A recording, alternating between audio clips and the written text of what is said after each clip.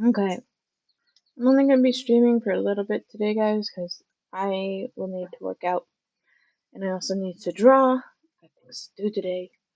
But there's a couple of you who missed yesterday, so I wanted to give you guys an opportunity to come in today. And while I wait, let's see if I can.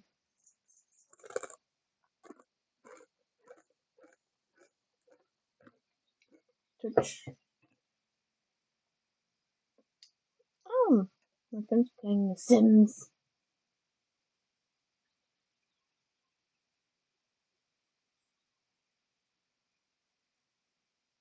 I'm going to look on her screen. And then you. Ah, the two of you are online. Okay, great. Ooh, I hear someone sing. Just kidding. Oh, yeah, someone's in. Okay. Hi, Becca. Can I say hi before I go? Hi, welcome in. Oh, hold on. Pom pom. Let me open it. I forgot to open it. I'll remember to do that eventually. Hi, Becca. Welcome in. Thanks for saying hi. Snuggle Pum. Thanks for coming in. Do you have a specific question or did you want a general reading?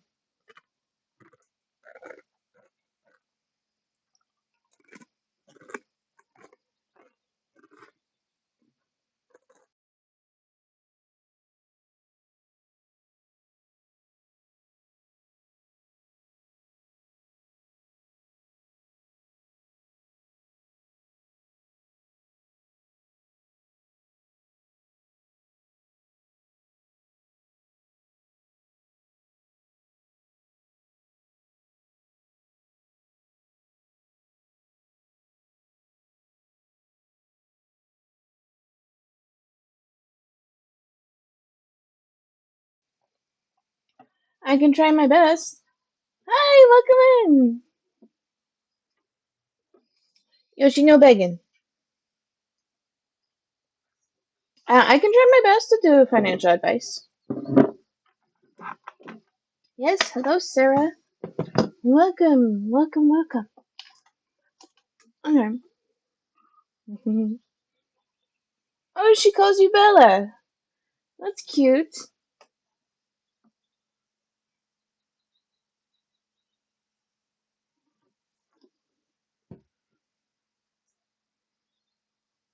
Anything advice my guides want to give regarding finances and how to improve? Okay. I'll try my very best.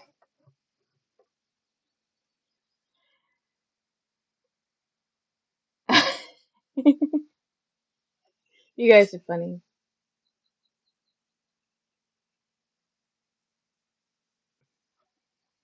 And let's see. I feel like I should do these. And just taking a look at if I want to do one more deck or not. Yeah, I think I want to do this one too. Alright. Alright. You guys can. Ooh, I spilled this up. Over my shoulder.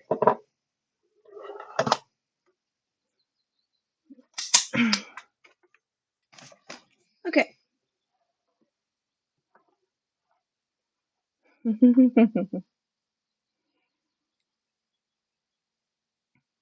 Alright.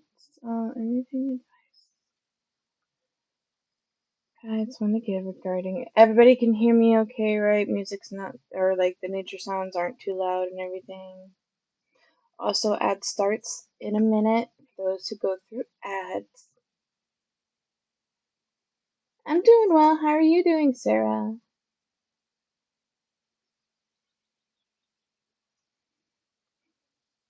I figured I'd start a stream earlier today and try to limit myself to only a couple to a few hours if I can. I gotta work out today. I also need to draw for art fights.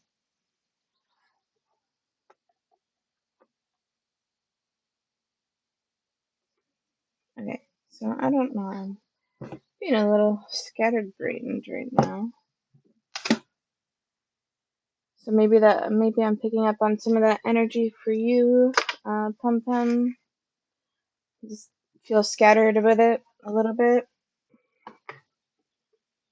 Yeah, ad starts in 5 seconds, everybody. Belka's gonna be able to stay here, but I think Moose, since it's your reading, it'll be a minute. Let me know when everybody's back.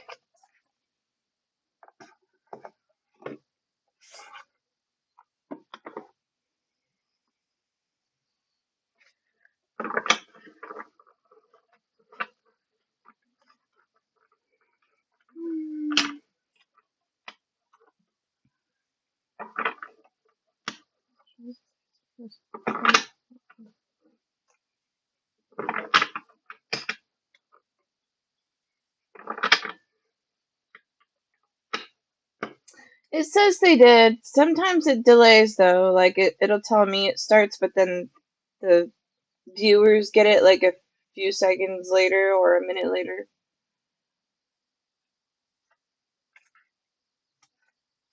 So if you want, I can start for now, but let me know when the ads start. I do have. It says ad break ends in a minute now. Financial advice. Financial advice. How to improve it.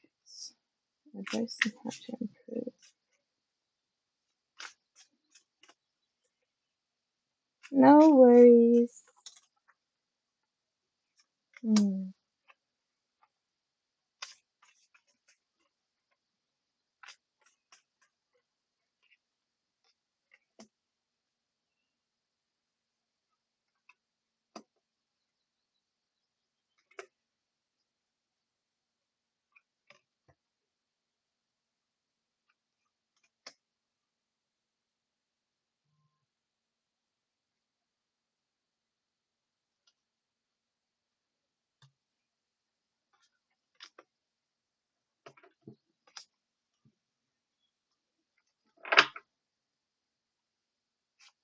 Oh, ads are done. Okay, great. All right. So, first thing I said was, maybe I'm picking up on your energy a little bit. Do you feel a little scattered with the financial stuff right now, causing most confusion, right? And then, another thing was, I think I picked this up before with you. I'm not sure. I could be mixing you up with someone else, but they're showing me something art related in like an online store, something related to like doing stuff online for store and shopping. And then I placed in the road 5 cards, and above it is a 6 card, and 5 is the numerology for change. Yeah, that was me. Okay, great. Yeah. Okay, so I'm still picking up on that. So let's. Ooh, well, I'll just dirty my shirt. I don't have any paper towels. That's okay. What a mess. That's alright. So let's see what comes up. I'll try my best. I haven't done very many financial readings, so we'll see. We'll see what comes up. See how it comes up for you. I do the tarot, so I usually do my own interpretation of the tarot first, and then I do read from the book. But we'll see. I might still do both, but we'll see what goes on. Hello, Invisible. Welcome in. Okay, so. So you have a couple cups first. Cups relates to like emotion and the feelings and in the intuitive side and all that. First feeling they give me or tell me is like there's some disconnect. This King of Cups, I see him in this water. I see all the water, so water is referencing probably still with the cups. So a lot of emotions. I hear the phrase emotional distress, so I think maybe the finances part of your blockage is coming from your own emotional distress, which is blocking the money from coming in versus letting it free flow to start with. That's what a lot of people in law of attraction and like manifestation does. Thank you for the follow. You know, these things, sorry, I got distracted. These things I set up as like uh differently and it didn't work, so I gotta mess with it again. Anyway, so you got a lot of cups placed so far. I think part of it is related to the emotions and the feelings that are blocking you. So like in law of attraction and manifestation, they say like the more like you're resisting it, that's resistant energy. But like they're saying, or with the LOA and the manifestation, when you're too hyper focused on the lack of it, you're drawing in more lack of it because you're becoming a magnetic energy for the same thing. So I've so far based on what's played, at least for now that I see, I think a lot of it is you having this mindset of the lack that's preventing the money from happening. But I don't see it just like being staying there.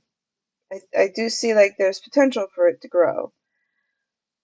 We have Three of Cups in upright, King of Cups upright, Seven of Wands in reverse, Five of Cups in reverse, the Three of Pentacles upright, and top of the road is Knight of Cups in reverse. I see, there's two cards. I'll show you what they look like in a moment, but there's two cards, the King of Cups and the Knight of Cups. They have like a sun beaming down from above onto the head. So I feel like they're saying like we're here to help you, or like, and it's on the head. So I very much feel like it's emotional and mind related to start with. And I understand it. It's hard to go get out of that. I'm kind of going through similar things right now, but I try my best to remind myself,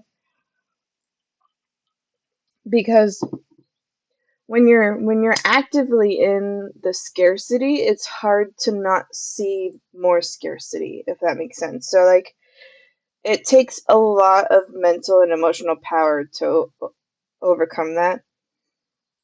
And then the Three of Pentacles and the Three of Cups are upright, and three in numerology represents creativity and creation. And I picked up on art stuff, so I do think your art is very much related to money that is good for you and coming in, like that feels more your vibe and what you like. Regarding finances and how to improve. So yeah, improvement. I think it's very much related to the law of attraction stuff so far. Um, I think they're reminding me something. I think it was you. It could have been someone else. But they're reminding me that I said something along the lines before that it's going to take time. It won't be quick. It will slowly grow, but the slow pace is good for you. Um, I think that was you from before as well. But they're reminding me to say it again. It's not going to be a quick growth of finances in this area that you like. It'll grow slowly, but because of that, make sure you have something in line that you're still doing, even if it's annoying or tedious, because it'll keep you afloat to start with. So let me go into the book and see what they say. This is quite tasty, actually. Makes sense. I do need to. Yeah, it's hard sometimes. It really, if I say that the easiest way out would be hypnotism, that would be best. Hypnotherapy. Get in touch with the hypnotoad. Okay, sorry. I like Futurama stuff. Um, book. Book. Oh, ditzy today. Alright, so we have the Three of Cups. That's the first one. Let's see what it says for its OG meanings, right? Three of Cups. Ooh, okay. So here's the Three Cups. It says key meaning is celebration, abundance, family, and friendship. So on other things, it also means community and communion.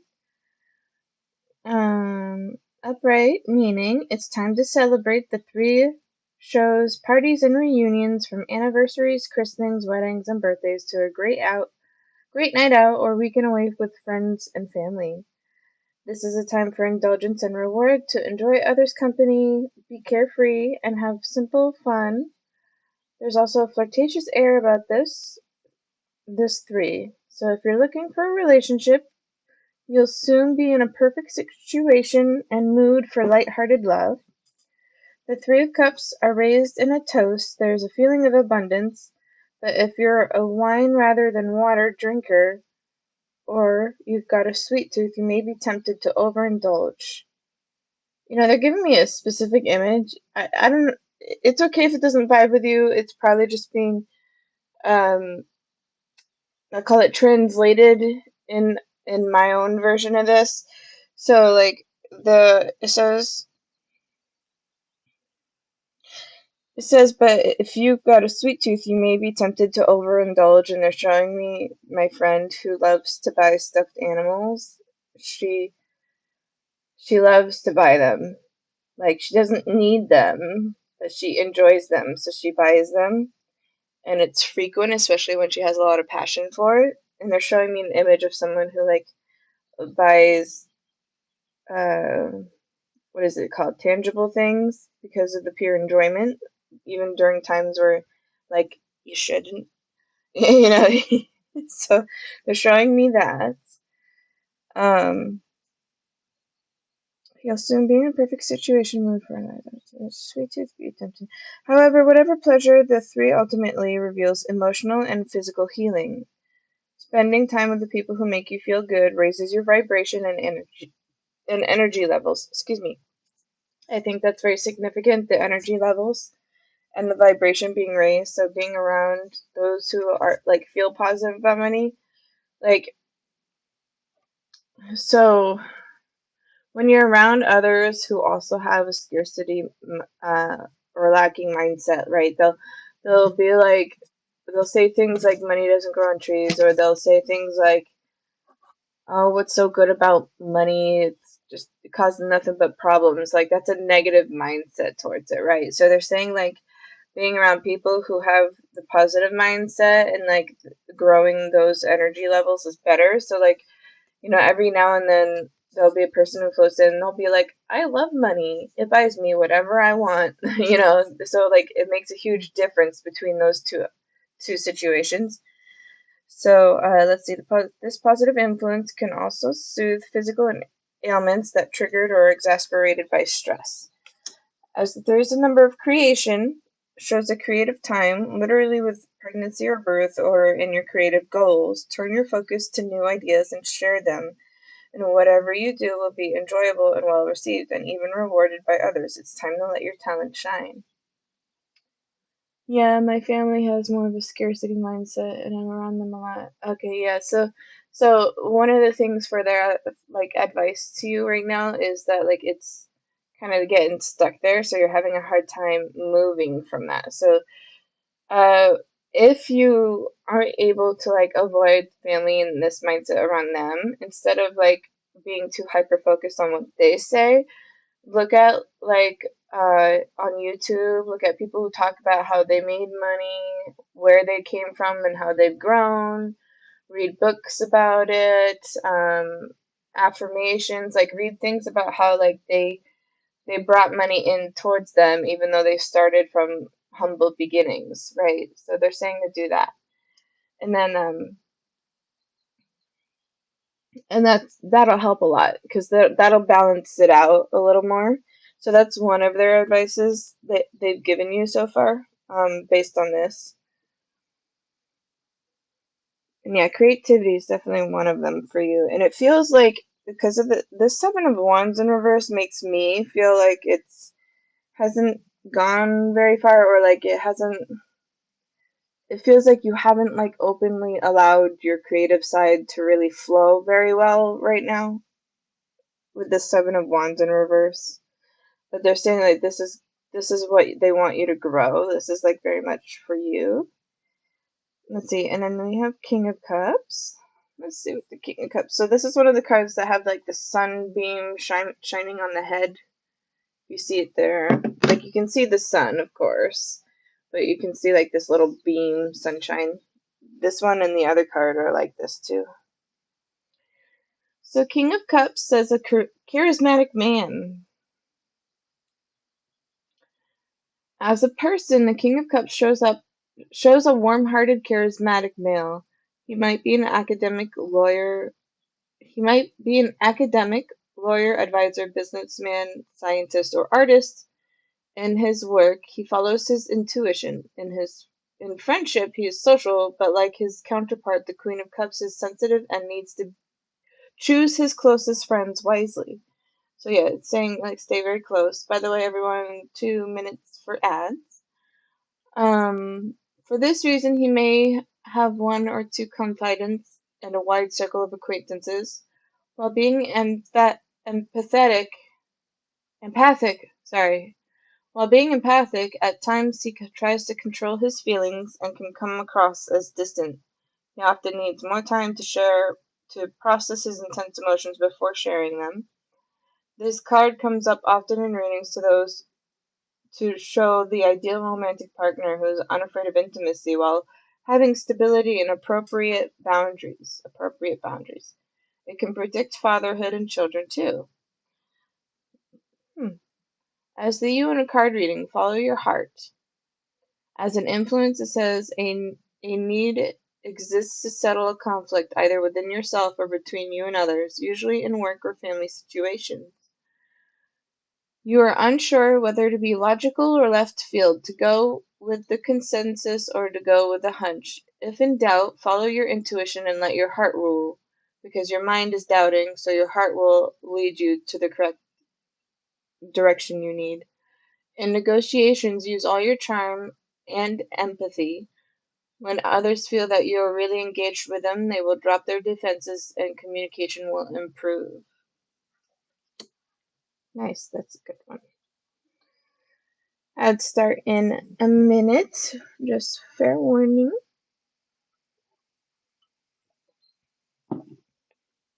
We have Seven of Wands.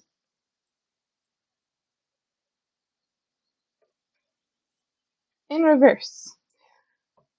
So, overall meaning in upright position is courage, effort, and challenges. But it's in reverse, which is a good thing. So, I'm going to wait. Well, actually, no, I could probably read through this before I start.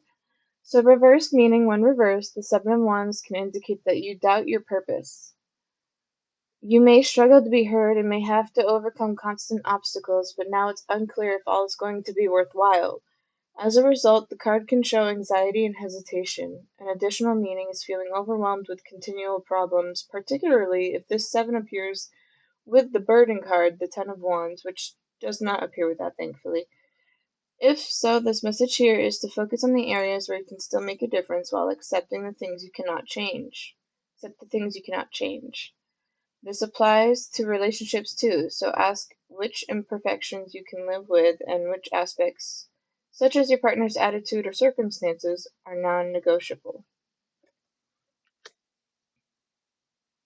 I think you guys are heading in the ad, so let me know when you're back.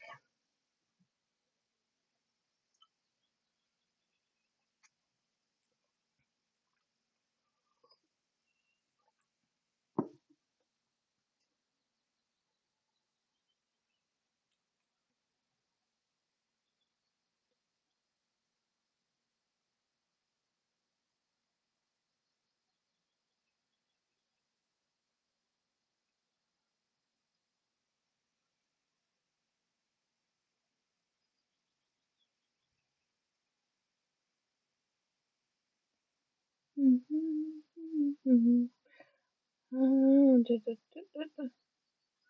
that was fast.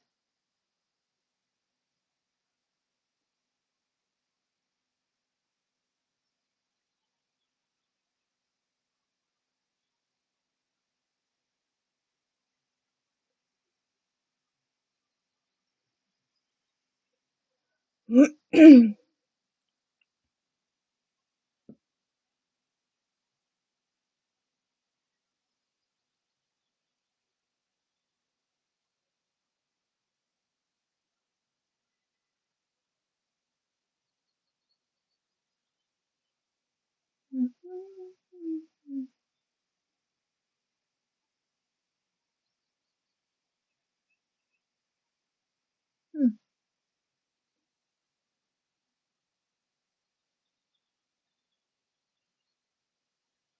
you guys in ads? This is ad breaks in 30 seconds.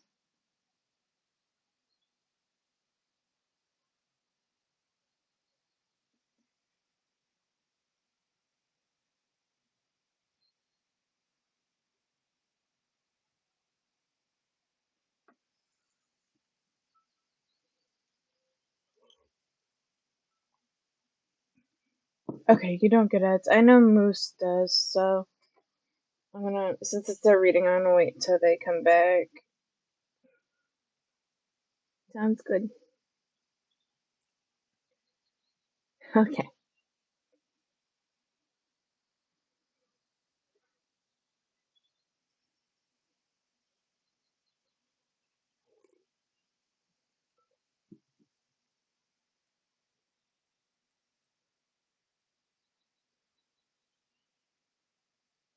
Okay, they're done. Okay, great. Did you hear non-negotiable for the ending word before ads? Did it go through, or should I reread the Seven of Wands in reverse for you? Yes, you did hear. Okay, great. Alright, so next one is the Five of Cups in reverse. Five of Cups. So, an overall meaning in upright position is loss, leaving, and sorrow, but it's in reverse. So, excuse me again. Reverse meaning, the Five of Cups along with the Major Arcana, the Devil, are the only two cards in the tarot deck whose reverse interpretations are more positive in their upright meaning. The Five reverse reveals that you have already experienced the lowest point in a downward cycle, and as a result, are close to recovery, finally letting go of painful past memories, ready to pick up the pieces. You will be stronger than you were before, able to face reality and move forward. So they're giving me an image as I'm reading this.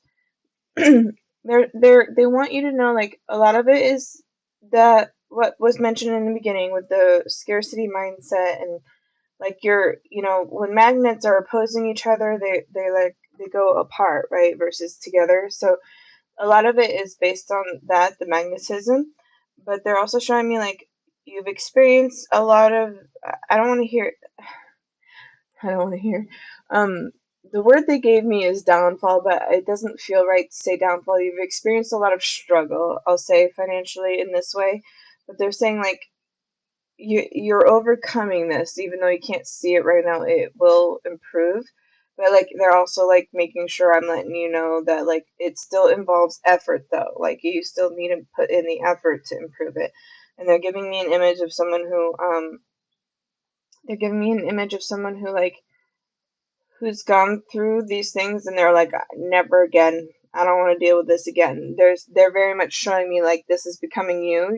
You're stepping into this new energy of yours where you don't want to deal with all those financial struggles or irritation again. So you're really shifting your focus now, or you're trying to. This is like a message you need to hear and a step towards the direction you want to try and improve on. An additional meaning of the card is meeting up with old friends and socially speaking, coming back to life for a secondary meaning of that card. Nice. Such a nice reading for that. And then the following card is Three of Coins in the upright position, or Three of Pentacles, depending on how you want to read it. It usually goes by Pentacles. It says key meanings is enterprise and success, which is kind of what like. It's showing me steps for you. So you're like coming out of it. You're still stuck in that energy at the moment, but you're slowly coming out of it, and it will improve. Upright meaning. The upright meaning of the Three of Pentacles is rewarding work. It often shows that you're ready to let your talents shine in public, and the card often appears in a reading to show launching a business, receiving a commission, giving a lecture or teaching, or presiding over an important event. Specifically, it can also show making a speech at a graduation or wedding, for example. They're also showing me an image, back to what I said earlier, which I think I said to you in a reading before as well, is that it'll take time for the creative side, for that creative money to grow. It's going to take time, but like they also want you to acknowledge, because with something I experienced when I opened my own business as well, I shut it down because I didn't make enough for overhead. But like when I thought about it more, I don't view it as a failure at all, because I was successful in it. I successfully opened the business, I successfully got customers, just not a lot, and I did make money off of it. So they're saying, like, acknowledge and feel grateful for the money you do make, so that way you can grow it off of that as well. And then let's see, in domestic affairs, the card can predict building or improvement work to your home or putting a property up for sale. The Three of Pentacles is also a good card for creatives, predicting that projects will be finished and appreciated. The work may also be displayed in a public space. According to the tarot scholar Jonathan D., the Three of Pentacles is sometimes called the architect, which means you establish a lasting enterprise, a project that causes you to stand head and shoulders above both friends and enemies alike. The downside, of course, is as you succeed, you become visibly successful. Is the touch of envy you make sense? Is the touch of envy you may sense around you? It may also feel uncomfortable as you're not used to the negative attention. So they're saying as success grows, other people might become envious or a little jealous of your success, and that's not going to be a feeling you're used to, but like don't let it put you down. Like ignore that, because you're meant to grow in this creative endeavor. And then it says, this jealousy, as with the elements of all minor arcana, is transitory and will not dent your confidence or harm your progress. Yes. Detractors can only make you stronger. So it'll help you grow too, like if you use it to your advantage, like and it'll help you see from their perspective of your own success when the time comes. Now we have Knight of Cups in reverse. So a major part of it right now is trying to get out of the mindset of lack. From your reading, they're also saying that your creative side is going to be money, something you'll make money on, but it will be slow growing. And then so far is like the major theme. And then we have Knight of Cups in reverse. Knight of Cups. So typical upright and overall meaning is proposal, but it's in reverse. So reverse meaning, it's whatever you'd like, but what they only show me what I know. So like I saw like an online thing, but it's whatever you like. If you're someone who like does paintings and go to events to like expos and so on, they're saying you can do that too. You can do a mix of both. Like don't leave your options limited. Expand yourself, because that'll be good for you. Reversed meaning, the Knight of Cups reversed means disappointment, and offering that at first glance appeared perfect does not materialize, leaving you feel confused and pushed out. This is like the energy I think you currently feel. As a person, the reversed knight is untrustworthy and unreliable. He is hooked on the chase, the romantic or sexual ideal, but has no intention of going beyond the honeymoon phase of the relationship. So it's like putting in the hard work. And then he may also be looking for the thrill of new romance elsewhere, taking the easy way out, continuing the cycle of manipulation. This card often appears in a reading to denote a lover who has intimacy and commitment issues. His behavior may be inconsistent and unpredictable, but when challenged, he may protest that this is not the case and try to deflect the problem onto you. I feel like what that paragraph I just said kind of hits home a little bit. It is of course best for you to step away, as the knight has little to offer other than ongoing drama. And they're also giving me an image of someone who, I don't know if this is true for you or not, but they're giving me an image of someone who is spending your money. Like they claim that they need it, but it's abused. It's the finances you're offering to help is being abused. So I don't know if that vibes with you or not, but they're giving me that image. Then Five of Pentacles, money changes. Five represents change, and then Pentacles is money related. Ooh, and then Two of Swords is the top of the deck energy. So guarding your energy, guarding your heart. Let's read those two real quick. So, I don't know if you give your money to others. Is that something you do?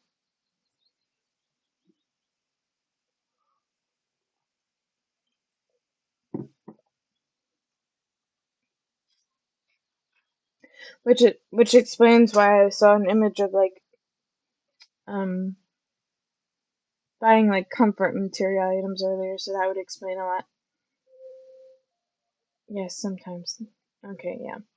It doesn't serve you. They're saying you're a little worried that it might cause a fight when the time comes. If they don't have access to it, then you can choose what you want to do with your money, and you can allot it however you'd like. To start with, they brought it up for a reason, so it's something to consider. Um, yeah. So let's see what this says. Five of Pentacles. It says a test of resources. So it says upright meaning is the traditional meaning of this Five of Pentacles is financial loss. So when it shows up in a reading, it can mean losing a job or relationship or experience some other financial or emotional hardship. So the Knight of Cups felt like it was a certain person. At first I said it felt like maybe it was energy or surrounding you, but it feels like it's more like a specific person maybe that's in your life. Because I feel like this Five of Pentacles and this Two of Swords is like advice towards that person, like to you towards that person. And then so Five of Pentacles, the positive aspect is that you find support from others in a similar position. These contacts may become good friends whom you never have met in your usual circumstances. Consider new options, and you may discover another resource or approach that will help you see a way forward. So seek the community and the advice if you need it. Find others who experience similar things, and they'll give you the advice you're looking for. However, this card often comes up in readings to show a fear of poverty.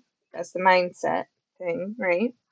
And isolation rather than actual poverty. It also commonly shows a fear of losing the security of home and or the aftermath of a relationship breakup with one partner feeling alone and depleted.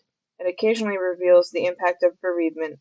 While tarot cards do not predict death necessarily, the Five of Pentacles, when in the present situation position in a reading rather than a future position, can reflect the feeling of sadness as a result of losing someone else. Like a grieving feeling, basically. And then we have Two of Swords. Two of Swords. Time to think and a stalemate is the overall meanings for this. It says upright meaning, the Two of Swords shows thinking time before decision. A situation has reached a stalemate, which you're currently in, it seems like, based on the energy that's going on. So you can view this period as a truce or a rest before further negotiation. The tendency is to protect yourself, have a little peace, and not take action. Unfortunately, this upcoming battle may not go away. Resolve it now and it's done. Otherwise, the situation will fester and may return. As there are two swords on the card, this too can reveal a person you cross swords with. It's likely that your default person is sharp-tongued, but don't be afraid of the lashing. Stand your ground and say what you think. They're showing me someone who, what do you call it? Is it gaslighting? No, condescending. They're showing me someone who's condescending and a little manipulative because they'll like make you feel guilty when you don't give them what they want. And that, that doesn't serve you. That they're not meant to be with you if they're like that. They really aren't, because they have a lot to learn and grow from, and you're already growing and outgrowing those around you. The card commonly comes up in readings to show employment issues and also time out in relationships. This may be circumstantial due to partners living in different places. If negative cards such as the Three of Swords or the Lover's Reverse appear with the Two of Swords, this shows make a decision about a future of a relationship. You don't have those cards that were played, so the choice is yours still. But keep in mind what you want and how you want to be treated. Whatever your experience of the Two of Swords, help is at hand in the form of supportive friends and colleagues. Listen to advice and then take the best practical steps forward. Ad starts in 30 seconds, by the way, everyone. Hi, Kessla. Welcome in. Thank you for the reading. Yes, I was going to lurk. I need to work through and process it all. Oh, yeah, no worries. You're very welcome. Alright, so let's get into your oracle cards.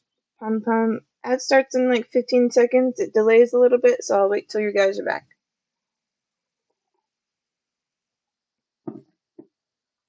Manchama Dorito.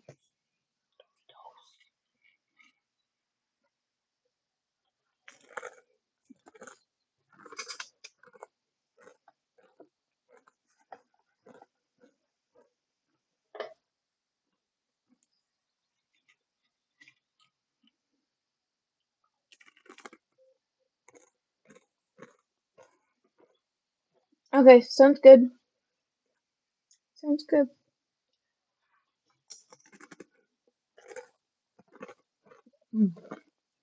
Mm-hmm.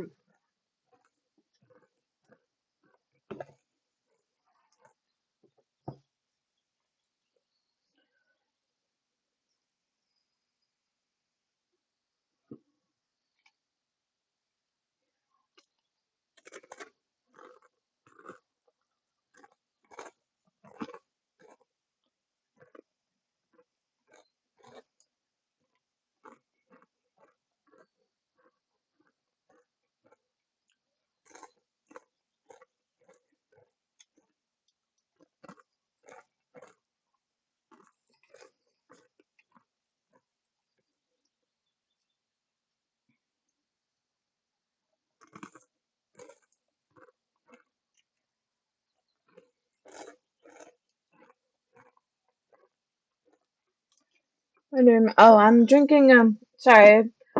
I just noticed I'm surprised you didn't tell me you message. I usually hear some noise for that.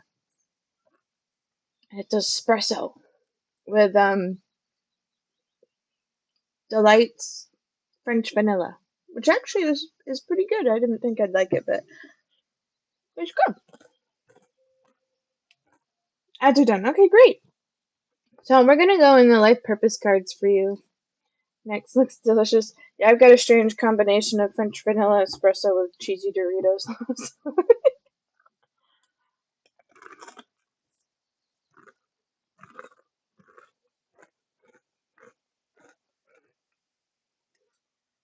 Okay. Spirits sassy sometimes, but one thing I really love is that they are not judgmental, which is so lovely. So nice. So nice. Okay. So I feel the need to go through my life purpose cards for you. So let's see what comes up. Pum pum. I know other people call you Moose, but it's more fun for me to call you Pum Pum. Body work. Your life purpose involves body work such as massage therapy, energy healing, physical therapy, and exercise training. I feel like this, not necessarily this specifically, is your life purpose, but it feels like you're meant to receive these. So like I'm a Reiki master, so like it feels like you're meant to be one of my clients and receive Reiki, massage. It very much feels like you're supposed to receive these. Is how I feel about this. They're telling me money is something you do worry about, but like there's groups and communities that are willing to help if you ask. Don't be afraid to ask. Some people are willing to do it. And then like I have, well, it's not me, but my teacher has like a Facebook group, and in the group, there's a lot of people who just post in the group. They're like, please give me Reiki, or this person Reiki. Sometimes it's not even for them, and not only that, but it helps because when she has new students, they need to get the it's not customers or clients because they're not paying, but like to put simply, they need the customers and clients in order to get their certification because they need to do at least 100 of them. So it helps with the 100 sessions they need to do. So if you look into groups or other people who need practice, like those are the areas you want to look for. But it very much feels like you're someone who needs to receive body work. You need the like energy healing, you need the massage therapy, because I'm being told you get muscle knots. So a lot of your muscle pain or the like tension in your muscle is because it's knotted and you need help getting them out because it's hard for you to do it alone. Light and love, your purpose is to bring divine healing, light, and love to this world. I'll try looking into that. Yes, yes. So your purpose is to bring divine healing, light, and love into this world.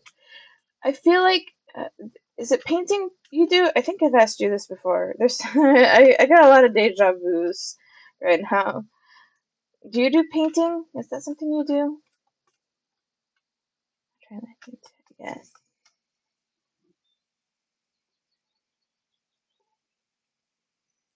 I keep shuffling while I wait for your reply.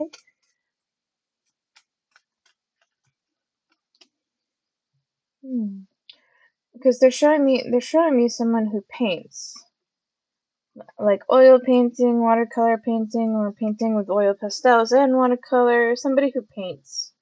They're really showing me that. Not often, but I did want to get more into that because in the past I really liked it. Okay, yeah, so painting keeps coming up for you. So, and oh, they're telling me, so this light and love message, should tell me a specific message of the painting based on what you said. So, when you're painting, you're more connected to your like spirit guides and the angels or guardian angels, whatever you refer to. You're more connected to them when you're painting because you're in a very meditative state, and during that state you're not worrying about so much, so you actually feel calm and serene. So they want you to do that more often. So really try and start and do that more often if you'd like. We also have books. You connect to your life purpose through your involvement with books. And they're kind of giving me an image of someone who like illustrates in pictures. Like, you know how some chapter books will have every few chapters they'll have like an image based on what they read. They're showing me an illustrator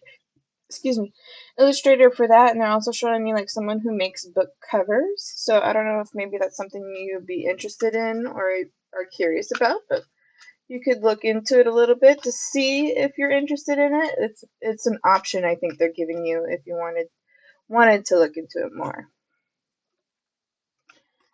All right. What else? Anything else?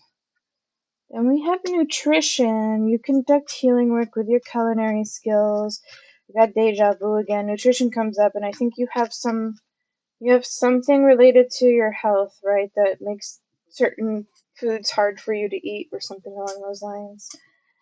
I forget what it is. Oh, practice. Polish your skills by practicing regularly. They're showing me someone who makes. Okay. Okay, so now I'm seeing a little more. They're showing me someone who like makes recipes because I see the books, nutrition, and practice now. Someone who makes recipes based on what they've experienced in their health, and they're showing me that too. Yeah, I do. Autoimmune. Yes. Okay. Yeah. So, um, that's so funny. Quite a few of the things that I'm getting for feelings for myself, deja vu, because I feel like it's coming up again. So it's funny that I'm picking up on the same things a little bit. But the difference is I might say something different now than I did before, but they're similar in some ways.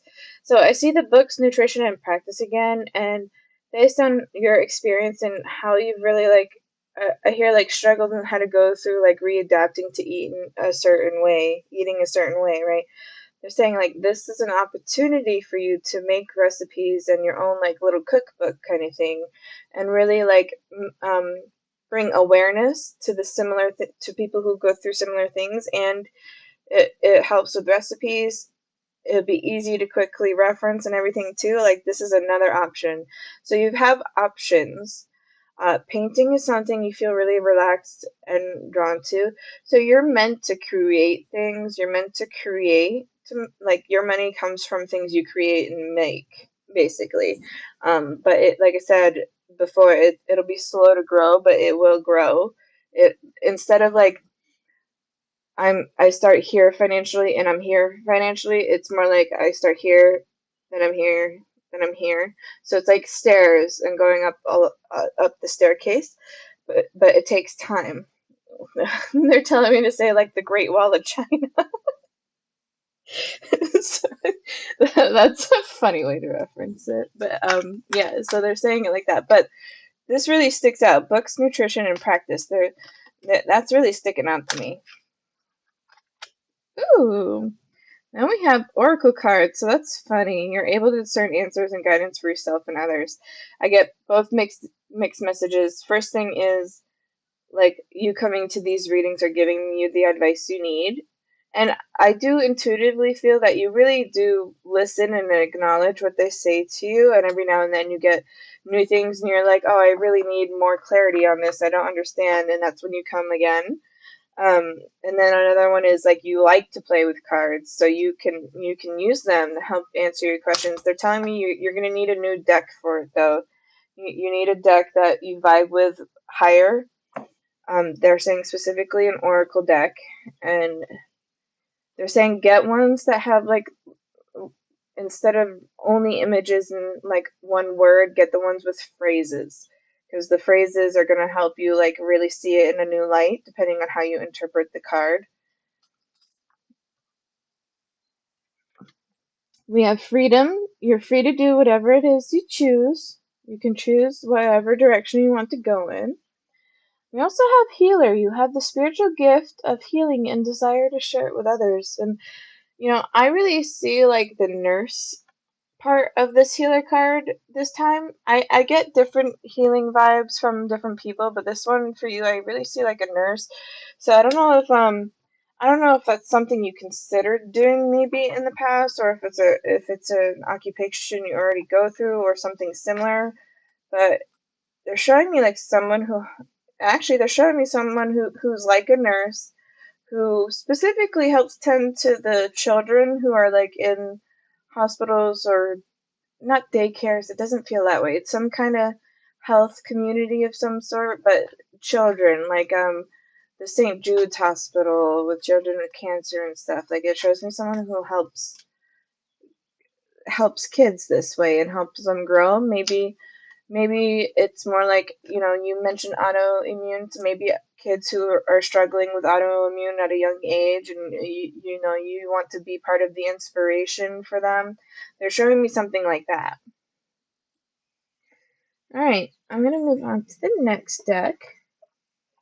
But they're basically saying you have options. There's a few things you can do with what you know and have experienced. They're saying like really, really think about the things you experience and really think about like what works best with you and so on.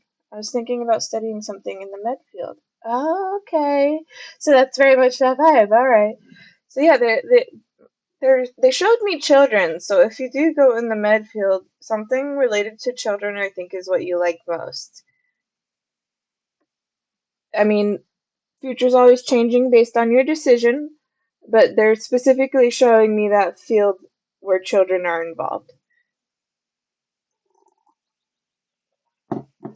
Could be pediatrics, could be just being there as the nurse that supports them, could be there as emotional support, whatever it may be.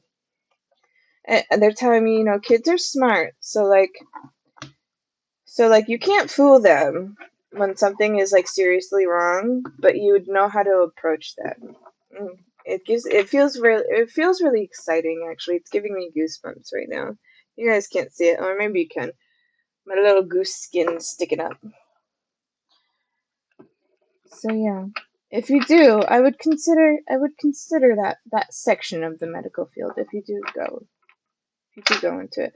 But they're saying you have your options. You have quite a few to choose from. They're saying you can even do a mix of everything because I mentioned earlier, right? I mentioned that the creative side would be sole finances, right? And it will slowly grow. But I also said make sure you have something else in line, even if it's annoying or tedious, that you're making money outside of it because that will be where you make more money. But they're saying it's not gonna like it it's going to help you stay stable. Um, but they're saying you can also make extra income with this, basically. A man holding a heart in reverse. Okay, so you guys, your cards have been subtly hinting like there's someone you're with or someone around you, maybe probably romantically or a partnership if it's not romantically, but they don't serve you very well. Eh. Man holding a coin, yeah. So we have a man holding a heart in reverse and man holding a coin. And to me, with these two connected together, it just makes me feel like they're just using you for your money. If I put in a very frank sense. I'd start in 2 minutes. Still got some time, but that's very much. I don't sugarcoat anything, so I apologize if it feels harsh, but like that's very much the vibe I get. But it feels complicated because it feels like it feels like parts of you know this about this person, so you just kind of accept it. But they're saying stand your ground though. Don't just accept everything. Like you are your own individual person for a reason. You are unique for a reason, and you're meant to be you for a reason, and not to be what someone else wants you to be. So like really, really embrace that and think about that more. Magician in the mirror. Yes. So like this has a very specific message. Like it is the magician in the tarot, but it's also the mirror, and it's telling me like you are the energy you put out or accept and receive. So like if you're all, it goes back to that negativity mindset. It doesn't even have to be only financially. It can also be with the other areas of life too. Like if you have some insecurities with your body, boy, don't I understand those feelings as well. But when you think about it, like other people, when you take your mind out of like you're hyper focusing on the things you don't like about you instead of hyper focusing on the things you do like about you, right? So like it takes time and sometimes it feels a little weird because we don't often know how to compliment ourselves, and sometimes we don't even understand why, or like and sometimes we don't understand how we should even accept compliments from others because it almost feels like we don't deserve it even though we didn't do anything not to deserve it. So like it's a, what do they call it? They call it a imposter syndrome. So they call it imposter syndrome, and that they're saying like there's very much like that is something you struggle with too. So like this magician in the mirror is saying like what you say to yourself in the mirror, you're feeling deep inside you too, because we're 70%. I think it's 70%, or is it 80? No, I think it's 70% made of water, right? And with that test they do a long time ago with the water, the words you emit, you receive. So like if you do a jar of rice in each jar and you say only negative things to one jar and positive things to the other, you'll see a huge difference in how the rice ends up like being over time. One will be nice fluffy white and very gold, and the other one will be like oily, really stuck together and like broken down. So words have deep meaning, so make sure you heal yourself with your own words as well. Add start in 5 seconds, by the way, so let me know when you're back. I'm going to shuffle a couple more cards.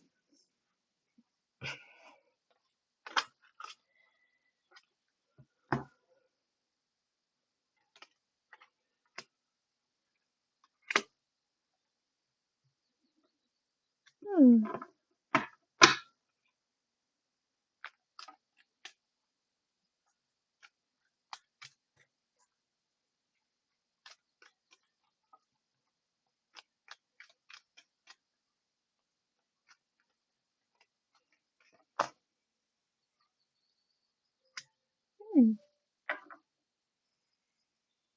All right, you're done with ads? Were they quick?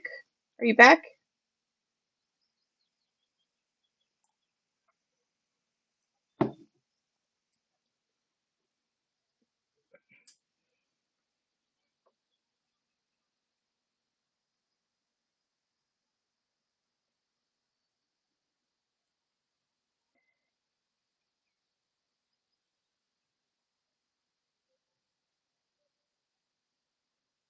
No, they haven't started. Okay, let me know when they're back or when you go in. I'll say what I wanted to say for now. The next card we have is the Guardian in the Gate. Okay.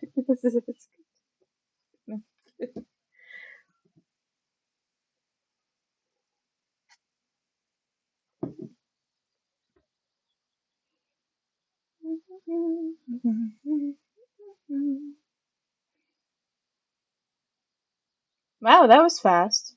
That was some quick ads today. Okay, so I'll go back to what I was saying then. We have the Guardian in the Gate. Let's hear it. And these are the feelings first that I really get that I want to say that Spirit wants me to say is like, you should be really proud of yourself. You've really grown. Like, you've come really far and you've done a lot of work to grow. And you've done it successfully. They want me to say you've successfully continued to grow. You know, there's going to be parts in your life that will be challenging, and that's perfectly normal. Everyone's life, depending on the phase of their life, there's something new that always comes in, right? But they're saying, like, you should really acknowledge how much you've grown and healed and how you're overcoming. And they're also showing me this Guardian in the Gate, like, it's showing me, like, this person's really grown a lot, but they're also still partially afraid to step out of their comfort zone, so they haven't really fully gone through the gate itself. So if you take a quick look at that card again. So she's behind this gate, but if you look at her neck, she has the key to escape. She just hasn't done it yet. So she's not comfortable going out of the comfort zone quite yet, but she's getting close and she's getting there. And then the following card that played right after that was walking away, and now she's through the gate in this card. It's not the same person in the deck, but that's how I'm interpreting it. But it's walking away. So like they want you to like really learn about situations that don't serve you anymore. Like question yourself, like, is this worth keeping in my life? Like, does this serve me and the benefit of me in the long run? If it does, okay, great. Why does this serve me? How long do I want to keep it for? If it doesn't, then be like, okay, it doesn't serve me and here's why. And what are the next steps you should do to change that? They want you to do that. All right, let's see. Anything else from this deck? There's two here. Is it one or both?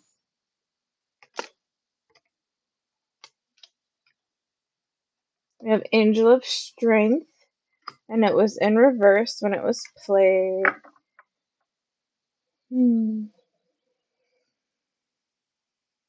It gives me mixed feelings. It shows me a strong person, but it also shows me it's like, I'm sick of this. shows me the feelings of like, I just don't want to deal with this anymore. But it shows me it's someone who's really been resilient in many areas. And they're telling me well, one thing they want me to say is you deserve better. You deserve better. You have choices you can make, even if it's hard. It is a choice you can choose. And then we have the Thinking Woman in reverse. They specifically want me to say, like, you're someone who follows your heart more than your head. Then we have the Cornucopia in reverse. That's the scarcity, lack mindset, and then also, like, the lack of abundance you're feeling. Why do you feel like you're having a lack of abundance? Like, what areas make you feel the lack? Find the source. And then we have action. Yeah, so find the source that's causing you to feel this way the most. So instead of like thinking about why, like, instead of thinking about like what you can, like, it's good to think about what you can do to improve, but think about why you're thinking about these. Like, why do you have the lack mindset? Why do you feel worried about it? What is causing those feelings? They want you to like find the source and make the actions to improve the source of that so you can improve how that it comes out in a different way. If that makes sense. I hope that makes sense. It made sense to me, but it doesn't always make sense to others. Then we got two last decks for you, which is numerology and affirmators. So let's see what comes out.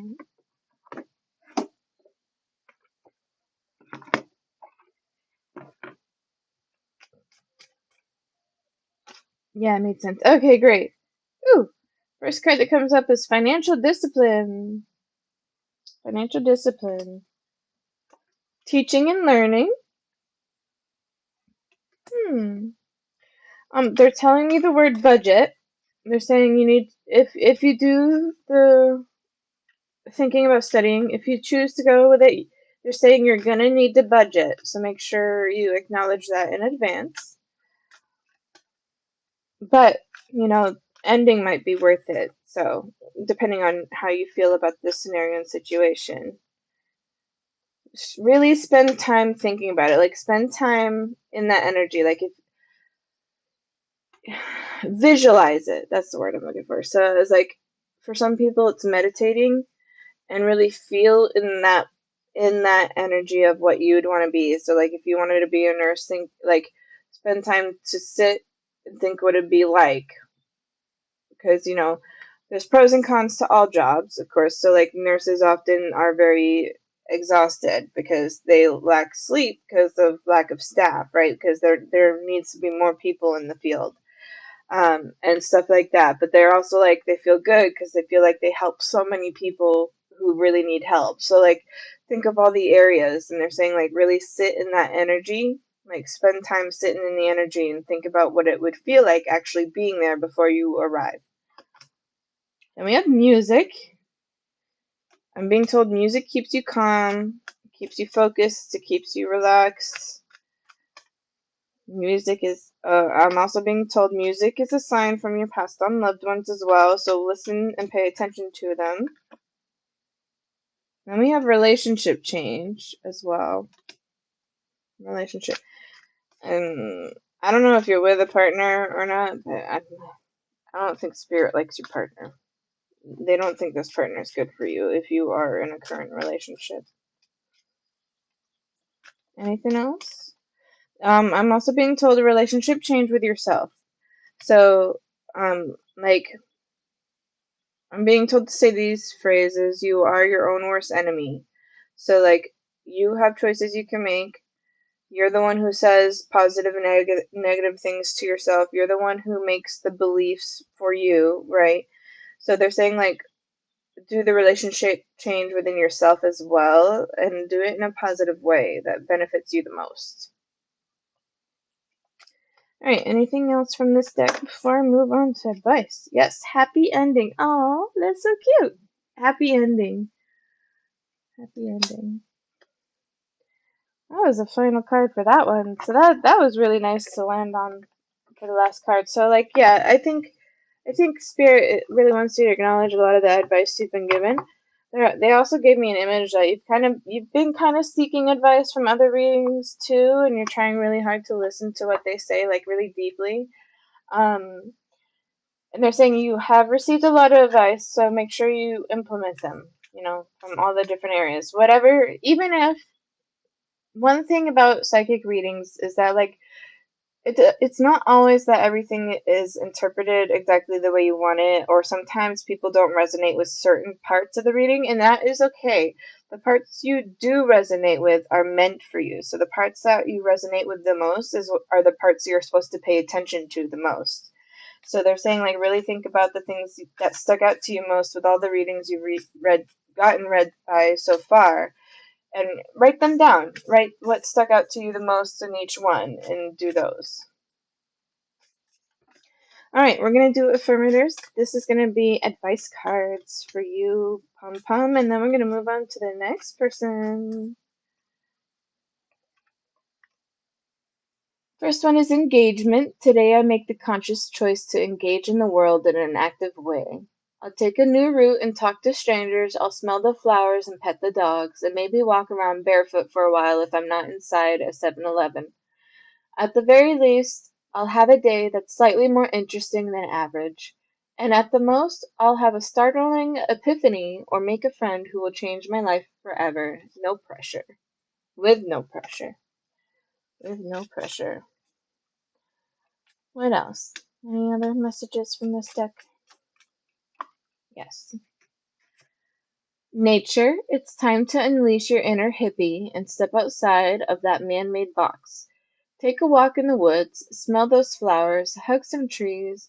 You might think you're being ironic, like, look at me, I'm being all huge tree huggery and stuff. But you'll find that even then, those trees will hug you back. The trees come from a time before irony, and their earnestness is impervious to our jaded humor. If that doesn't make you want to hug them even more, well, I guess you're a robot. So nature, going out in nature. We have engagement, nature. Ooh, hello.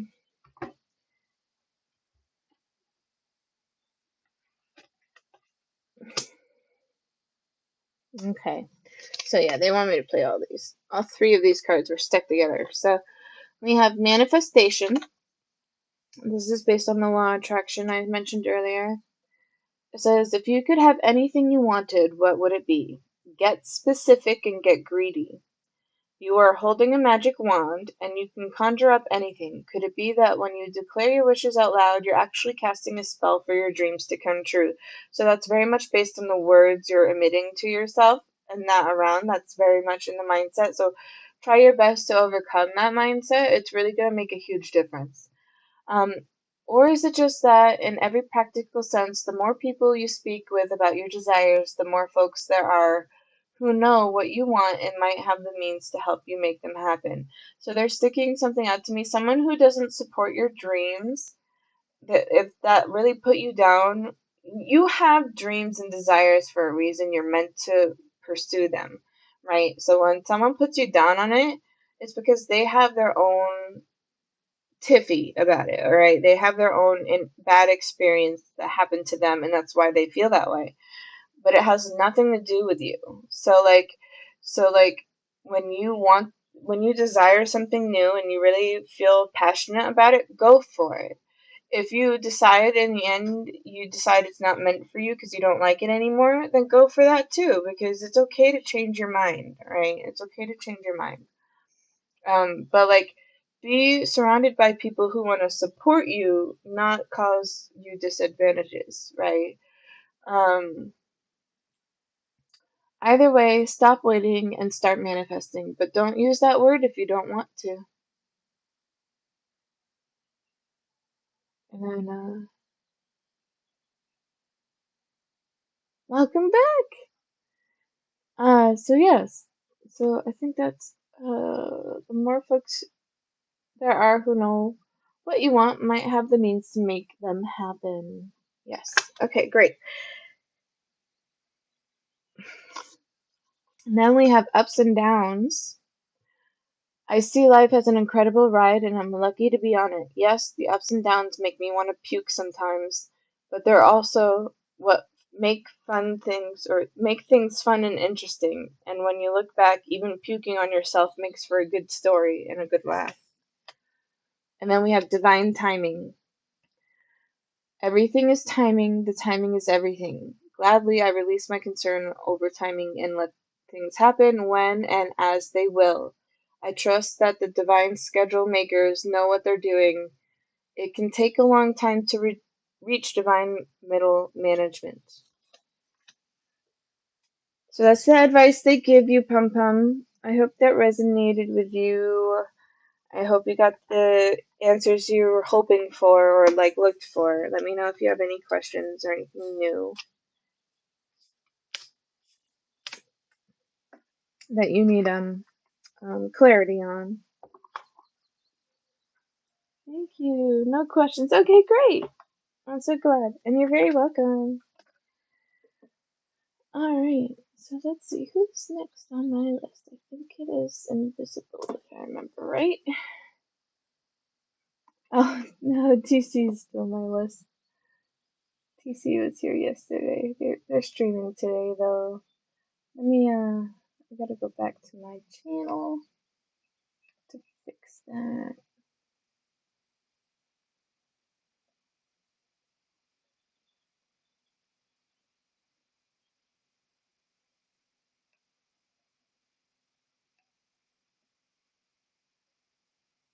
Okay.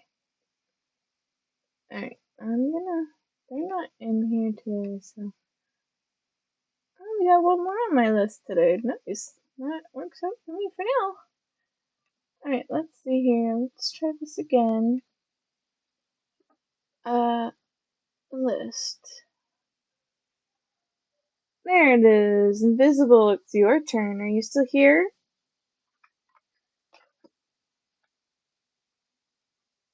Yay! Hi. So, do you have a specific question or did you want a general reading?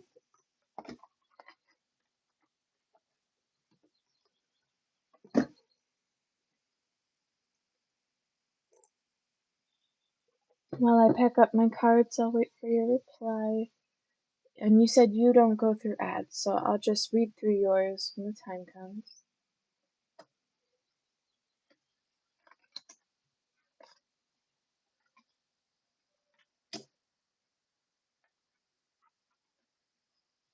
What would my guides like to say to me this lovely evening? Okay, I like this. This feels fun for me.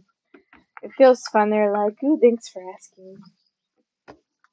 And it also feels like they have a lot to say to you this evening.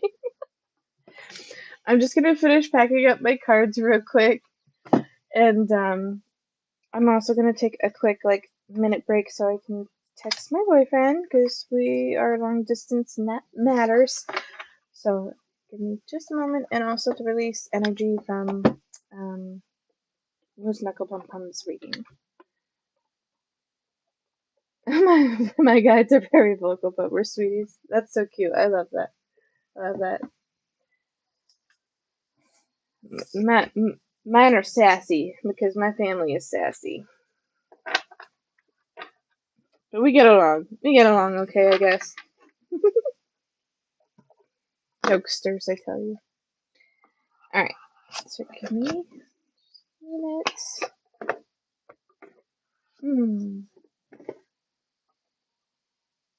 We have Southern Charm. Oh, okay.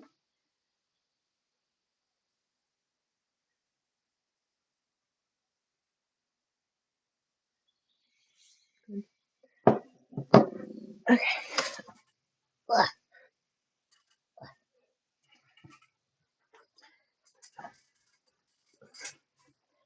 Alrighty. So I'm going to text real quick, and then did you want to choose your decks, or would you like me to choose intuitively for you?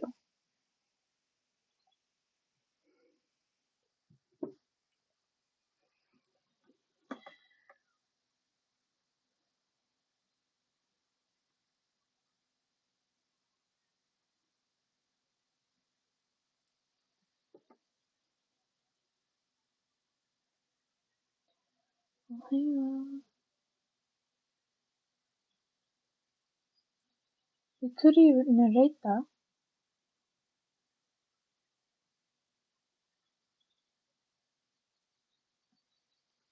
I trust your intuition. I try not to dictate that stuff. Oh, good. Why, thank you. Yeah, I like to give the option, but I still add decks to it when I do that. So I do a mix of both. Because, often it ends up being a general reading anyway, but, it's good to give options sometimes too, I think. Alright. What you guys want to say? So there's already a couple decks that I'm gonna play. One of them is a woman. She's your guide. She's a passed on loved one that you know. You guys are very close, tight knit. And she's like, I'm here and I'm ready. I don't say the general word. Yeah. Ooh.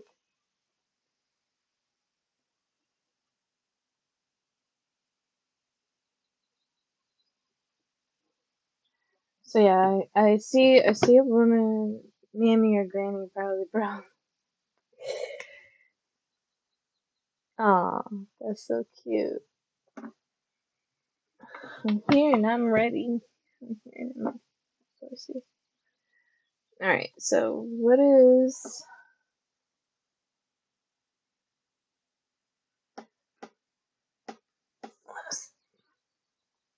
I feel like there's one more. Which one of these decks should I do?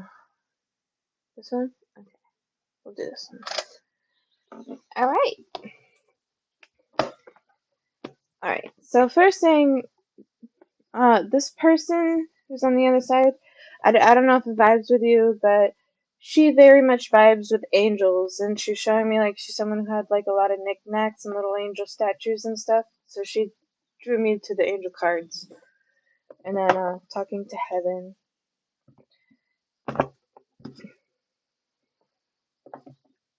So if that vibes with you, it's whoever is like that, even if it's interpreted differently. Hi, welcome in. I am, thank you. Maybe then I do angel magic as well. Oh, okay. Alright. She's the one coming through doing the angel cards. I'm not familiar enough with angel magic. Unless you refer like readings like angel magic. Because, spirituality comes across in different ways to everyone. Of course, I refer to spirits, but we're all accepting in that, I think. I figured she would come through, to be honest. Yeah. So let's see, which deck should I do first? So they're telling me to do my dream oracle deck for you first. So let's see what comes up for this. See what comes through. I like your name, your username. It's very mysterious. Invisible audience. So drawn to your username. Alright, what are the messages you want to give to invisible audience? I'm a mysterious dude. Alright, first card is possessions. Do you need to redefine what you value? What is the cost of your loss? And what are some changes that are causing you to feel undervalued? Find what you value. Redefine what you value. What's the cost if you lose it? What are the changes that are causing you to feel undervalued? I'm gonna play another card because I feel like this is has a little bit of non-clarity to it. So can you add another card? Okay. Alright. Sex. Do you feel disconnected to yourself and others? What do you need to feel more loving? Do you feel that your needs are not being met? It's very direct. Okay. And then the number 6 is significant too, because it's shown up twice now. So, it feels... I quit romance a while ago. Oh, alright. So, you vibe with us. Yeah, so we have possessions and sex. So, it says, do you need to redefine what you value and what is the cost of the loss? Okay, and then it says, what are some changes that are causing you to feel undervalued? So, I don't know. It feels like... Okay, so I have friends who are in the LGBTQ community. I'm the token straight friend, just to make everybody clear on that. Okay. But, my friend says I'm a demisexual heteroromantic or something along those lines. But she's ace, and the energy that these cards are giving me is someone who is like more on the ace side. Maybe not necessarily disgusted by... I'm hetero, I just can't be bothered. Yeah, so not necessarily on like the disgusted side, but more like just not interested in sexual relationship is kind of the start. I don't know if that vibes with you. That's kind of what I feel so far. And it says, do you feel disconnected to yourself and others? And what do you need to feel more loving? Do you feel your needs are not being met? So the woman who's coming through for you, she's kind of confused. She doesn't understand why you don't want companionship. And I hear, where's my grandbabies? Or something like that. So like it feels very much like family vibes where they're like trying to pressure like where's the wedding, where's the children, like where's the family growth, and it feels very much like that but in a playful way. And then I feel distance, and it also feels like I mean, I could be wrong, but it feels like there was something that created it. I'm a lone wolf, but I get it. Yeah. So they're wondering what created that. Is it just because you're not interested, or is it because something happened to you that led you to where you are today? So that is one thing. Oh yeah, that is one thing. Let's see what else comes up from this deck for you. Gratitude. A combination of things for sure. Yeah. So it felt to me based on the images here. If I show you, I should show you what they look like. This was the possessions image, right? It's very dark looking in the image.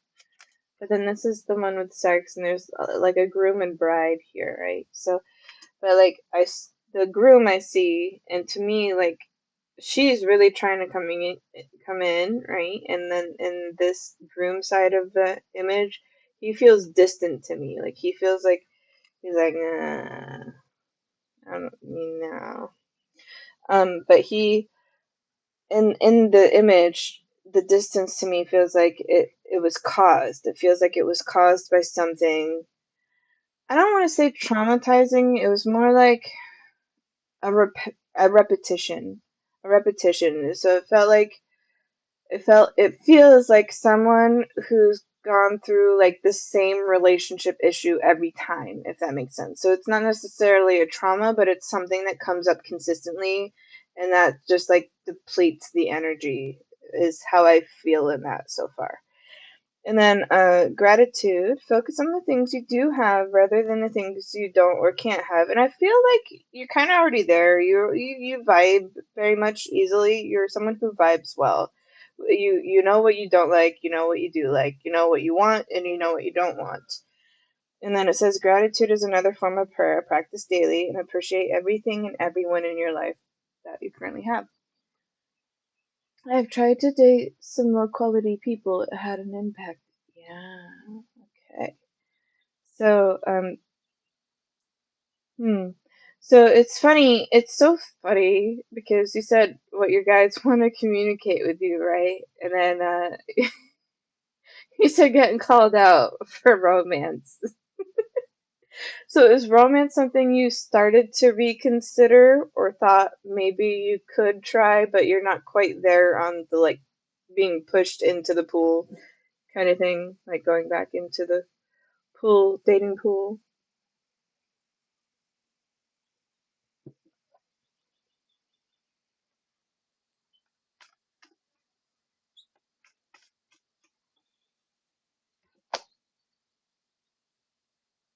Hmm. I reconsidered it earlier this year, and then I was like, nah. Yeah, that so part of that is because your hesitancy comes from the past, right? But you're reconsidering it, which means you're thinking of opening the door back up. But because of your past, you're becoming hesitant, so it's refraining you from reopening that fully. And it's okay to be hesitant in some ways, but don't like straight up block yourself the whole way. Instead of worrying about what might happen again, think about what you want. Think about you're good at thinking about what you want. So I just don't trust people I know better.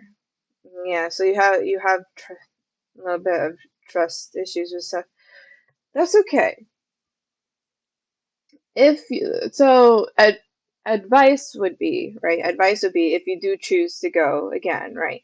The advice here is that it's okay to feel distress, because of experiences you've had, all right? Your feelings are valid for a reason, right? But they're saying instead of just straight up basically denying yourself and rejecting yourself for something you might potentially want and actually experience, when you go back into it, and if someone is as serious as you want to be of them, because it feels like you want to be in a serious relationship, it feels like you want a committed partner and you want to stay committed. That's how much the energy feels. It feels very tight knit that way. And the woman's like us, like me. But the advice is like it's okay to have distress, but like when you go back into the field and like when you want to look for the partner, right? They're saying instead of just straight up rejecting yourself and denying the opportunity for the happiness you might be potentially seeking, they're saying tell the person in advance, like right away, because the person who's meant for you will be very understanding for you, and they'll be like, okay. But they're saying don't look for the person who wants to fix you. There's nothing wrong with you. But find the person who understands you and be like, okay, well this happened, and she'll open up like you did, or he'll open up like you did, or whatever it is you go with, right? Um, they'll be like, well, this happened to me, so I also have issues here, but we can discuss them together and then we can both try. That is the person meant for you. So like when you decide to go, I need to go back to church and meet someone with a moral compass. So this sounds like you've dated somebody crazy. A few times, apparently. So like, hmm, you can choose church if you want. You don't have to, but if that's what makes you feel comfortable, you can do that. It also feels like your beliefs would align more, because if you're someone who goes to church, you already have these strong beliefs, right? So someone who else who has the same strong beliefs will prevent one area of argument because you guys already align in that area. So that's something that would be good too, right? So yeah, and then we have landscape. So yeah, gratitude, landscape, and places. Agreed. Yeah. So I don't know if your argument was that, but they made me say that. So I think that's something. Even if they don't go to church, but it feels like they're actually giving me a feeling. There, it feels like people going to church with you is something that matters to you. So like you want a partner who goes to church with you every Sunday or every other Sunday, whatever life allows at the time, but you want the partner to go with you. Yeah, they're giving me that vibe. And then let's see, landscape places. Are you comfortable in your environment? Do you wish to explore new experiences and perspectives? Or do you wish to escape from your present constraints? And I haven't been to church in a long time, but I want to. Yeah. So it's funny because the feelings they're giving me is that you, like, if you go with a partner, they're saying that you want someone who will go with you. They're saying you want a partner who continues to go with you. And if you choose not to have a partner that you meet in church, right? Because that they're often like a in churches, right? A lot of people already know each other because it's usually a small tight knit group in the church itself. So sometimes that can be hard, especially in terms of a dating field because you have limited choices, right? So, but if you explore outside of that, like if you choose to explore outside of that when the time comes, they're saying find a partner who has the same beliefs, right? But they're also saying like find a partner who's open and willing to go to church with you because they very much feel that you are someone who wants someone to go with you to church, and that really matters to you very strongly. We have, do you wish to escape from your present constraints? And that sticks out to me the most. So I feel like part of your they're calling you out again. They're saying part of your energy in terms of how you deal with conflict or annoying situations is you're the type of person who prefers to run away instead of deal with it. So they're calling you out in this area too. But I also see like it feels like subtle parts of you want to explore, and there's nothing like this in this image, but it makes me think books, you reading stories about different places, different people who come from different cultures is something that really interests you. Like you like reading, I don't know, biographies or something. You like reading historically accurate stories and oh, I run and go. Yeah, they're calling you out. So I love reading.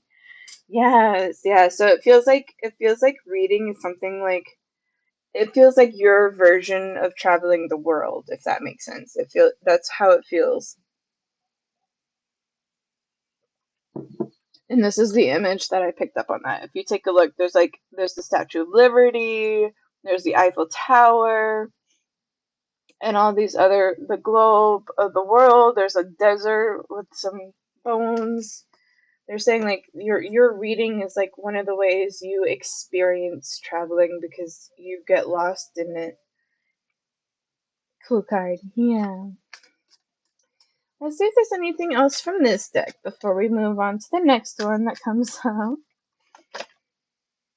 Flying and falling. What do you need to be free of? So what is your addiction and what is your bad habit that you have that you're like, I hear you do it daily. And then are you ready to take risks and fly solo? What do you need to feel empowered? It feels like your soul desires or longs for adventure. Your soul desires and longs for adventure or something that like brings excitement to you or gets your adrenaline pumping, even if it's just a little bit. It feels like it really wants to have an adventure. Been trying to quit smoking, been tapering off. I have a wonder list. Yes, okay. Yes, so that's coming through too. And then we have flow. You can't control life's events, you can only control how you deal with them. It's easier to go with the flow when life challenges you. Emotions can overflow unless you release them. And the waterfall feels good. It feels good. I don't know if you've explored waterfalls or if you'd like to go hiking or exploring those areas, but those I think feel good for you. It feels refreshing. Ooh, and then we have another bird reference. There's quite a few bird references. I don't know if birds are something we vibe with too or not, but there's quite a few birds. Then we have awakening. Your consciousness is awakening. You're becoming attuned to the messages of spirit and nature. Trust your psychic abilities. Trust your psychic abilities. Which I feel, because I hate staying in the same place for too long. I like hiking. It helps me connect to the heck out there. Yes. Yes. That's so funny. I was gonna say I felt the psychic part because you felt very open and in tune with guides and past on loved ones, which is really being really open already. The hiking and the waterfalls and stuff feels really refreshing for your spirit, so it feels very good. And we have school and exams. In what areas do you feel inadequate? Are you constantly competing with others? Are you in the process of evaluating yourself and your goals? I feel like the bottom question is the most. Are you in the process of evaluating yourself and your goals? And it feels like it's sticking out your goals to me. So I think maybe you are trying to think about what you want in life, what your phase is, and what direction you want to take. But like it feels like it's like in question. Like you're not quite sure yet, but you're thinking about it, if that makes sense. That's how it feels intuitively anyway. And then we have food. What is no longer sustaining you in real life? Where do you see yourself in the food chain? Is your life abundant or are you lacking in any area? This feels sassy to me again.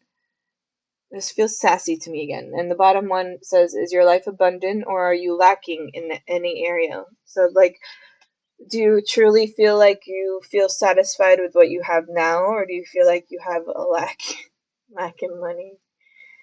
Hmm. No. It doesn't feel like it's about money. It feels something else. It's an emotional relation to something. It could, I mean, if it is really money for you on your side and your lack of money is emotionally causing distress, then think about it more. But hi, welcome in. Yes, they are free. You might have to watch ads here and there, but it is free, yes. You type exclamation point and join to join the list. So if it is about money, what is your emotional connection with money? So whatever is lacking for you in a certain area of your life, it's emotional related. Like there's an emotion connected to it in some way. And also food and the red apple really sticks out to me. The color red actually really sticks out because they're really emphasizing it in this card. So I don't know if red is your favorite color or not, but red also stands for the root chakra and it stands for grounding and staying grounded. And they're telling me material items and wealth is technically in the grounded energy in material energy. Yes. So let's see here. What about food? They're really showing me the apple. So I don't know if you have a. I feel the need to say dislike for apples or whatever vitamins they give you. There's some. I think it's probably related to the vitamins they give you. There's something you're lacking in that you need to improve. Maybe it's vitamin C.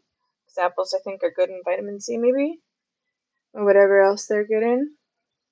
They're also making me think of the dentist. You know, the joke used to be an apple a day keeps the doctor away, but truly it keeps the dentist away because the apple skin would clean your teeth as you bite into the apple. So they're showing me that too. They're also showing me a lot of fried food. So I don't know if you struggle with avoiding fried food or not, but they're showing me the fried food as well. All right, let's move on to the next deck. Which one? This one. So this feels like this deck you're gonna vibe with the most, Sacred Traveler. Probably because, you know, what you said earlier, you can't stick, you don't like being in the same place for too long. Nice. So, I don't know if you're someone who's done camping, but camping might be a fun new adventure for you. If you haven't, you should try it out. It's thrilling because it can be scary because it's not something like people are used to, even though that's like where we come from, right? Because we've gone into a life of luxury and comfort now. But like if you think about it, we stemmed from like staying in tents and being outdoors and so on, and part of that will feel thrilling for you if you haven't gone camping before. Hmm.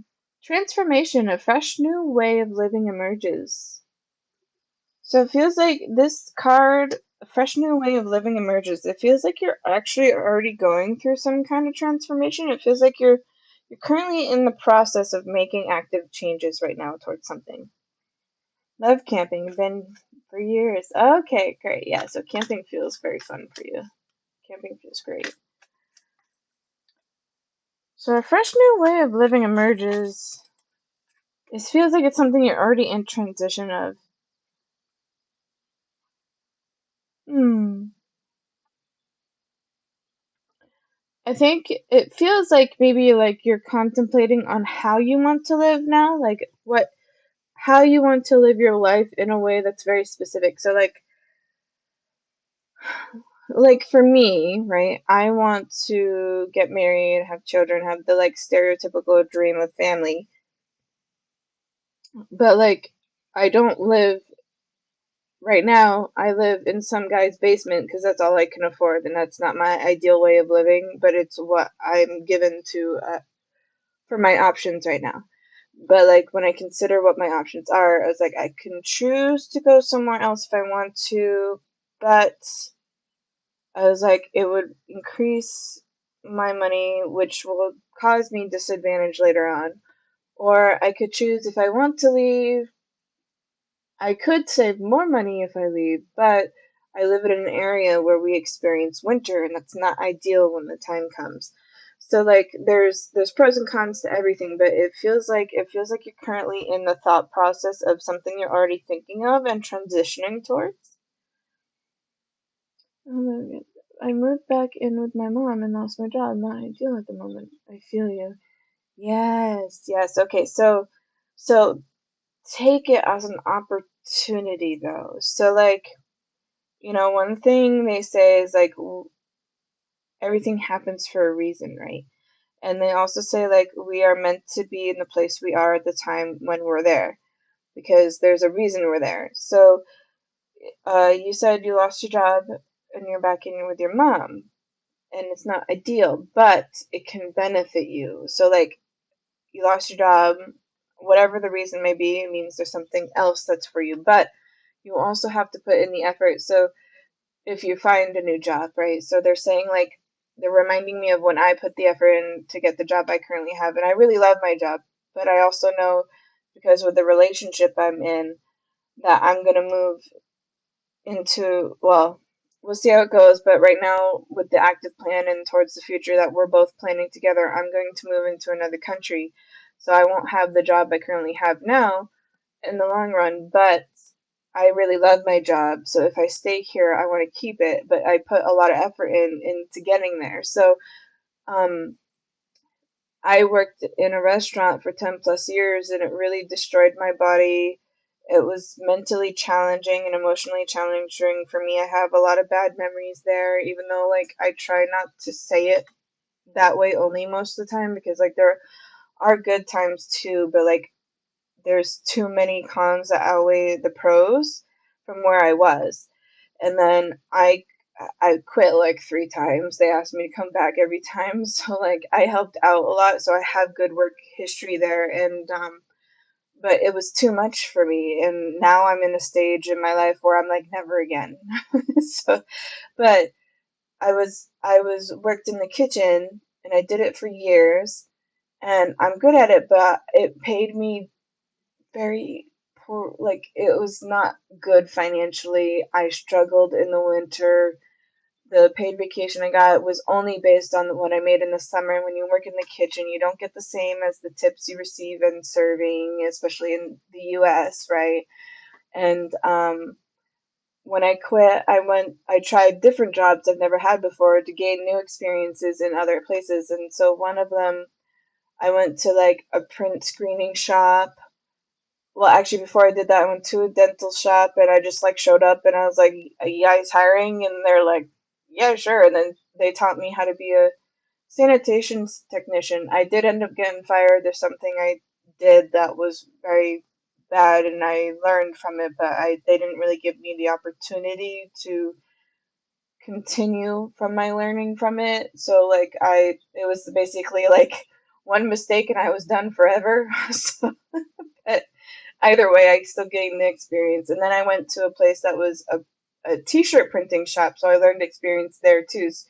And then I liked it there, but a lot of things reminded me of when I worked in the kitchen, especially with the owners. They acted in a similar way, and I didn't see my growth at all in the new place. I was like, no, it's like I don't like that I can't like go up the ladder or can't be treated as an equal. So to me, one thing that mattered most is I either needed to be able to climb the corporate ladder or I needed to be on the same level field as everyone else and feel equal to everyone else. And then I tried again where I work now, which is the local newspaper. And I love my job. I love it. I won't change it for the world. And I've been there for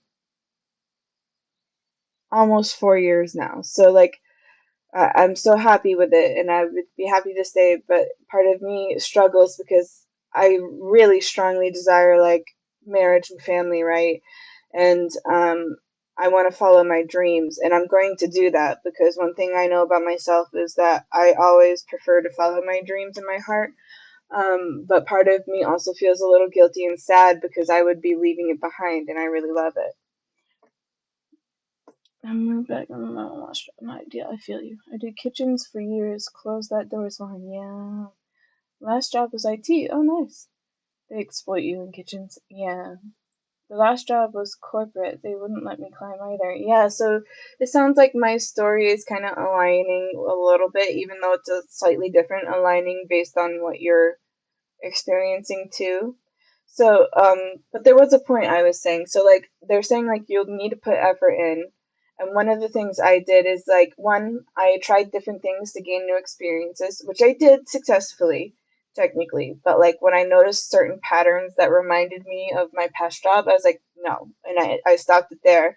But I kept trying and I applied to things that I'd only be interested in. So I didn't apply to jobs I know I'd get easily, right? Because I knew I'd be hired for it. You know, people who really need the staff will hire you because they need the staff. But I went for jobs that I was like, okay, I've never done this, but if they're willing to let me try, I'll see what they do.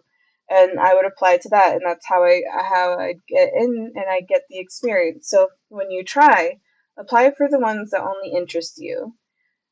You know, even if they say no, like if you apply to so many of them, there's going to be at least one or two in the batch of so many that will be like, okay, why are you applying and what interests you? And one thing I learned, especially with my current job, is it's okay to be honest in your interview. Like, I remember her asking me why I applied for the job at the time, and I actually didn't get the job I applied for where I currently work for. They called me and they're like, "So you didn't get the job, but we have a different one for you." And that's how I got to where I am today. But like in the interview, she's like, "Why'd you apply?" And I'm like, "Well," I was like, "I don't have the experience, but I thought I'd try to gain it and try anyway." And then another one was like, she's like, "So how do you feel in this interview?" I'm like, "Nervous." I was like, "But I think that's normal." So like it felt so comfortable. Like it felt like it was meant for me because it felt so comfortable.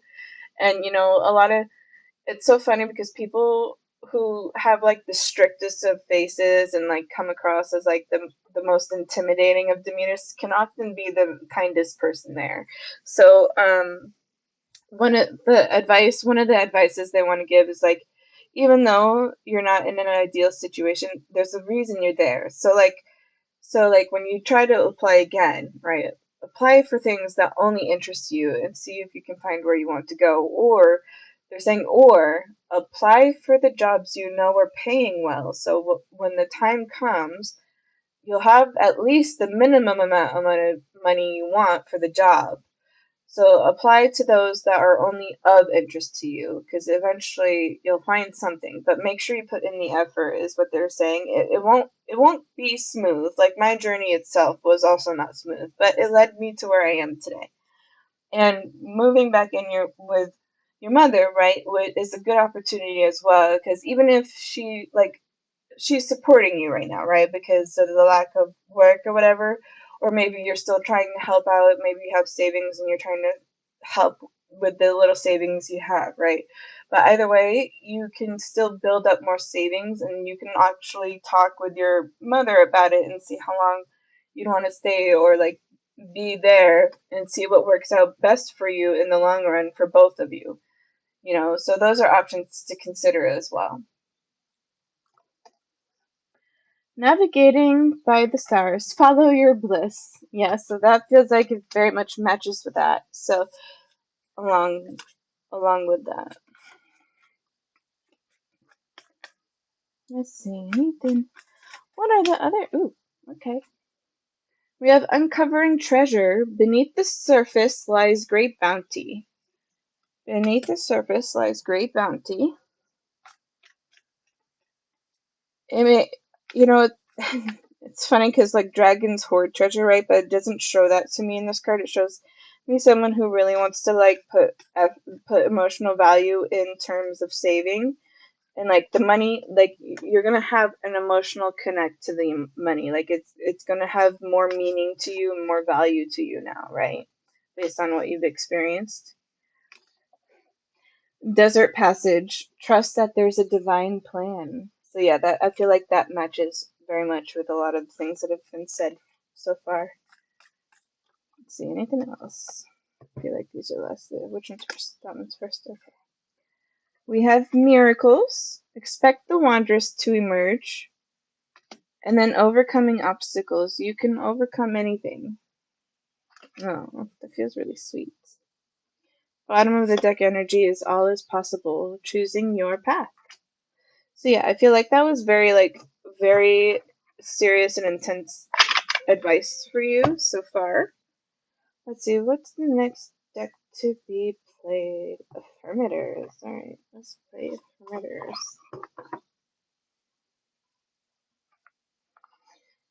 And let's see, I'm just going to quickly take a look at the list. So you're, alright, I have two after you. So I'm going to close the queue so that way once I'm done with all you guys' reading, I can work out. Perfect. Alright, let's see. Advice for invisible audience. Advice for invisible audience. So yeah, I feel like one of the strongest messages that they really want you to acknowledge is to acknowledge what you will. They're saying don't settle for less. Like acknowledge what you want in the field you're going for. Like one thing I said for me is that I value being on equal ground or being able to climb up the ladder. So they want you to acknowledge what it is that you want in terms of like career and finances. Like don't settle, know what you want and aim for it. Like go for those goals.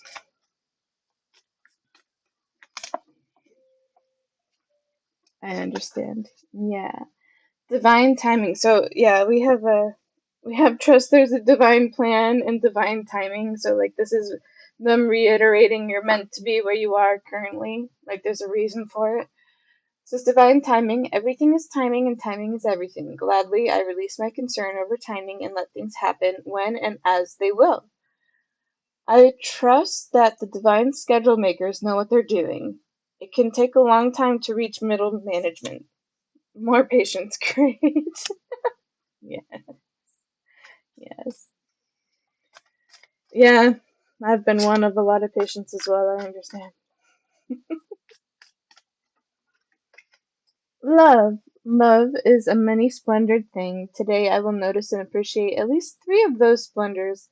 Like the fact that puppies make me feel like a parent, or the surge of self-congratulation I feel when I sink a three-point trash basket shot on the first try.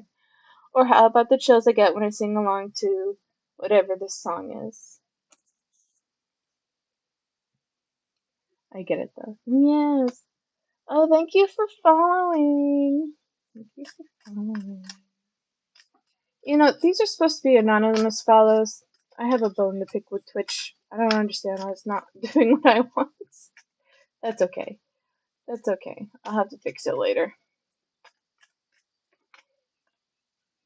Alright. What is some other? No need to do. I'm exactly where I need to be. I feel like it's repeating some stuff now. There's nothing more I need to do. I mean, yes, there will always be laundry and taxes, but in terms of my life's path, I don't need to do anything because I'm already here. I take a deep breath, relax, and trust, and then I do laundry. Yes, exactly where I need to be. Wow. Alright, anything else from this deck before moving on to the next one? Generosity. I give generously to those around me, no matter how much or how little I have. I know there's more than enough to go around, and the key is to allow it to keep going around without stopping.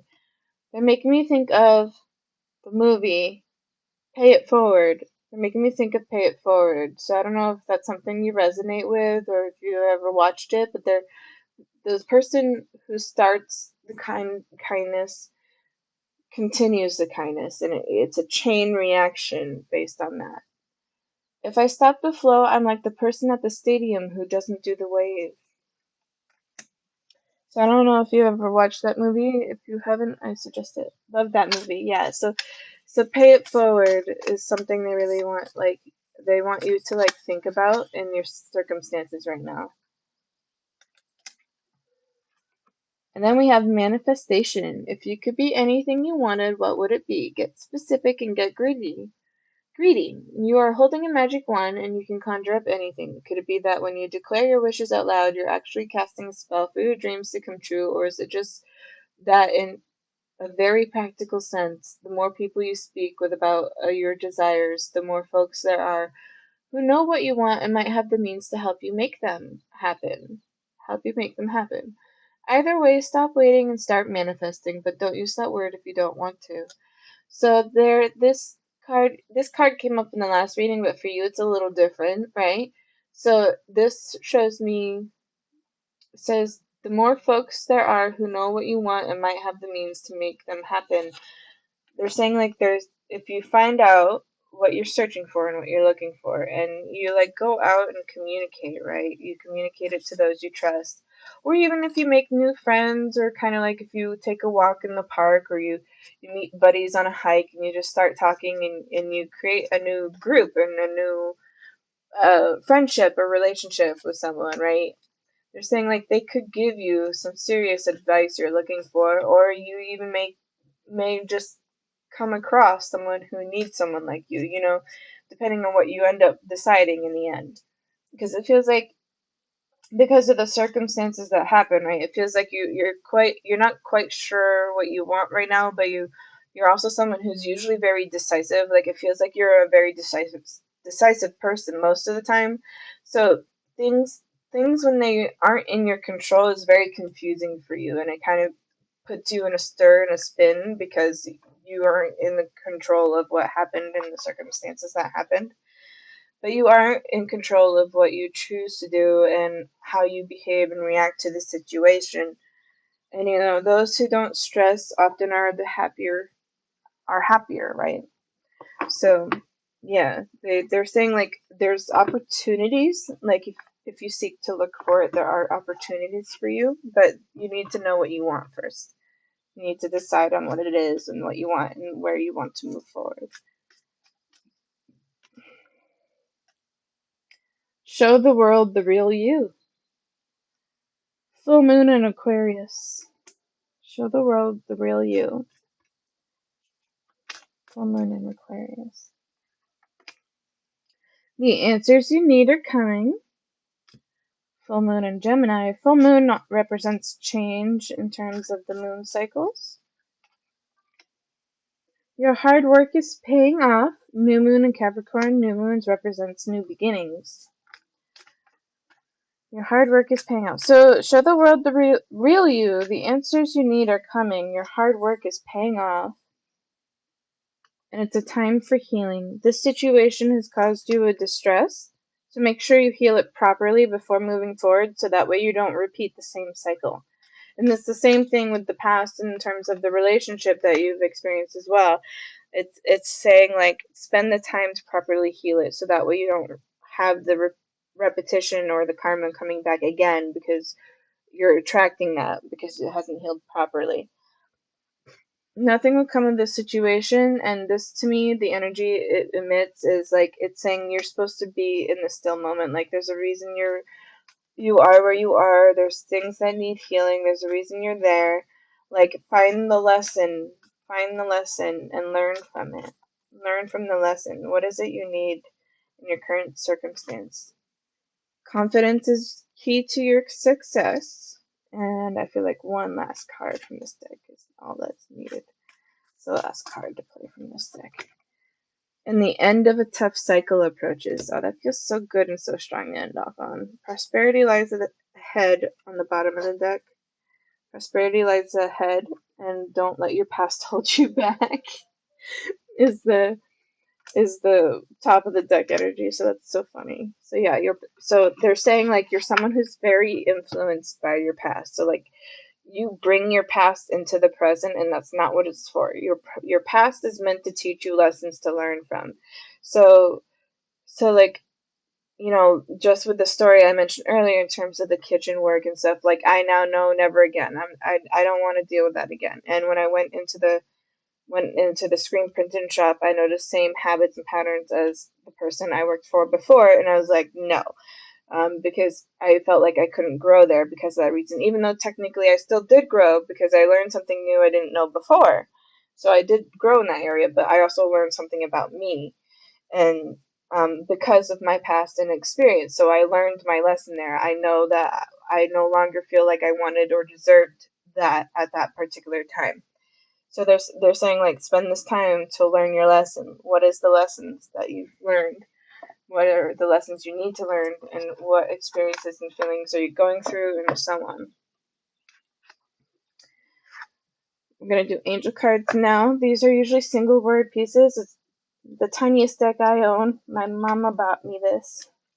My mama. It says surrender. Surrender. And we have divine timing and trust there's a divine plan. They're saying surrender. So thank you for the follow. Then we have discernment. This to me is like confirmation, like choose the road and direction you want to take. Find your direction. Find the direction you want to take. Spend this time to really like spend a moment with you though. Like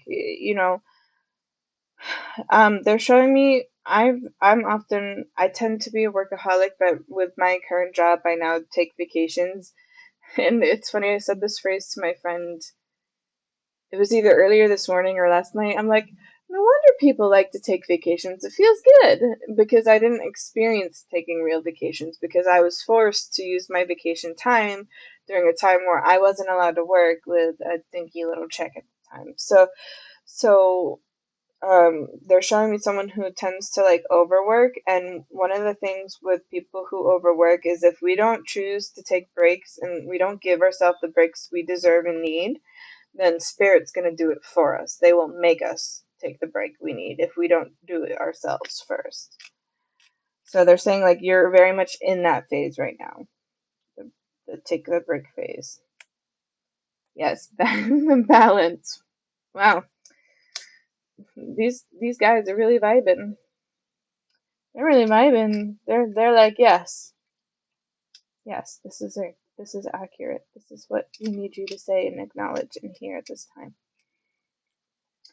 Anything else from this deck before I move on to the last one?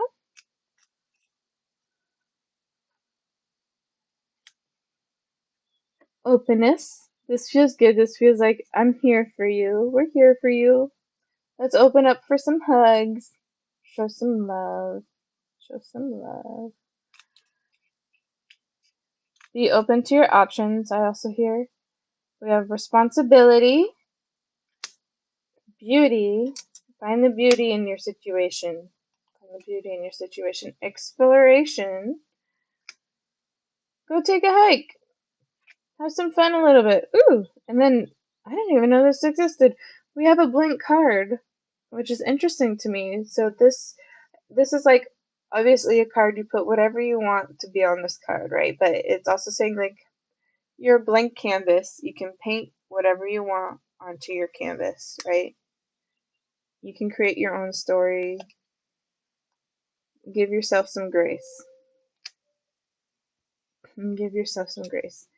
All right, is there one? I feel like there's one last card. So what's the last card to play from this? What's the last card to play from this? These are very hard to shuffle, by the way. What's the last card to play from this? There it is. And courage. Saying courage. And it shows the angel diving. And it's funny because I feel like the word courage feels very, very sentimental or emotionally connected for you somehow. And the bottom of the deck says patience. Top of the deck says forgiveness. Forgiveness. So forgive the situations that happen to you. That will matter for sure. And then last deck is talking to heaven. They wanted me to save this for last for you, so let's see what comes up. This is going to be your passed on loved one communicating with you.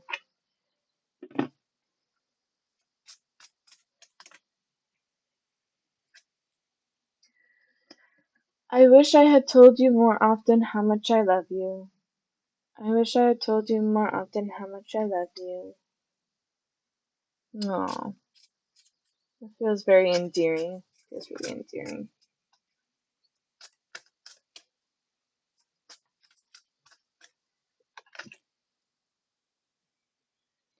You were never alone. You were never alone. I've been with you every step of the way. And when I flipped that card over, this card flung at me. It says surrender.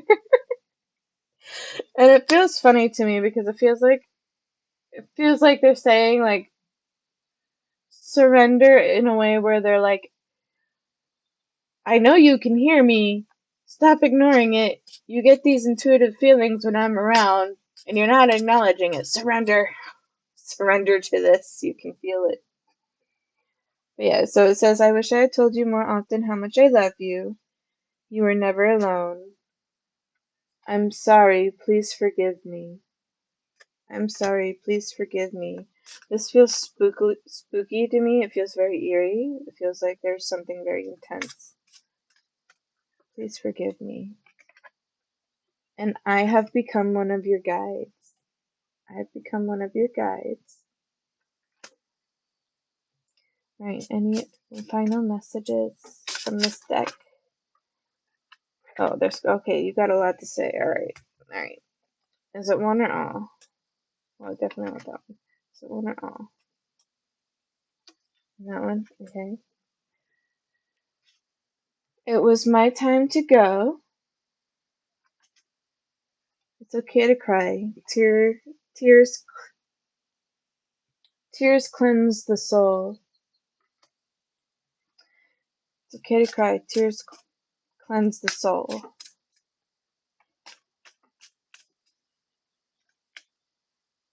This one. If I had only known then what I know now, I would have lived differently.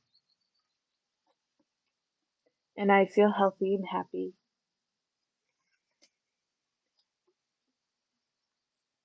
You have nothing to feel guilty about. You have nothing to feel guilty about, and I watch over you every day.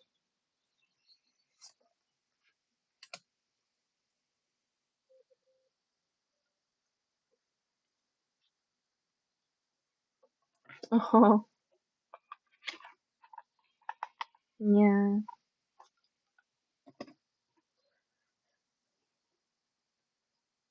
for leaving you behind. Well, he'll be waiting for you there when the time comes, right? May have left behind now, but he'll be there for you when it's your turn to arrive. Yeah.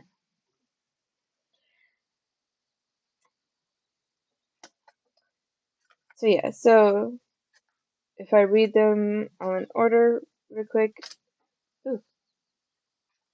I wish I told you more often how much I love you. You are never alone. I'm sorry. Please forgive me. I've become one of your guides. It was my time to go. Tears cleanse the soul. And if I had known then what I know now, I would have lived differently. I feel healthy and happy. You have nothing to feel guilty about, and I watch over you every day, is the overall message. And that ends your reading. So, do you have any further questions or want clarity on anything specific, and so on?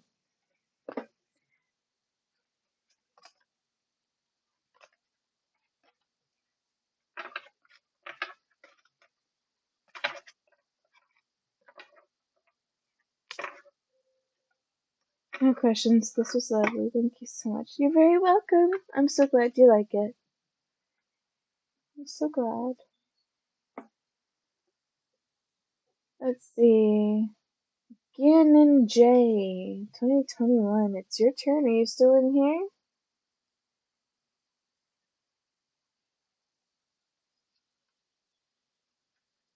I am. Okay, great. So I'm gonna pack up the cards from Invisible Audiences reading and disconnect from the reading. I'm gonna start though real quick. There's a very heavy presence around you and it's causing me a headache. It's really heavy. Before I even begin, I just want to let you know that I feel like maybe you have a very intense reading that you need, is my assumption so far.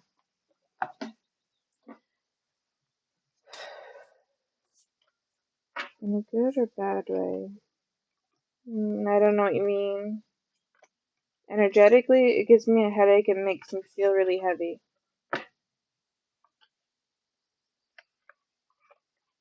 Like I feel pressure here. Same. Yeah, it feels really, really heavy. Just,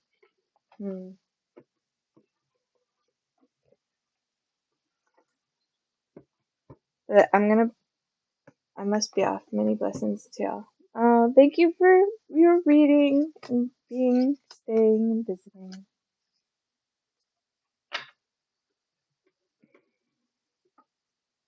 No, Gannon, I mean your reading. You, energy, you, yeah. Invisible is saying they also feel it from you. I see, yeah, they also feel it from me. So, let me pack up my cards real quick. And I'm gonna disconnect from Invisible's reading and be grounded again, and then we'll move into yours. But before I start, first question is, do you have a specific question? Are you doing a general reading? Interesting started. No, you don't need to be sorry. There's reasons I bring it up. So we'll see what comes through, but usually there's different reasons. But I need to wait until I get into your reading to see what it connects with first. General reading, please. Okay, great. So, I just want to finish up real quick. Finish packing up real quick. And then we'll move on. I'll also take a quick moment to snack on something as well, right before I do your reading.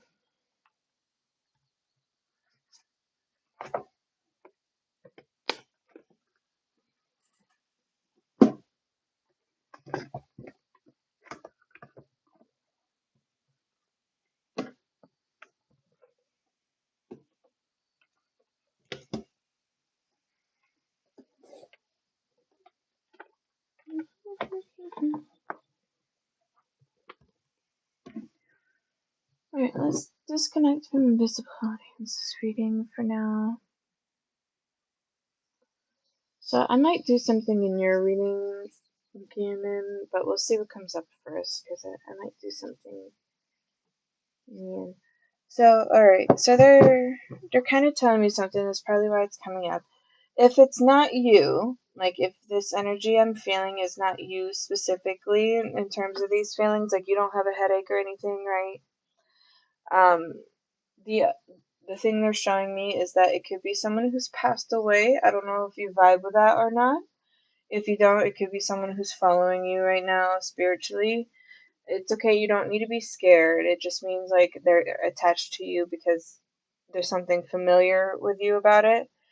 But if it does resonate with someone who passed away, like it gave me a headache, but I also feel like there's something in my side, like my spleen area. There's something that like both here in the head and the side, so it feels like whatever it is connected that way. Sure doesn't resonate with anyone passing. Okay, so you might have like a ghost attached to you a little bit, maybe. So if you've experienced like feeling unwell or like a little bit of bad luck kind of right now, that's why. To start with. So I'm gonna do your reading first, and then I'm gonna burn some sage for you as well. I don't know if you vibe with that or not, and if you feel like things haven't improved over some time, I think you should also do sage wherever you are. So just to let you know, yes, you're very welcome. So one of the things that feel heavy can be caused by someone who passed away who either doesn't acknowledge that they've died or doesn't know that they died. So sometimes that's what happens. To me, it feels like a very heavy presence. Usually it feels very heavy, like dirt weighing you down kind of presence. And then there's other things correlated with it. They're showing me kind of like a subway or something. Like they're showing me you went somewhere where it's I don't know, city-like or something. There's like an area you went in, so there's some kind of new area you've never really gone through, or you go in this area, but you went into a new specific location, and that's kind of where it came from, to start with. So, yeah. Okay, so you wanted a general reading. Did you want to choose your decks, or would you like me to choose for you? I know it's not my reading yet, but I really like the way you did the last one. I love your vibe and how you express yourself. Oh, thank you. I'm so happy you said that. I'll put it in your hands. Okay, alright, no problem. So I'm just gonna munch on some chips real quick. Yeah, so both of you are new. So one thing I want to say is I don't sugarcoat anything. I'll be polite about it, but I'm not going to tell you what you want to hear. I'm going to tell you what you need to hear and what spirit wants you to acknowledge. Just so everybody knows. And give me just a moment because I'm hungry. So I'm just going to munch real quick. I don't need a yes man. Thank you for that. Yeah, exactly.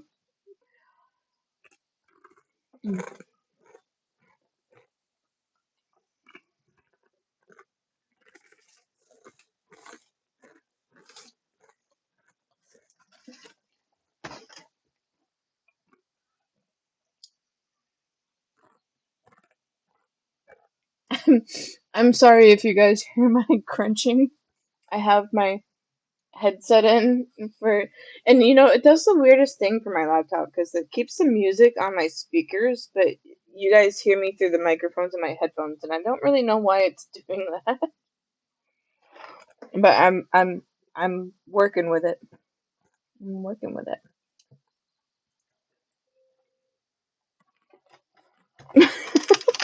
ASMR included, yeah. You know, I've I've been curious about ASMR videos every now and then, and I would go into like some streamers just to see what it's like. And I don't experience it the same way people who like it. And I'm like, oh, I don't like this. I don't like this. I'm really picking the noise, it seems. But that's why people like it, right? Because they like the way they feel in a certain way from the noise, from what I know about it. So I wish I had some milk. This would be better with some milk. That's okay. All right.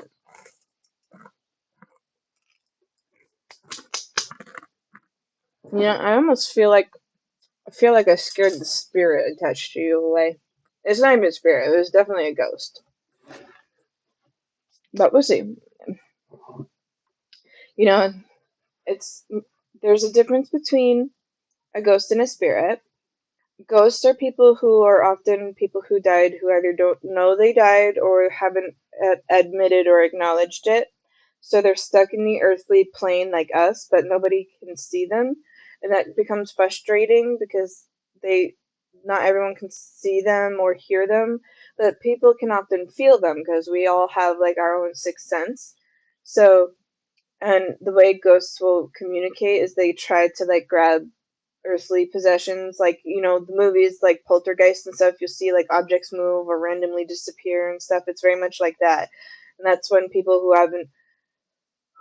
haven't moved on. So, but like a lot of people get scared of ghosts, but when you think about it, like they're just people like us.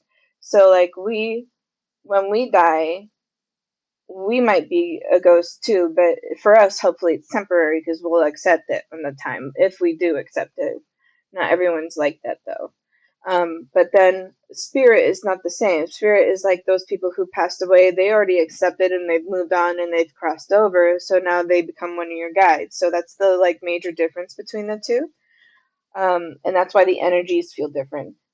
But unfortunately, one thing with ghosts is like let's say it's a family member who passed away who really like wants to connect with you and help with you, or like they're seeking help for themselves because they don't understand what's going on. They will attach themselves, but one thing is when you're a ghost, if you're attached, you make the people who you're attached to feel kind of icky, like they feel like they're sick or like stressed because they're attached, and it's not meant to be that way. Animal spirits count? Not quite, because animals are very intuitive already, so they know how to move on. Okay, I dated this girl that was into witchcraft for a while, and I've low-key been wondering if she put a hex on me after I rejected her or something. I'm not familiar with all that, but would that relate to this? Oh yeah, it could, yeah. That would explain a lot. I don't know. I mean, I'll try to see what comes up in your reading. I'm about to pick your decks out in a second. Um,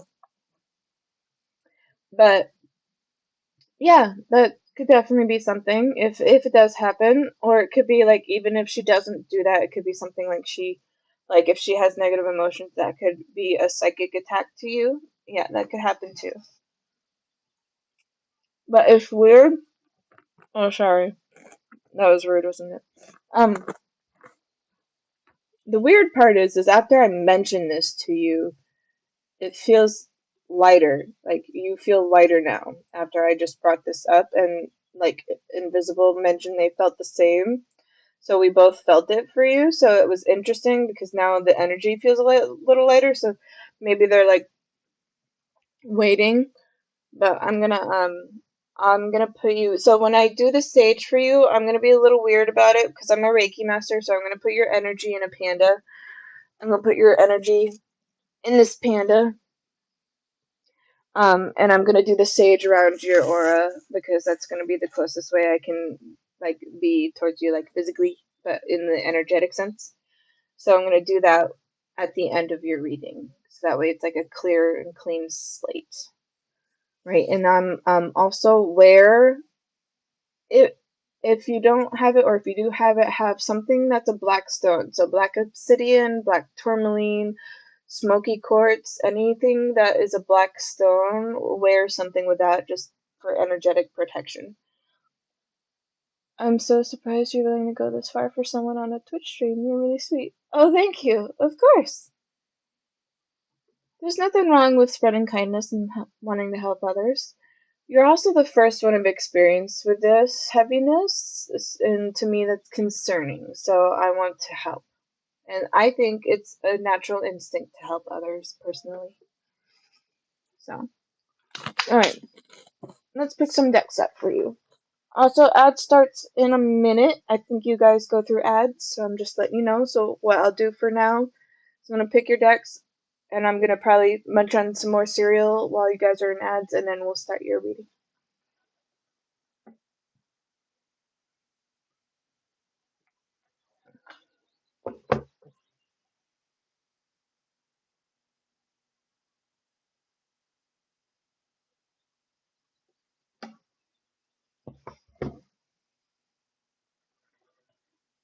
Mm.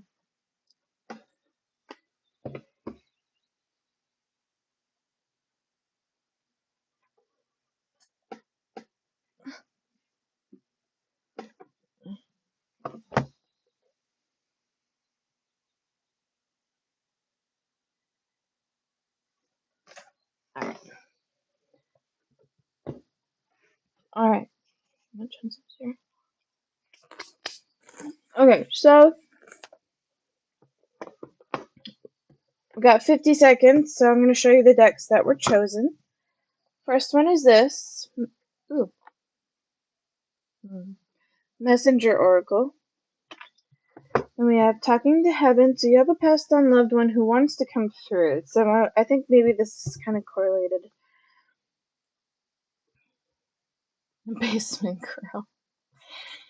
Hi, Tice. Welcome in. I agree. Normally free tarot readings or things like that aren't that specific or complete. I'm enjoying the experience. Oh, really? How you doing? I'm well. How are you? I'm gonna call I'm Jane 3. I'm just gonna call you Jane because it's easier for me. So you experienced that in other readings? So I refer to myself as a healer. So like I tend to heal the heart, and one thing I know is that you guys I think went into ads. Let me know when you're back. But one thing I know is that I'm actually really good in the energetic stuff. Like I'm good with intuitive readings. I'm good with the Reiki. and so on. So, like, to me, it's really a calling, but I haven't really gone as far as the business side of stuff. Online healer. You know, it's funny you say that, Tice, because I tried to do like online business for healing, but Twitch pays me. And I didn't even think of streaming at first. Streaming was something I started considering, and my friend already does it. Brent does it, and she was like, "Go for it."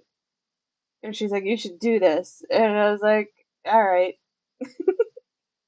And then I was like, if I don't like it, I could always stop. But one thing I've noticed, because I'm a variety streamer, I do more than just the intuitive readings. I do art, games, drawing is art, co-working, and so on as well. But like I I I've noticed my niche is in the tarot.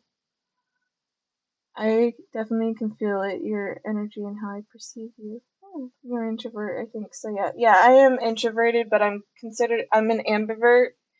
So like my natural instinct is introverted, but I come across as an extrovert. So like I'm very bubbly and outgoing to most people, but like how I actually behave is very introverted.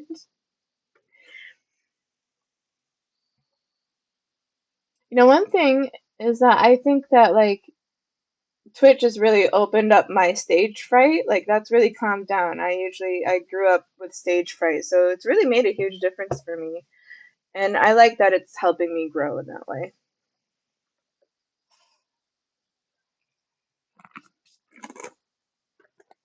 And one time I paid for a tarot reading, but I did not like it or feel it as complete or as good as I feel like you did. Yes, I'm an in-depth reader. So like just back from ads. Okay, great. Guys back. Okay. You definitely talk to people you know. Otherwise online, that's it. You mean like people you trust? I'm not sure what you mean by that, Tice. And Jay and I feel like I did not feel like as complete or as good. So like one thing with readings, so like there's stigma with psychics, right? Because there are a lot of people consider psychics as con man, right? That's been like that for years in history.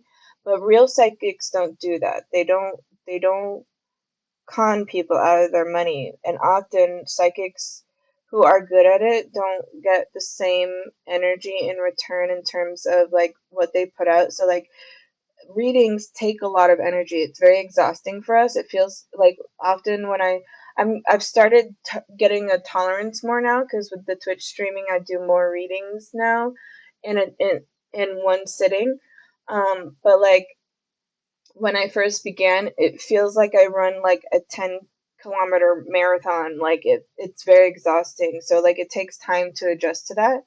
But like because of the stigma, we often readers don't receive the same, I'll call it payment in return that they're giving, right? So like but like we have a passion for it. So we're going to do it anyway, whether people want to pay or not. We will always want to do it in some way as well.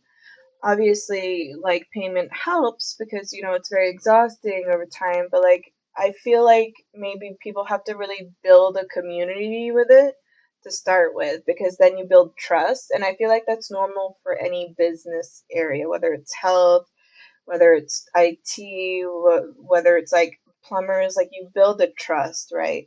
So I feel like that's a lot of it to start with. And then in terms of how psychic readings work, is that we do our interpretation of what the energy is coming to us is first, but then the specific part of the reading is due to, or it comes from the person being read. So like one example is one thing my sister asked me a long time ago, when at the time she was like, am I ever going to get married? And all I told her was the person she's going to marry has dark skin and dark hair, and that's all I said. And she now is married, and the person she's married to is from El Salvador, and she already knew who it was I said when I said it. So it was like it was very it's equal exchange. Like it's half from the reader and half from the person being read. The reader is the one who interprets energy, and the one being read is the one who gets the specifics. Okay, so you definitely talk to people. I meant like you don't like to talk to strangers in public, etc., like extroverts do. I don't go out of my way to talk to strangers, but it's easy for me, so I'm very ambiverted that way. I meant you are comfortable online and people you know in real life. That is what. Oh yeah, yeah, I gotcha. Yes, and how you can connect with the person's energy without having their birthdays or name. Oh, that's easy for me. So readers have different things. Okay, we have different skills. Okay, so like one thing is the clairs. So for me, I have a few of them. I have claircognizance, I have clairsentience, clairvoyance, and clairaudience. And what it means is claircognizance is clear knowing. It means I know things without reason, like I just know them. And then clairsentience is clear feeling. I get feelings from the energy. Clairvoyance is when I see things in my mind's eye. I see images or symbols and stuff that come to me. And then audience is when I hear, like, I don't hear it like I'm talking to you right now, kind of hear it. The way I hear it is like, you know how when you get a song stuck in your head and you hear the words from the song? That's how clairaudience works. So I have like the four clairs. There's a few others, but like those are the major ones I experience and that I have higher skills in. And then uh I also do, if I have a picture of a person, I can read the energy of the person from the picture as well. So those are my skills in the psychic side, but there's all kinds of different ones. And some people do the like name and birthday because that helps them connect easier. And it's just like the tarot as the cards, it's a tool. So if they don't want to use cards as the tool, they'll use your birthday and name. I don't personally feel the need to do that, and one of the reasons why is because one of the ways that I can single out you guys is because your username is very unique to you, so your username is enough for me to connect to you without asking for personal information. You have a true power. So how you got into tarot and why and for how long you've been doing it? So, I've always been a spiritualist all my life. I've experienced things from when I was really little. I've been very connected with spirit, and then I kind of like grew out of it. Like when there's something you really like when you're little, and people like say things, and you just kind of ignore it for a while. And then I went through a lot of loss and hardship a few years back, around 2018, and that really like reinitiated my spiritual side again. So like I've always had it ever since I was little, but I ignored it basically for a while, and then when I went through major loss, I lost my cat. I searched for her days on end and I could never find her. I went to a psychic and I already knew that she passed away because she came to me in a dream. She told me herself, but like I could accept she passed away, but I was having a hard time accepting that I couldn't find her. Like even though she passed away, I wanted to find her body and her remains. So like I knew what happened, but I also couldn't accept not having her, if that makes sense. So like that was one part, and then a few. Yes, I had a cat named Gemini, and I had her sister named Sage, but Sage I had to put down when she was only 4 because of memory cancer. And then, so I lost my cat first. I searched for her like days on end for hours. I had a lot of lack of sleep because I'd search till like past midnight. I would wake up at 4, search until I had to go to work, search again till I couldn't, till I'm tired and do the same thing. And I did that for like up to 3 months. I'm a Gemini. That's interesting. Yeah. And then a few months after that, my father passed away. My neighbor that we were close to passed away 2 weeks after that. Someone else I knew passed away. I was struggling in college, so like I failed a lot of classes and I had to retake them. So I went through a lot of hardship and loss that reinitiated my journey on the spiritual side, and then I've been doing it since then. Like I've been really delving deeper into it since then. And now I'm in the like I've accepted my spiritual beliefs more and like I've been more open to it now. And I do communicate easily. I can't always get specifics, but I think there's a reason for that.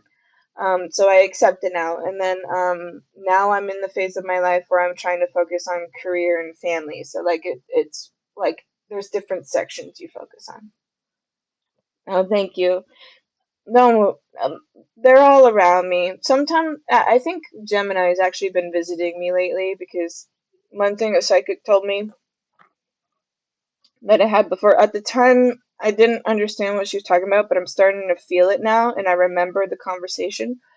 She said I'll always feel something like in my chin, and my cat used to like headbutt me in the chin, so like I feel that more. So she's been visiting me lately.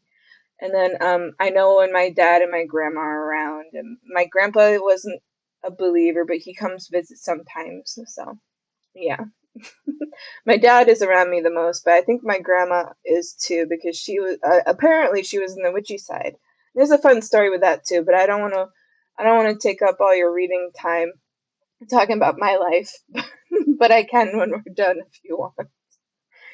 So I'm going to show you the cards I picked for your decks so far for you and Gannon. I'm on Gannon, right? Yeah, Gannon. All right. Wait, no. Wait. Who am I on? I'm sorry, I forgot. Yeah, Gannon. Okay. No, all right. All right. Sounds good already. Okay, great. All right. So, first one is Messenger Oracle. And it's funny because this almost tried to hit me in the face when I tried to show it to you the first time. So yeah, I think there's something going on with you. There's something else going on with you or around you. And we have Moonology. And you mentioned like dating a witch, but I feel like you're very drawn to witchy things. Like you're attracted to it. So I feel like you vibe with it. To start with, we have Shaman's Dream as well. Talking to Heaven. Someone passed away wants to communicate with you. The Lantern Oracle, and it feels like intuitively it feels like you're questioning if the thing I'm feeling is the person wanting to communicate with you. The answer is no. It's not, this is a some personal connection with you that you do know. It feels like a man. It feels male, like male passed on loved one. Could be father or grandfather or something in the like. We also have the Zodiac Oracle and Buddha Wisdom. This one will be played last as like final and acknowledgement messages. My grandfather died about 10 years ago. Okay, alright, so yeah, he's coming through.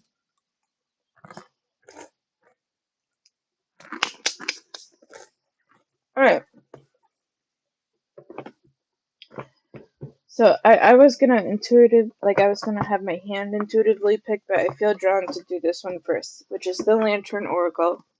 This to me is like, it's so funny when I bought this because I had mixed feelings on it because I'm like, this is a little darker than I usually like to do, but I'm I'm grateful and happy I decided to buy it. So this is more on like my dark shadowy sides of decks.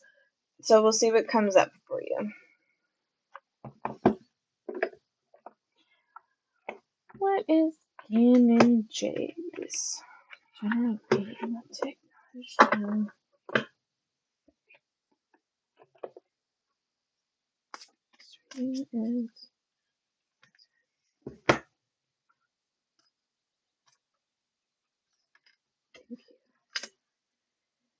So, ooh, I like this card. It's pretty.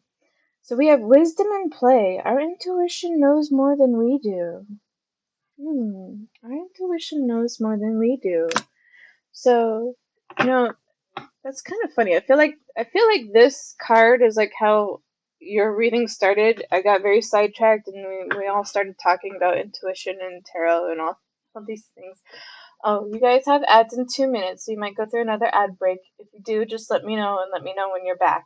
Okay? I do have I was ambushed channel point redeem if you want to do that, or you can just type in the chat and it'll tell me, like it'll show me that you did.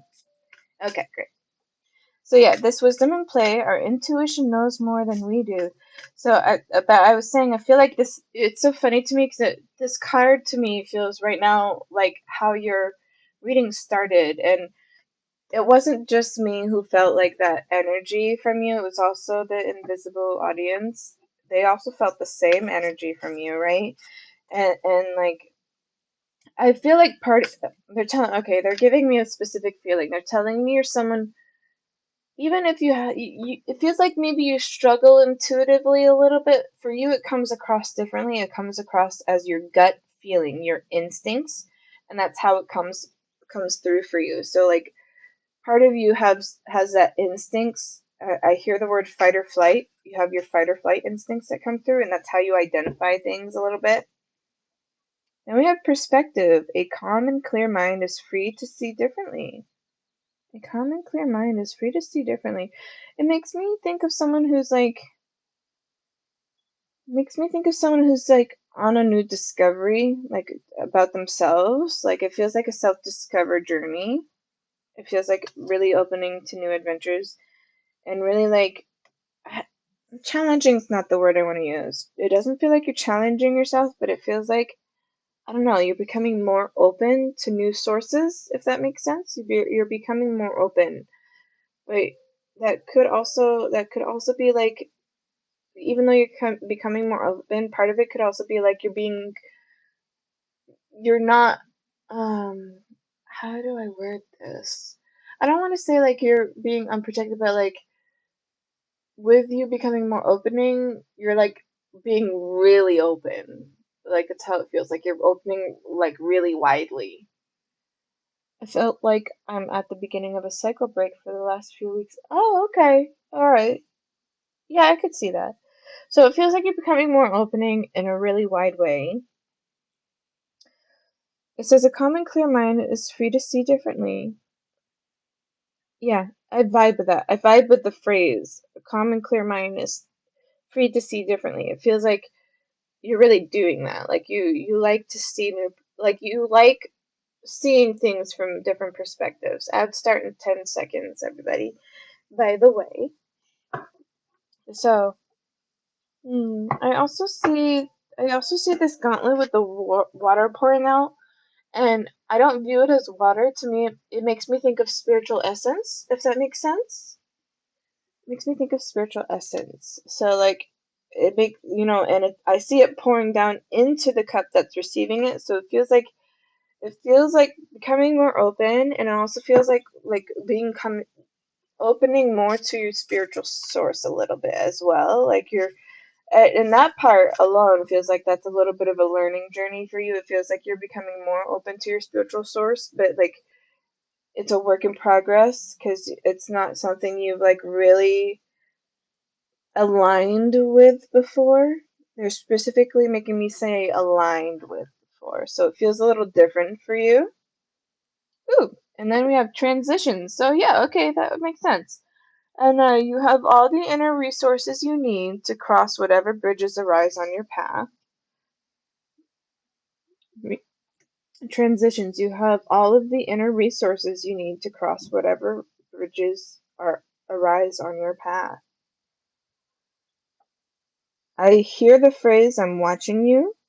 So, and it's so funny because it feels like it's supposed to be endearing, but it doesn't come across that way. So it feels like it's someone who's bad with words. It feels like someone who's like wants to show that they're caring, but like when they say it out loud, it doesn't come across the way they intended it to. Oh, I'm so sorry. I'm sorry. What was the last thing you heard 4 weeks ago? I put my full faith into God, ups, downs, and everything. Oh. Can you reread that, please? Yeah, what was the last part you heard? Do you remember? Oh, okay. All right. Yes. So, so transition, you have all the inner resources you need to cross whatever bridges arise on your path. And I was saying that I hear the word I'm watching you, But it's so funny because what I said was, it's so funny because I hear the phrase, I'm watching you, and it's funny to me because it feels like it's supposed to be endearing, it's meant to be endearing, but it doesn't come across that way. It comes across like kind of creepy and spooky, which tells me it's like someone who's not good with words. It's someone who means to have good intentions, and when they try to say something that's supposed to be comforting, it comes across as wrong. So someone who's not able to communicate properly.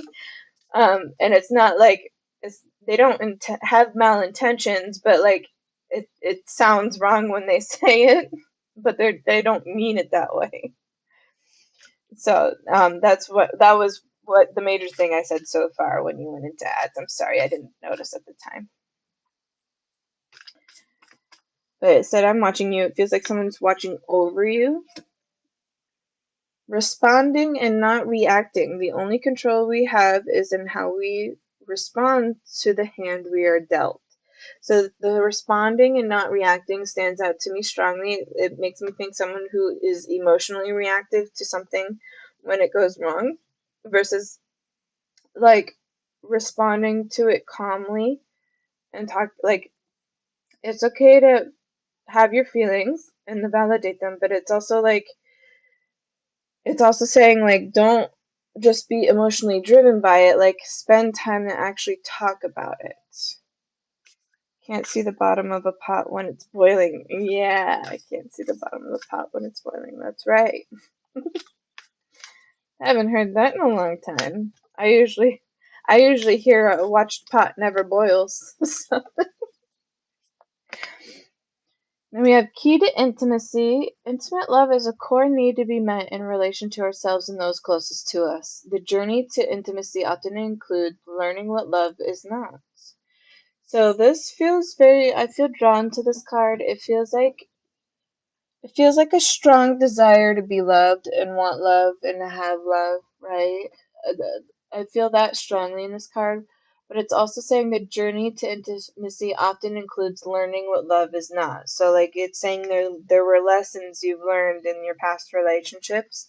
So you have a strong desire and you know what you want, but you also like are in the lesson of learning what is not supposed to be considered love, which is a part that is like hard to break.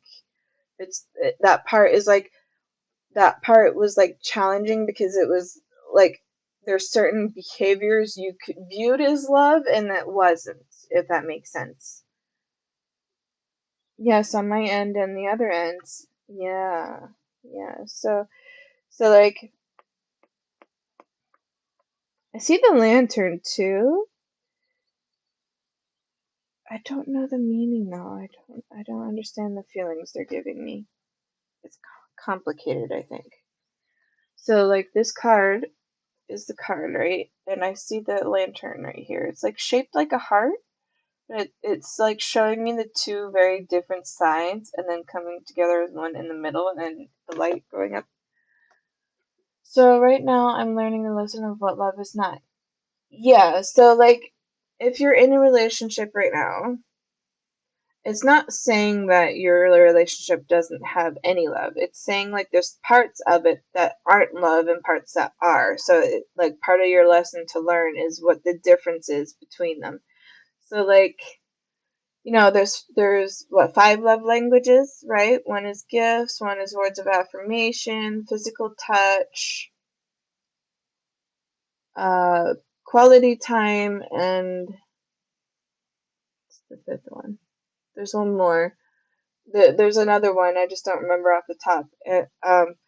But like, let's use the love language of gift giving, right? So some people's love language is gift giving, right? But some people use it as like a tool for advantage to get an advantage. Like someone who gives you a gift should just be happy giving you the gift. It shouldn't come with an underlying attachment or like message to it. It should be like you just receive the gift and they're happy because you like it. Or even if you don't like it, they're happy that you at least received it.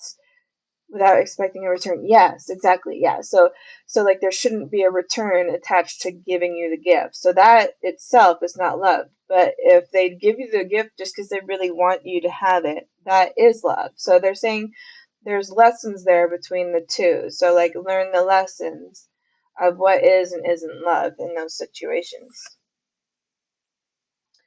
Then we have false beliefs. Once the untruths that we believe about ourselves are illuminated, so are the ways we can release the false limitations they confine us to. So when this feels strong to me. This feels like this is very strong energy with you. It feels like you overcame a lot of limiting beliefs. There's parts of you that had beliefs that were caused by other people and what they said to you, almost like um almost like brainwashing. Like you used to strongly believe how you were based on what people said to you, and now you're like, no, this isn't true. This is not me, and this is not who I am. And you're like, and I know this, and that was a limiting belief and false belief you really overcame. It feels very strong, and I'm also very drawn to the owl in this. And the owl has a very strong and like determined and face of strength to me in this card. If you look closely here. But it feels like you've really put in that work and you've tried really hard and you're really working towards overcoming more of them.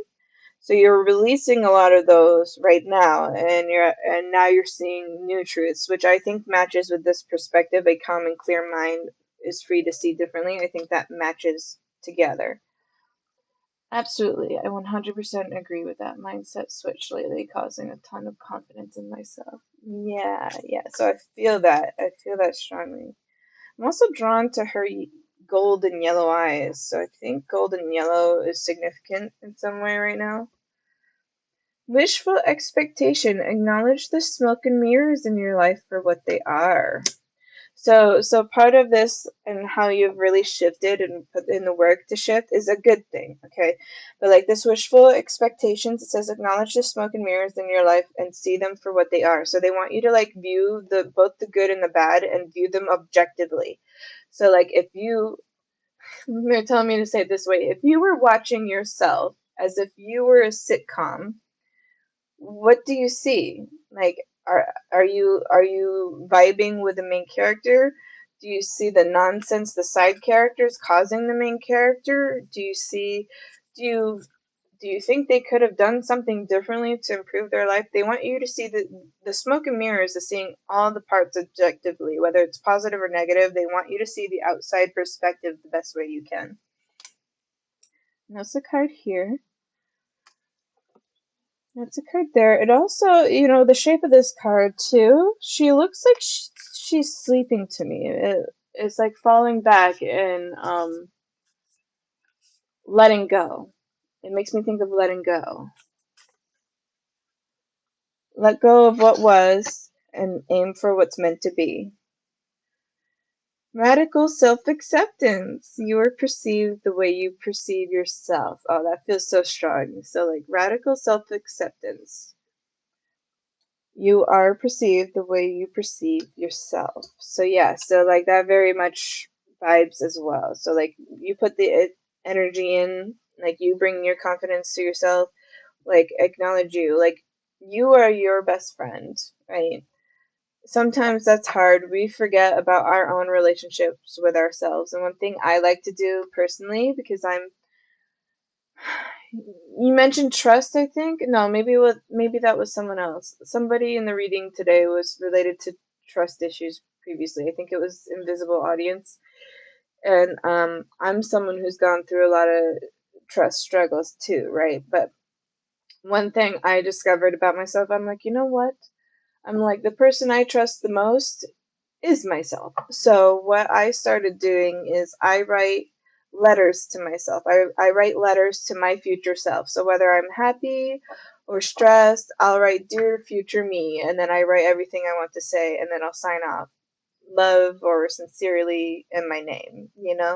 So I started doing that, and to me that felt like way more empowering to me. And then like every now and then in a few years, when I decide to read back through my journals, I read them and I was like, oh, I forgot about this because I really grow from it. And I was like, oh, this feels good talking to myself. And I started doing that. So it feels like they're making me think of that. So it feels like this is like something you're really like working in now for the energy. Like you're really becoming more accepting of you, and they want you to stay in that positive energy. But they also want to see, they also want you to like learn the lessons you've learned as well. Like acknowledge things objectively and what you've learned from them as well. See them for what they are, how things were portrayed, and so on. I think that was good for that deck, so I'm going to move on to the next one. What deck is next? My ears are ringing suddenly. Really? Okay. I normally play these last, but they want me to play these first. And I usually just read the quote at the bottom, so we'll see what comes through. I'm also gonna mention more soon. This is crazy because those cards have been my exact life lately. Yeah. Yeah, no worries. That just confirms it though, right? It means like that's really part of your journey. Alright.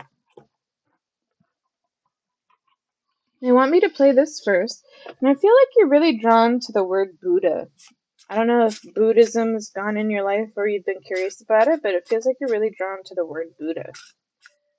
You know, I'm typically an interesting case. So it's funny they're making you do things out of order. Case. So okay, so you know I'm typically an interesting case, so it's funny they're making you do things out of order. Oh, really? To me, it felt very consistent. It felt like a pretty consistent order in the way I read it. But that doesn't mean that's how you experienced it. You know, things are all over the place. Things can be all over the place. That's probably normal, though. I'm all over the place just with my decisions. So maybe I misunderstood. I don't know. Whatever comes through for your own interpretation is correct. That is because that's part of how psychic readings work. So I do interpretation, and what the specific part comes through for you is what you're meant to know. It says, be courageous. Anything life gives can be an inspiration. Be courageous. Anything life gives can be an inspiration. Ads start in 3 minutes, everybody. Life will be an adventure if you let it unfold from within. So don't try to control it. Let it unfold as you should. Right now, you've already done a lot of work towards things, and you're doing a great job so far. But they're also saying, like, when the time comes, continue to let it unfold. Don't try to control the outcome. Then we have, by your quiet listening, you can liberate others from fear. By your quiet listening, you can liberate others from fear. This feels interesting to me. It feels as if, like, I see the owl again. Do you vibe with owls? Are owls a thing for you? If they're not, maybe pay attention to them or the symbolisms that will come through and look up meanings and stuff if you don't. But owls are strongly coming through for you right now.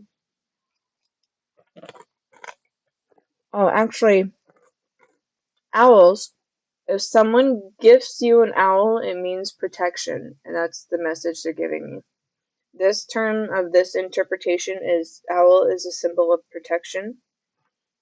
Yeah, because for me, owls mean messenger of the dead, but for others, they also mean wisdom, and being gifted an owl means protection, and it feels like that's very much for you right now. They're giving me a specific image. I think I told you earlier, I said to get some kind of black stone.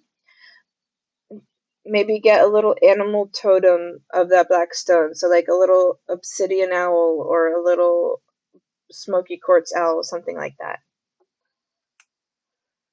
I think that was a very cool, apart from that, not much similarity. I was gonna say stoicism. Yeah, that felt like that within the first card. Here, let me show it. the stoicism I felt in this card with how that owl looks. If you look at him, he looks very stoic. Or self-reliance. Yeah, self-reliance has been a very strong part of your journey, which has been acknowledged. Absolutely. Okay, thanks for the tip. Yeah. So by your quiet listening, you can liberate others from fear. So I was drawn to the owl again, but outside of the owl, it makes me feel like you're going to be like someone who helps give others advice. I also see something very interesting. I see, what are these? What are you? Are you eyeballs? That makes me think of what I said earlier, where I said I'm watching you. This card made me say I'm watching you. That starts in 2 seconds. I'll wait till you're back, by the way. So I'll wait till you're back. Let me know when you do come back or when you go in that. It's gonna take, it delays a little bit, so.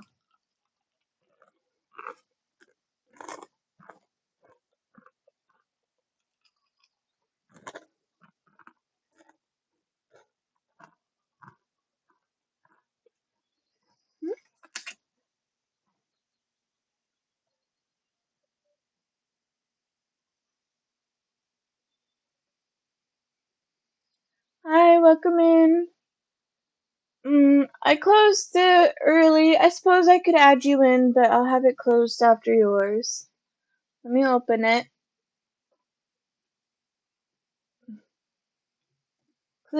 Type exclamation point join to join the list. Yeah, and I'm gonna close it right after you.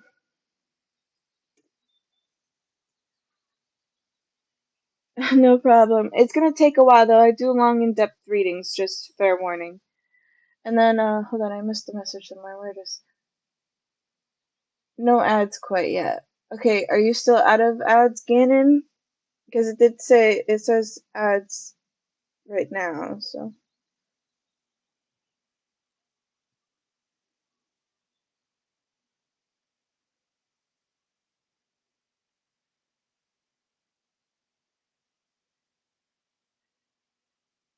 Hmm?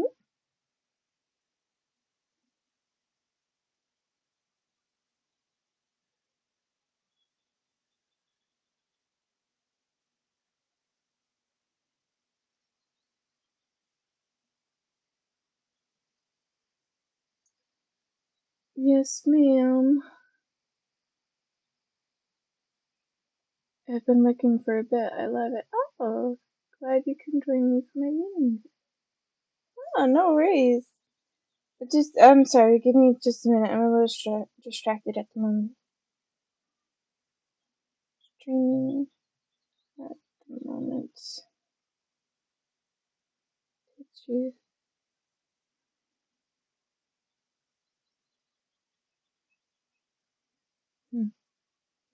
Sorry, my boyfriend asked me if I was streaming, which I found surprising because he normally doesn't know that. Take your time and no rush. Okay, so you're back and everybody can hear me, right? All right. So, um, so I was saying this is interesting to me. This must be related to the energy in the beginning I felt for you. So I'm definitely gonna do the panda that I mentioned for you. So this, I said when I played this in the beginning, said the phrase "I'm watching you," which is very like eerie. The message is very eerie, and then like this card, I see her feet and hands, and I see all the eyeballs in it on them. If you look carefully, they look like little slits in the hand and the feet. They're little eyes. So if you don't wear black crystals of any sort, the other suggestion is to buy something with the evil eye on it, because that is a spiritual protection, especially for psychic attacks of any sort, or even hexes, as you put it. So, like the what it does is part of the beliefs about the evil eye, which is the blue eyes, is that anything with malintentions towards you gets reflected back at the person who's giving the intention, and they're the ones who'll suffer. That's how it works, and that is a serious protection for the totem. So that's the other thing you could do. And there's lots of jewelry with evil eye stuff if you're someone who wears jewelry. But yeah, so the other part of this message with this white Tara offers liberation by your quiet listening. You can liberate others from fear. It feels like you're someone who's gonna like give advice to others. It feels like you're gonna be someone that gives advice. What if I confront them? Them being the person who would have placed the hex. What do you mean by confront? Do you mean to like ask them?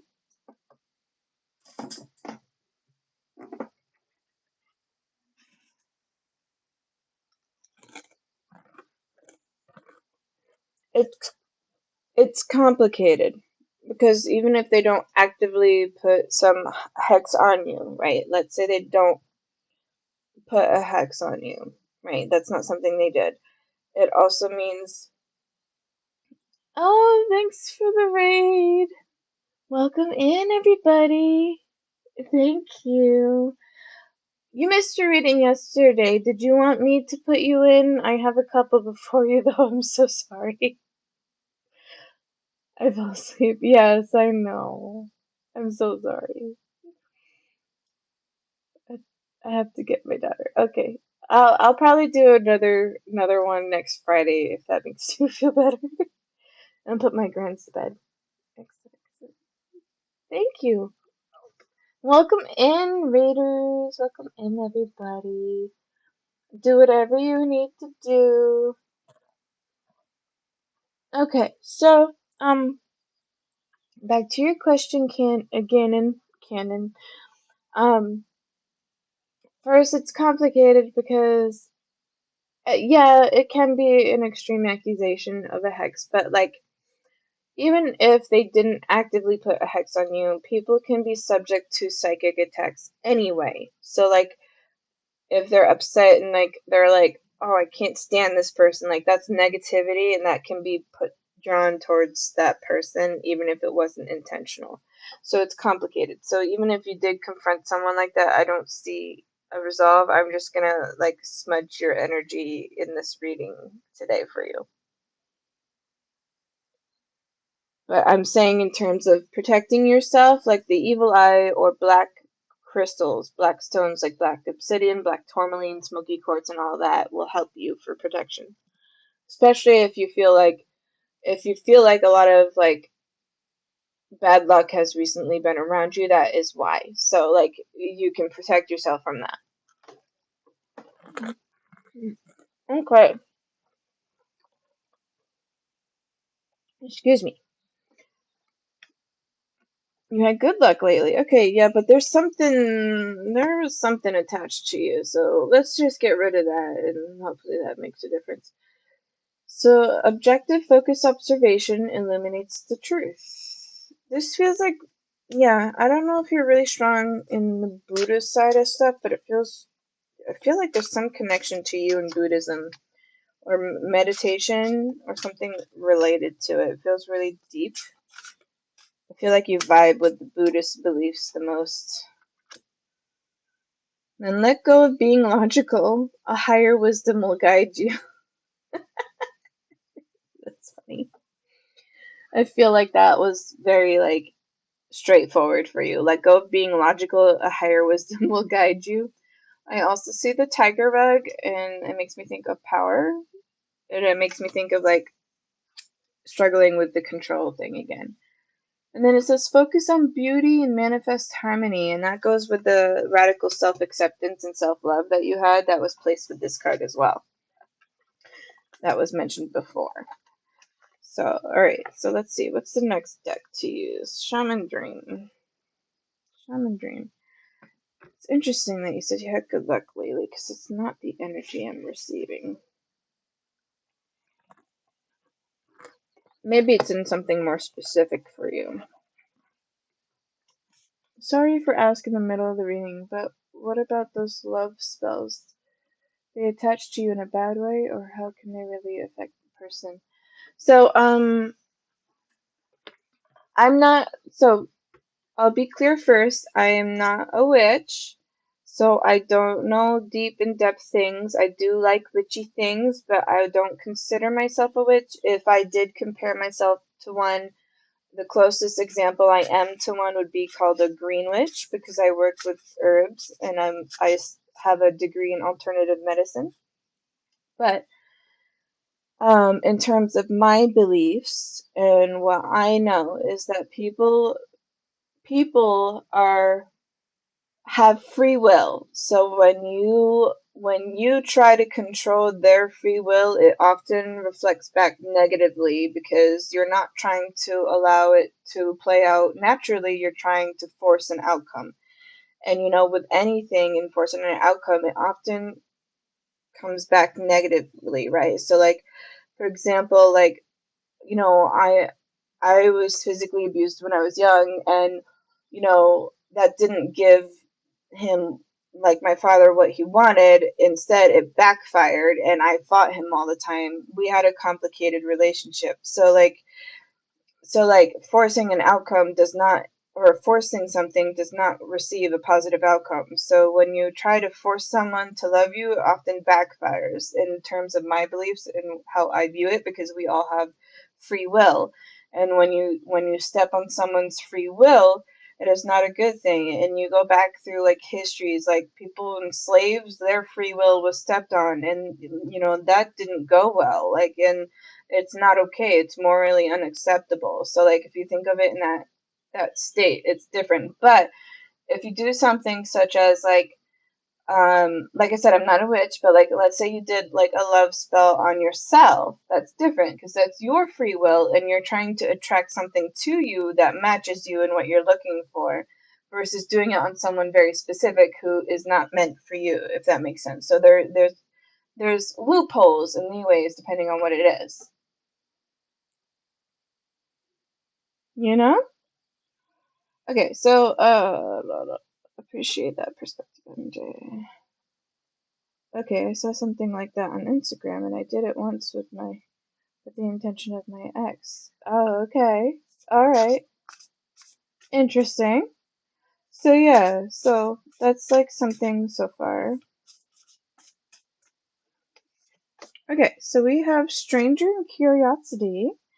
Ooh, it feels like we're getting into some new stuff for you, Gannon. Let's see what comes up. Stranger and Curiosity. Stranger and Curiosity. I see the blue. I see the blue on the guy's face, and I see interest. I see something that's interesting, and I have interest in it. I have interest in getting to know you, to meet you.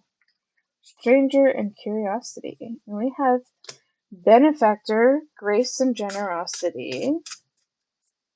It makes me think something good's gonna happen soon, maybe financially. Maybe financially. It could be big or small, but it's something. I also see the flowers blooming. I see the roses. Excuse me. So I don't know if you currently have a partner or not, but I see maybe new romance blooming. Ah, okay. So met this girl at the bar that I was really vibing with last night. Okay, yeah, so that makes sense. All right, so Stranger Curiosity, I see the blue, and I see interest. I want to get to know you more. Then we have Benefactor, Grace and Generosity, and it feels like something good and something positive, and I see like the flowers, and it makes me think of blooming romance in this card. There on the corner there. You see it? Let's see what else comes out. Ooh, two. Ooh, they got a lot to say right now. Which one's first? Thank you. We have the farther gate. Bold step forward. Bold step forward. So you're gonna be the one who initiates. You're gonna be the one who initiates first. And caterpillar opportunity. I see a lot of this pink. Feels very feminine. Like very, like almost like dainty and dapper feminine. Like it feels like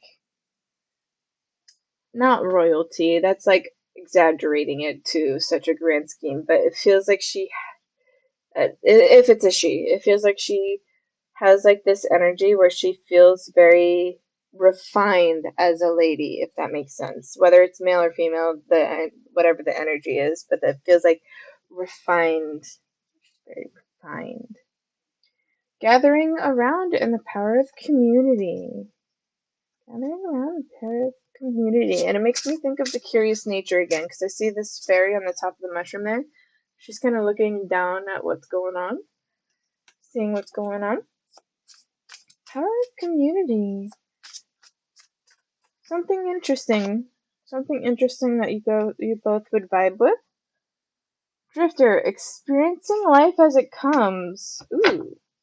That feels very specific and significant to me. So experience life as it comes. It feels like you're going to like it says drifter, right? But it wants you to not control the outcomes. It wants you to experience the ups and downs and going through the waves and the stillness of the waters. It wants you to experience all of it without, we mentioned without expectation of the gift giving, right? They want you to do the same. Don't have the expectation of a certain outcome. Just experience it and see where it goes. That very much is coming through. And then we have closing door completion. So yeah, that feels like a confirmation to me. And a tidy house clarity and organization. And they're showing me my room that I'm currently sitting in that none of you need to see, but they're showing me my room. They're saying you need to tidy up if you're going to invite this person over. Oh, you did say girl. That's silly of me. I should pay more attention. Okay, yeah, so it's saying like clean up a little first. Clean yourself up. Clean up. Good call. And then feast of plenty, choices and their consequences. And we also have horned cactus and resourcefulness. So yeah, so like let things play out, skywriting in the fates. Okay, yeah, that to me this is a positive sign. I feel like she's a really well-defined person, and it also feels like that she's what do you call it? Well-rounded. She's well-rounded. So like that could be one of the things you vibed with most. Part of you feels some anxiety. I feel the anxiousness and anxiety inside, and that's why they played the house or the house played the house playing house. Okay, that's why they said experience life as it comes. So like they're saying like with the anxiety and everything, like they understand, but like don't let it hold you back. So like there could be something really fruitful here. So don't just like ignore it. She hasn't texted me back, so there's a little anxiety with that. I mean, it might not be her vibe. She might not be someone who texts. But you know what? You could always call, but don't be obsessive with it because being obsessive is when people push away. And also part of your reading so far today says don't control an outcome, experience it as it comes. So like this is probably going to be something you're really learning. Figured I'd call her in a couple days and ask her to go dancing or something. Yes, I feel good. That feels good. So do that. Keep that plan. So that because the anxiety is not going to serve you, and it's actually going to be energetically pushing things away from you. So don't allow it to do that. They're saying experience life as it comes, and then the reading, and it says gathering around the power of community. So maybe like you guys just met, right? So maybe she doesn't feel safe right away. Like she wants to get to know you more. Like, and I think that's perfectly normal if you guys were strangers, right? We're going into ads, so let me know when you're back.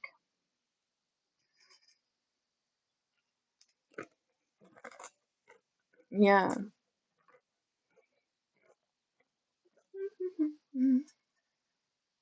So let me know when you're back, and then we'll continue. So it's so hard to tell. My ads always delay for some reason.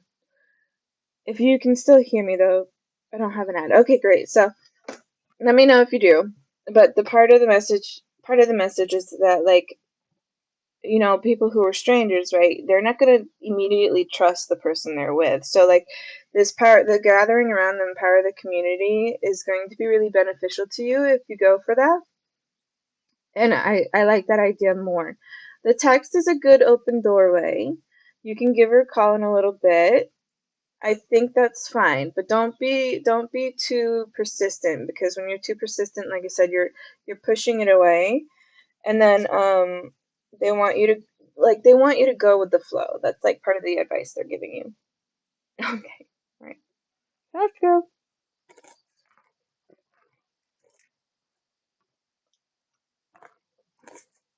Ow! Hurt myself.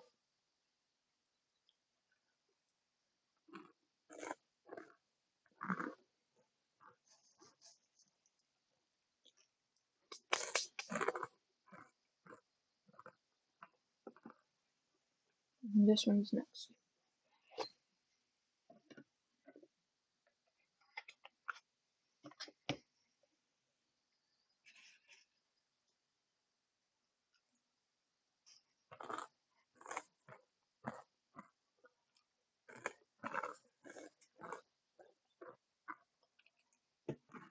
I'm gonna see who's on my list.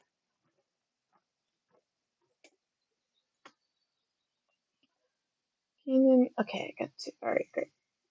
Perfect. Okay, so we're gonna move on to the Moonology deck for you next, and then we have 3 decks after that. So we'll see what comes up. But that's like the advice they're giving you, and it feels good to me. I think the call in a couple days is a better idea. Don't be too persistent with your texts. Go with the flow. Don't try to control the outcome. Experience it as it goes. And also try to think of, you know, your cards in the beginning mentioned you like really viewing things from new perspectives, right? So they're saying like view it from her perspective as well, right? View it from the other person's perspective. Like they just met you, but they want to get to know you, but they also like probably don't know how to approach you quite yet, if that makes sense. I suck at texting girls anyway. I think in terms of stereotypes, that's probably pretty normal. Many girls often like to use emojis, but depending on the generation and how they grew up also determines how they write. But some people, you know, it depends on the person. Some people prefer talking on the phone over texting and vice versa, you know, so it really depends on the person. For you, it sounds like you're more so over the phone, and it's so funny.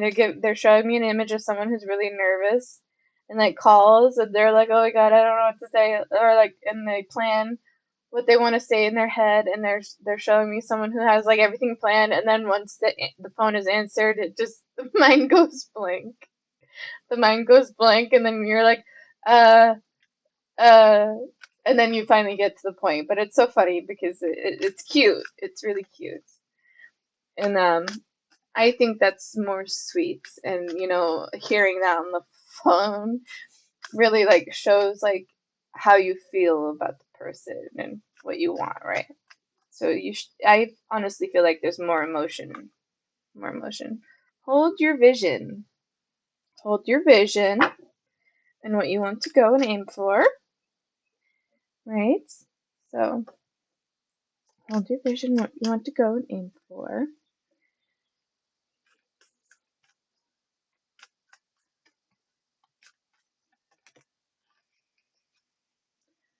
A fiery climax approaches full moon in Aries. Aries is the bold step forward, right? Aries is it jumps head in. I'm an Aries, so I jump head first and think of consequences later usually. So you and your loved ones are safe. Okay, so that to me feels like it's like a confirmation, like you're being protected, and they're like saying you're both safe, you're both approaching it in a safe way. Hold your vision, fiery climax approaches, you and your loved ones are safe. The answers you need are coming. This feels like it's something else.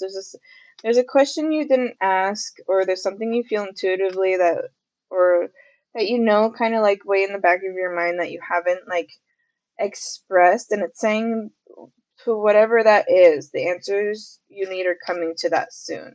It's coming soon. Ooh, and then the end of a tough cycle approaches. Work through your fears, and this is the bottom of the deck energy. On top of the deck says meditate and contemplate. So this is another meditating card for you. So yeah, I feel like if you're not someone who meditates, you should, or you very much, something with Buddhism is very connected to you in some way. Buddhism, I would look into that if you haven't done so before.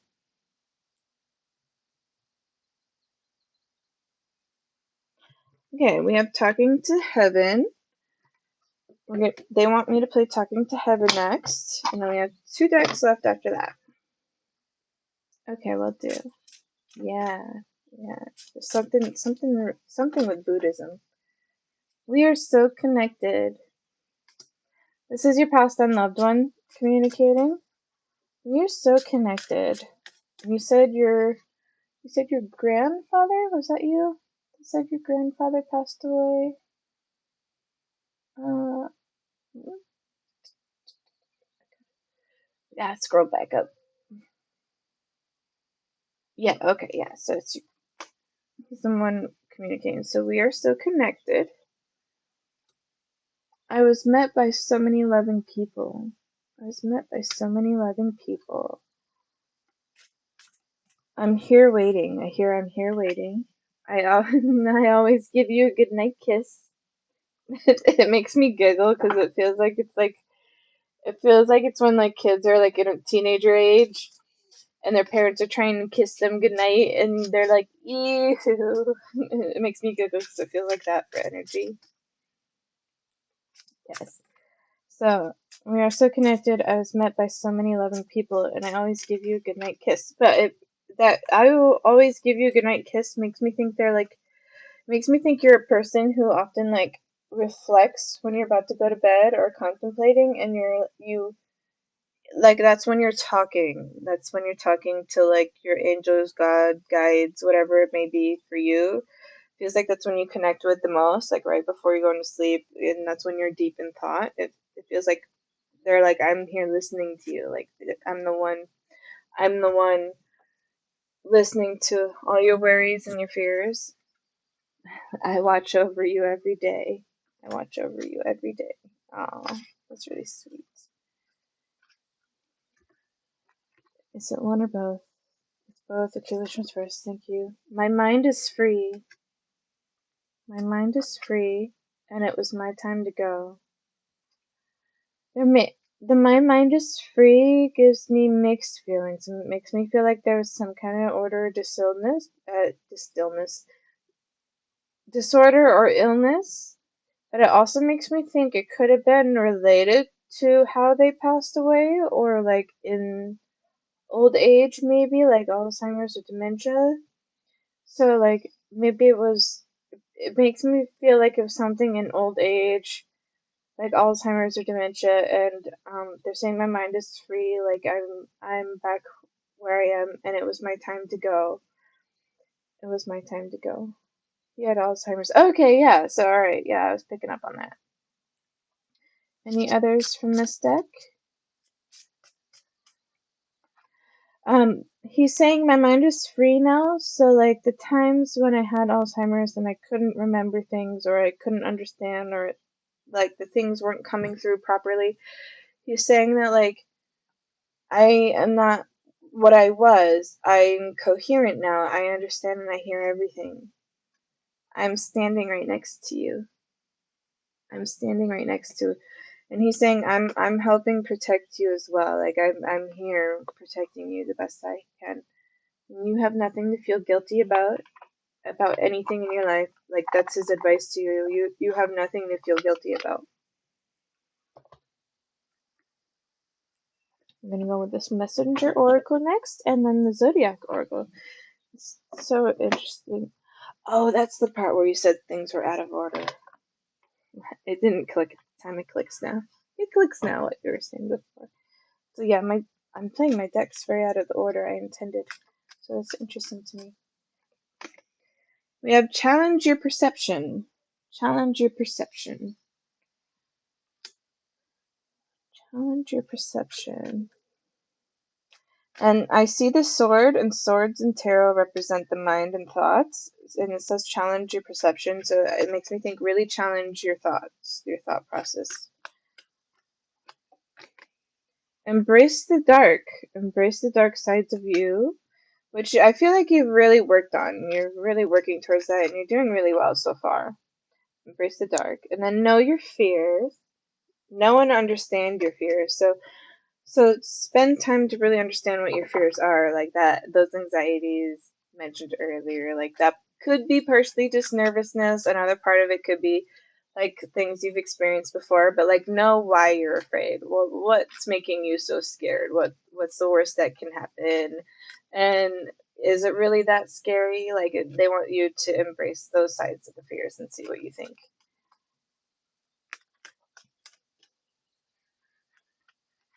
And then we have heed the messengers. So listen to the messages you're given.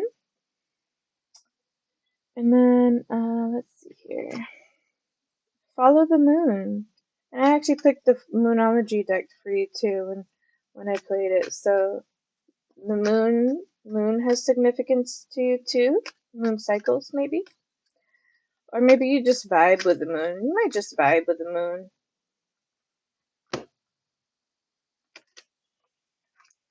Surrender to the flow. Stop resisting. Surrender to it and stop trying to force the outcome in the end. And embrace spirit. Embrace spirit. So we're going to get into the last deck for you, and that'll do it for your reading. So this is the Zodiac Oracle deck, and I'm not really sure why they want me to play this, but they told me to, so we'll see what comes up for this. I hear the word astrology. They said the reason I chose it is because of astrology. So the moon and the stars and maybe horoscopes and astrology and stuff matter to you. Maybe that's something you're drawn to. Mercury.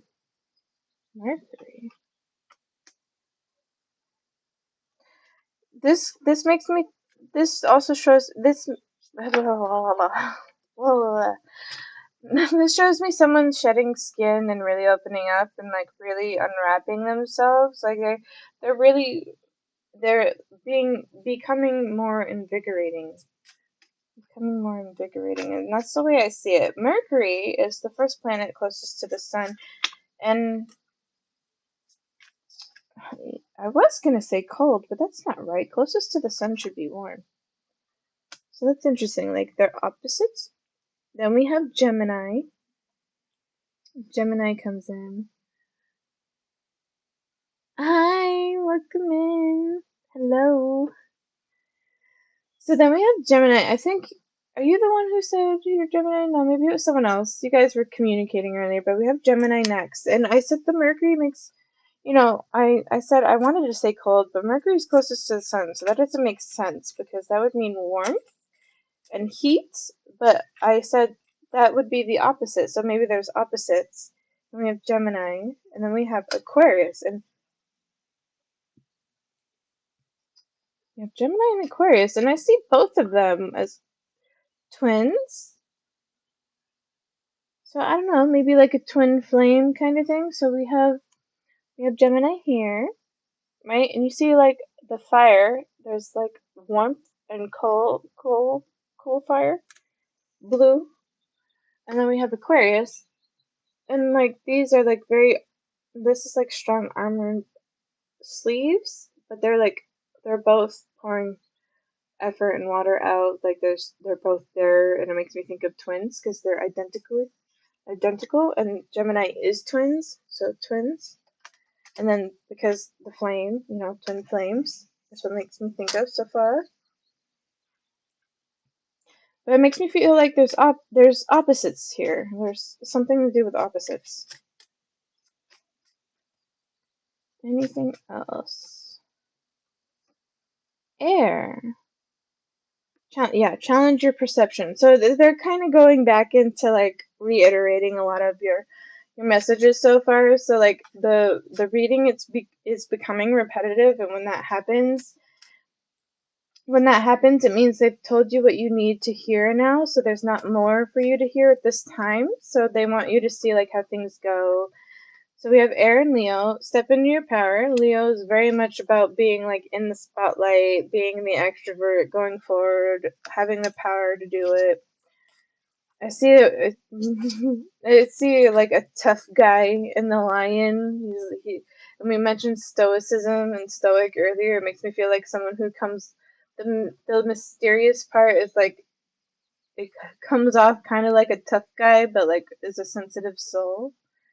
If you take a look there, the lion, he's got like a tattoo or scarring, but that's because of the person. But like the way it's placed on the eye shows it like shows like someone who has scars, but they like really overcame those scars and they have armor built up. So you gotta like break through the armor. And then we have Virgo, and this feels very feminine to me. So yeah, so I feel like this is like you're where you're meant to be right now. Pisces also is like a twin zodiac with the two fish dancing together. So yeah, so I feel like you're where you are meant to be right now. They kind of want you to just like experience life as it comes and enjoy it and go with the flow. Don't control the outcome. Do what you're doing. Um, do things and experience them as if you've like done it for the very first time. Like it's like a fresh new start. They want you to like feel it that way. Feel like it's a brand new beginning for you and have fun with exploring the newness of it basically. So then that'll do it for your reading. Let me know if you have any additional questions, if it resonated or vibed with you. I'm going to get the panda ready for you because I think we need to clear your energy as well. Get rid of whatever is attached to you. So those of you who are waiting in line for a reading, Gannon, I'm going to clear his energy with my panda using Sage and Reiki.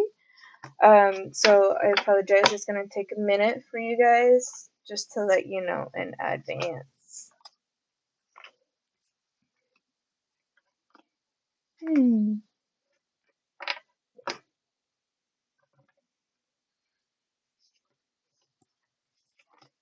So I'm just packing up my cards real quick. And then I'm going to get, that was great. Thank you so much for all of your explanations. I don't have any more questions. You're very welcome. So I'm going to get the panda ready for you just so we can clean up whatever's attached to you and get that cleared out. And then I'm going to move on to the next one after that.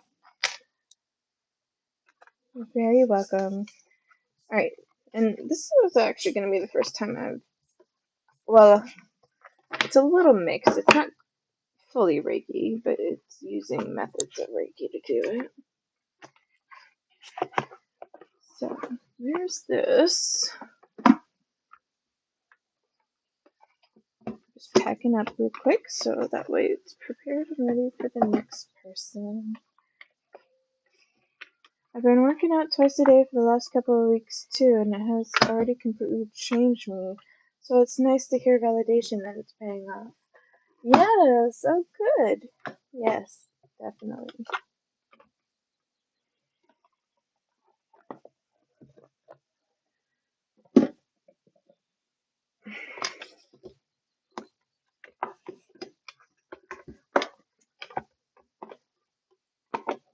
Getting more organized. Alright. Alright. So let's move on to this. So I'm going to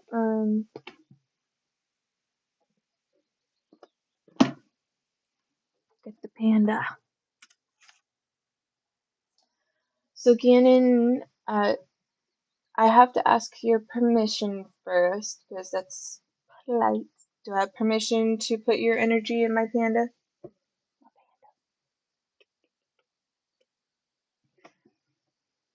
Let me know. I'll snack real quick. You do. Thank you. Okay. So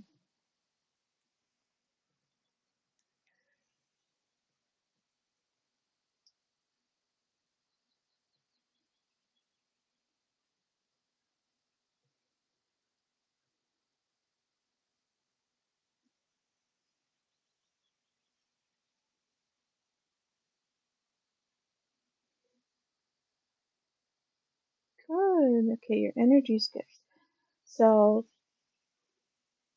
you have high vibes going on right now. So I'm just gonna stick with the cleansing.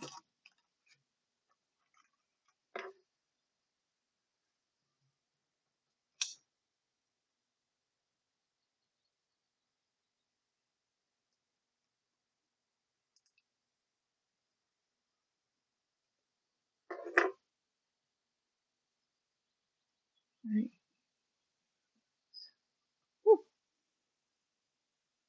Mm.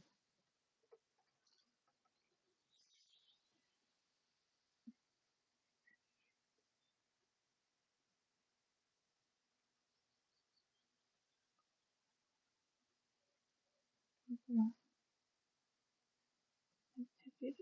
One turn. I feel it on your feet the most. So it's something. It feels like it's something you stepped in.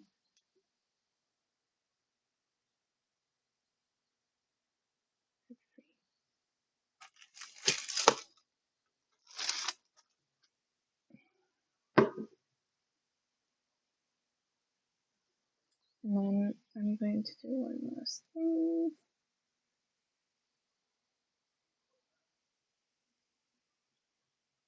National Mars Day into the panda? Yes, I am putting Ganon Jade's energy into the panda. You weren't here at the time, but when Ganon came into the reading and it became their turn, there was a very heavy energy connected. And then we're gonna do one. So Ganon, they're telling me you're gonna feel it a little bit. You're gonna question it. You'll feel a little bit. You're gonna feel a little lighter. You should feel a little lighter right now. I've cleared the energies, and now I'm just gonna send little smoke blessings. Smoke blessing for you. I can put it together. Get yourself together. I do. I'm laying in my bed. Yes. Yeah, they're saying you're gonna feel it. You feel lighter. And the area I felt it the most, it might sound weird for you, but the area that it was felt in the most was actually your feet. In your feet. Which is interesting because I mentioned in your reading I kept seeing the eyes on the feet, remember? I said the feet, I saw the feet. So that's also interesting to me.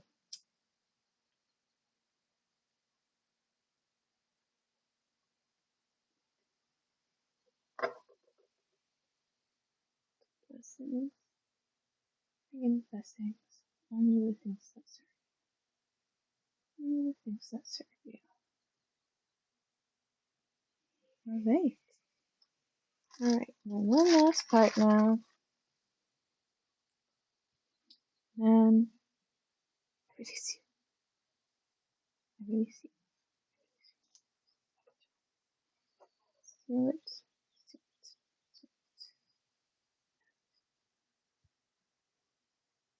Okay, I'll just check your energies left handed, and it has. Okay. You have, I took your energy out of the panda now. It's back to where it belongs. Hopefully it feels good and things are better. It feels released to me now. I feel like the attachment's gone. It felt like it was very much attached to your feet. And when I did your reading, I said it kind of felt like it was some place you walked through. It was some place you walked through. Let's see. I do. I'm laying, and I did feel them getting lighter and heavier. Oh, interesting. Okay, you felt it both lighter and heavier. That's fascinating.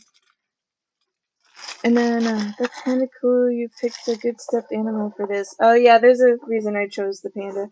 I'm a certified Reiki master, so um, one of the benefits of being a Reiki master is that you don't have to be in the same room with someone to do an energy healing. That's not what I did for Ganon right now. I cleared the energy because there was something attached to Ganon, so I just cleared it to cleanse it basically. But Reiki can be received no matter where you are in the world, and the easiest way for me to explain it, kind of similar to voodoo, and voodoo is often misunderstood just like psychic readings are.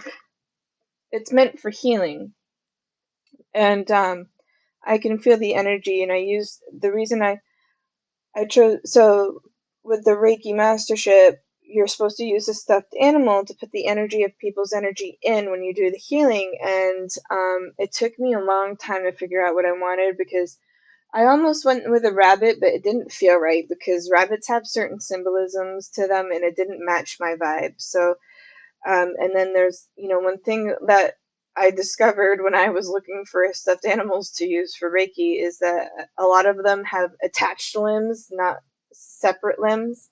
Like like this has arms and legs, right? But a lot of stuffed animals, their arms are like sewn together. So I was specifically looking for ones with limbs, and I chose panda because that felt more like my vibe and like balance in the yin and yang and everything.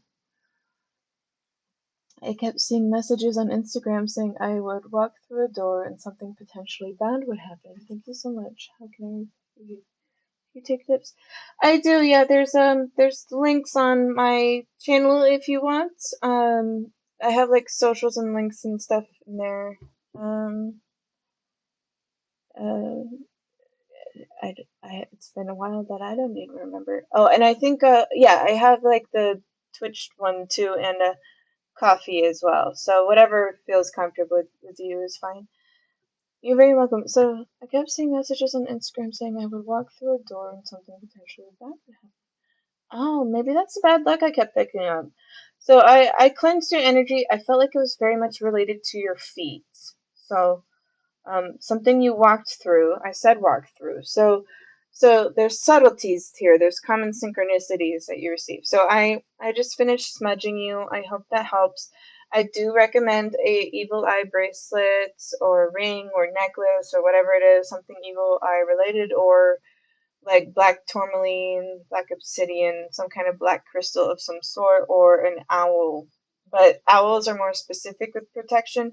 Someone else has to be the one gifting you the owl. It has to be a gift. You have to receive it as a gift. But you can always ask for protection too. Like you can angel, like if you're connected with angels, Archangel Michael is the angel of protection. Yeah, absolutely. Yeah.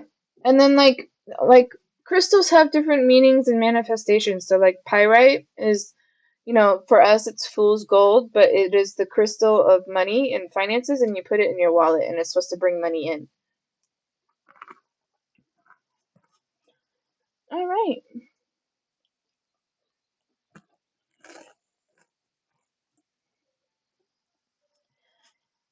Jane, it's your turn. I'm Jane 3. You've been in here a little while. I think you've been waiting for your reading. Thanks for hanging out so long.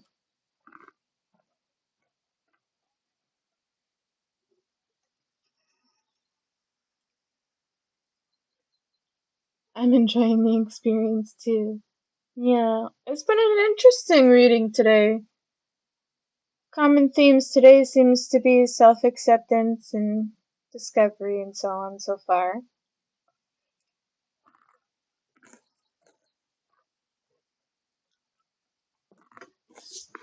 So Jane, do you have a specific question or did you want a general reading to start with?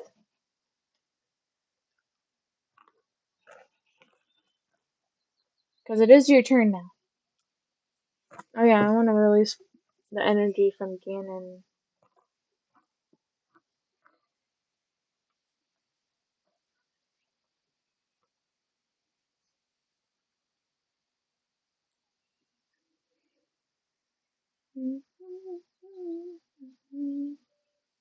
I'd like the general one, but also I want to know more about my love situationship and work life. Okay, I'll do my best.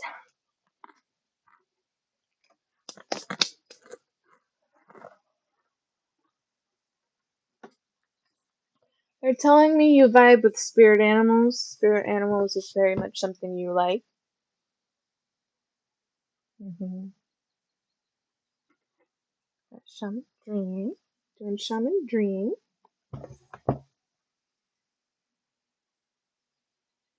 Everybody's got someone who's passed away who wants to talk to them in the readings today. You also have one.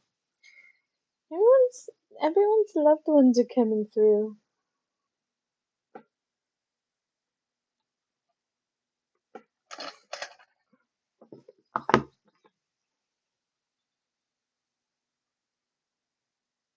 Hmm. Okay. Oh, thank you. MJ, you stuck around for my reading. Do you mind if I stick around first? Aw, you guys are so cute. You guys are cute. Okay, so Jean, first I want to say that the energy's fun right now. It feels flighty and fear.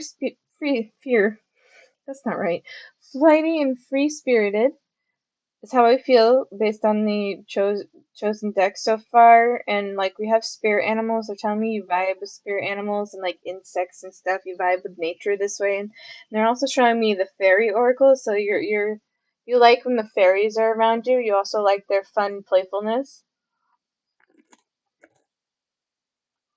Thankfully, I don't have experience with death of my loved ones. Just my dog passed away 4 months ago. Oh, thank you for the follow.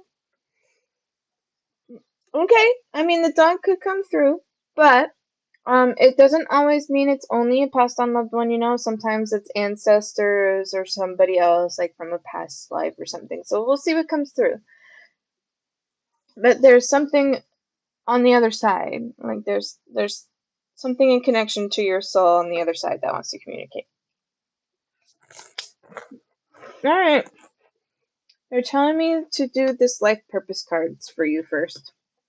They're telling me to play this first. So let's see what this says. Let's see what it says.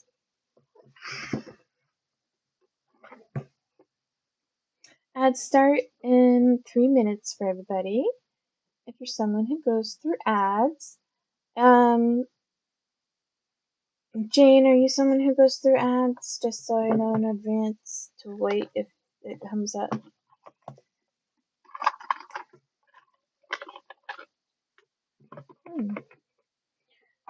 Yes. Okay, great. So I'm gonna shuffle these life purpose cards and see what comes through to start with.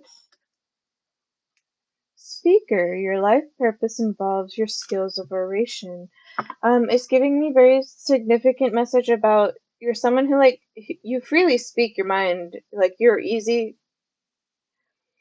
spoken sounds funny to say. You're like someone who speaks freely. You're someone who knows what you don't like and you'll speak up if you see someone's doing something wrong, or like you're that bystander who will stand up for someone being bullied. Like that's what they're showing me. They're showing me someone who speaks for the truth, the rights, what's morally acceptable, and like you're like, why are you doing that? Like that's not cool. Like that's very much the vibes it's showing me with this speaker card so far. Life purpose involves your skills of oration. Then we have protected. You are safe and supported while you change your career. Okay. You're safe and supported while you change your career.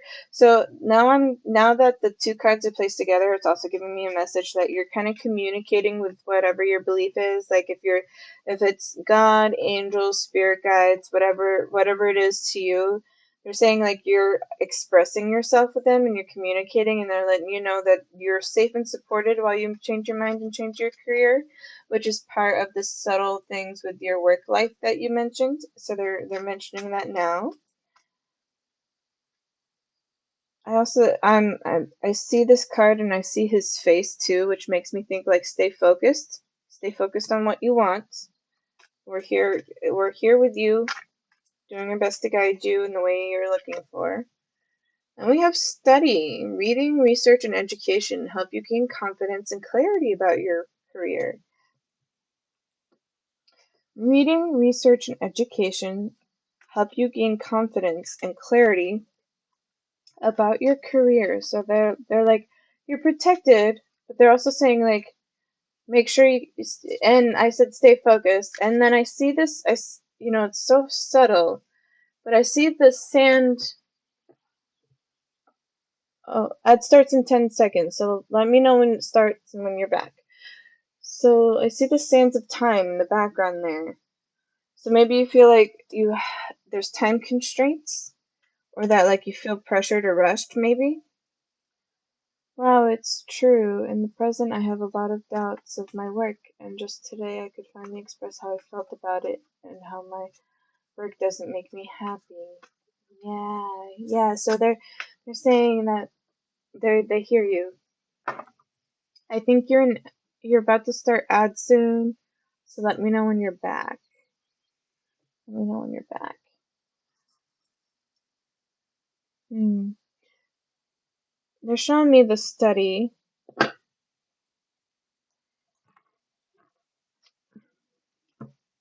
Are you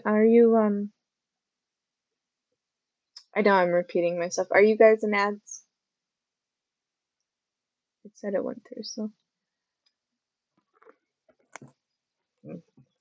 okay.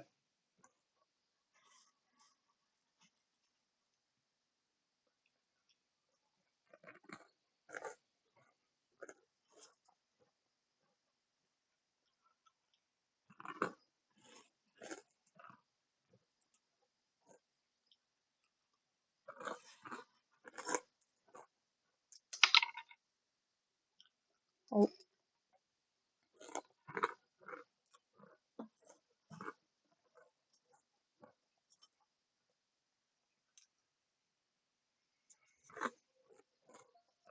you're back. Okay, great. So I really see this study card. It says reading, research, and education help you gain confidence about your career. And I see this sands of time behind him in this card, which I sort of showed you. It's right here, the sands of time, right? So it makes me feel like there's a time constraint, and it makes me think of pressure. I feel pressure to rush into something. But it's saying like stay focused as well. There's something, I feel like there's something you already know that interests you that you want to study and further pursue.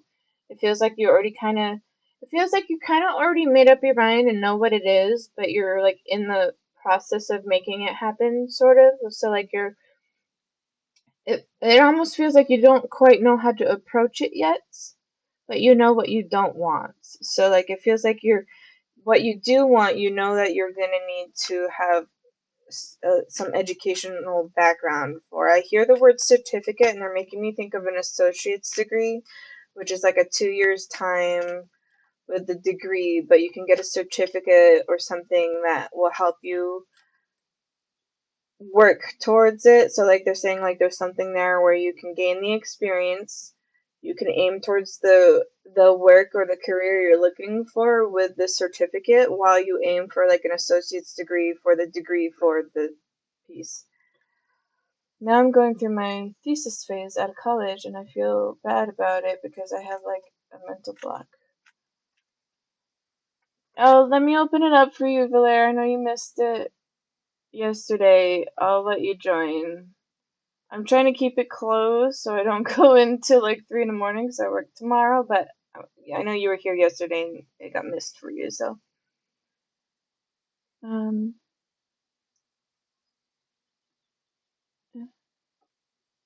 okay, and I'm gonna close it back up because I don't wanna, I don't wanna be awake so late. Okay, great. You're very welcome. Okay, so, alright, so, what was it? Yes, I'm on Jane's right now. We just started not too long ago. So, I'm going through a thesis phase at college, and I feel bad about it because I have like a mental block. A mental block for your thesis? Is that what you mean? Like, you don't know what to write about? Oh, that makes sense for the time constraint part of it, if that's true.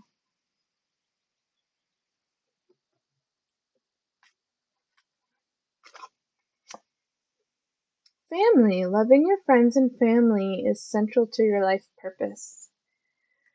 So I feel like this card with the family, so it's so funny because I feel like you're very career oriented, but it also feels like you strongly have aspirations for family and having your own. Yes, like I can't even start working on it and it gives me anxiety. Oh no, that's not good. Love, situationship, and work life. So, hmm. So, like, you get anxiety because you haven't started. Is that the vibe I'm getting from this? Do you mind if I ask what college degree you're going for? Like, what's the subject? But yeah, so back to the reading part of it though. Family, it says loving your friends and family is central to your life purpose. So like you're very career oriented. They're saying to stay focused and you're becoming more open talking about what you're not happy with and everything anymore, but family feels like it's very strong aspirations for you, like you really desire to have this. Ooh, and then we have travel. Your life purpose involves traveling. I've got to go then. Thanks again. Best of luck, MJ. Thank you. Have a good night, Gannon.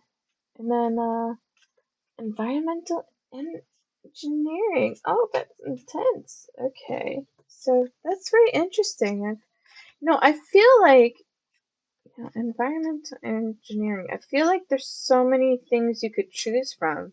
Is that part of your anxiety though? Like there's too many choices, you don't know what to choose? It almost feels that way.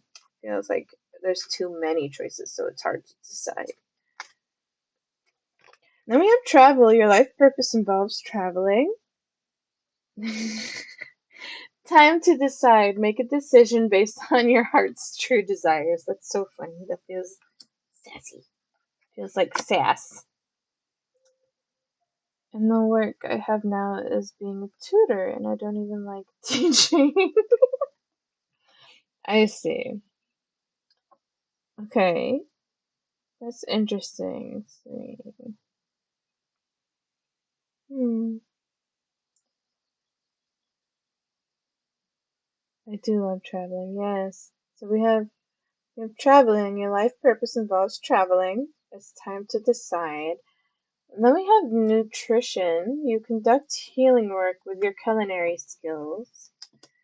It makes me think of someone who's bad at cooking and who's not good at,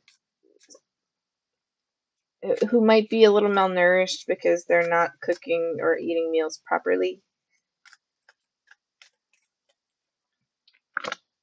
Then we have books. You connect to your life purpose through your involvement with books, and you're doing environmental engineering. So, what correlates? Travel, books, maybe bad relationship with food.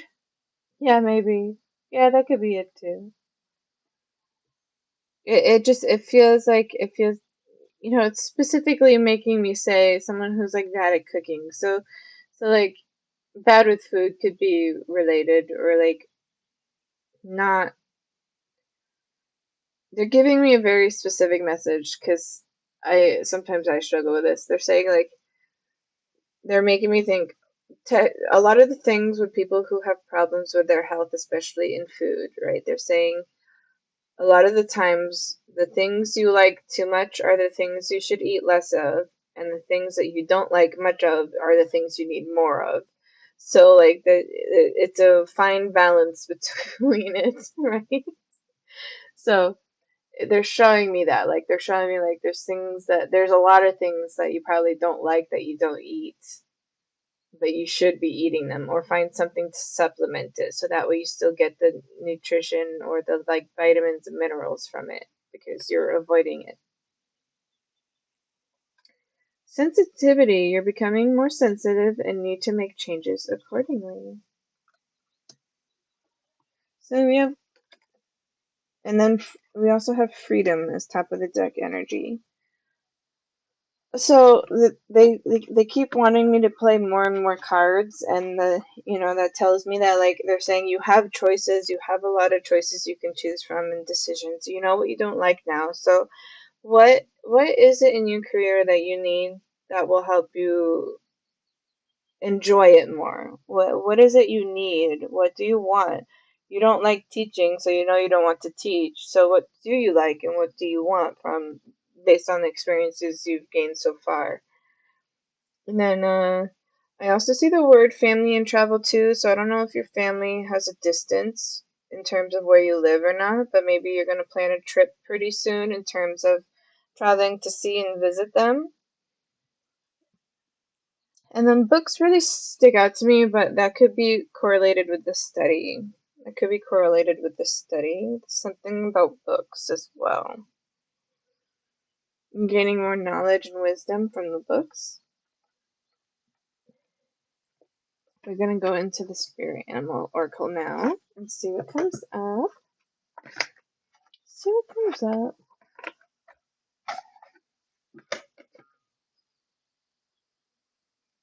So snack. Oh. Okay.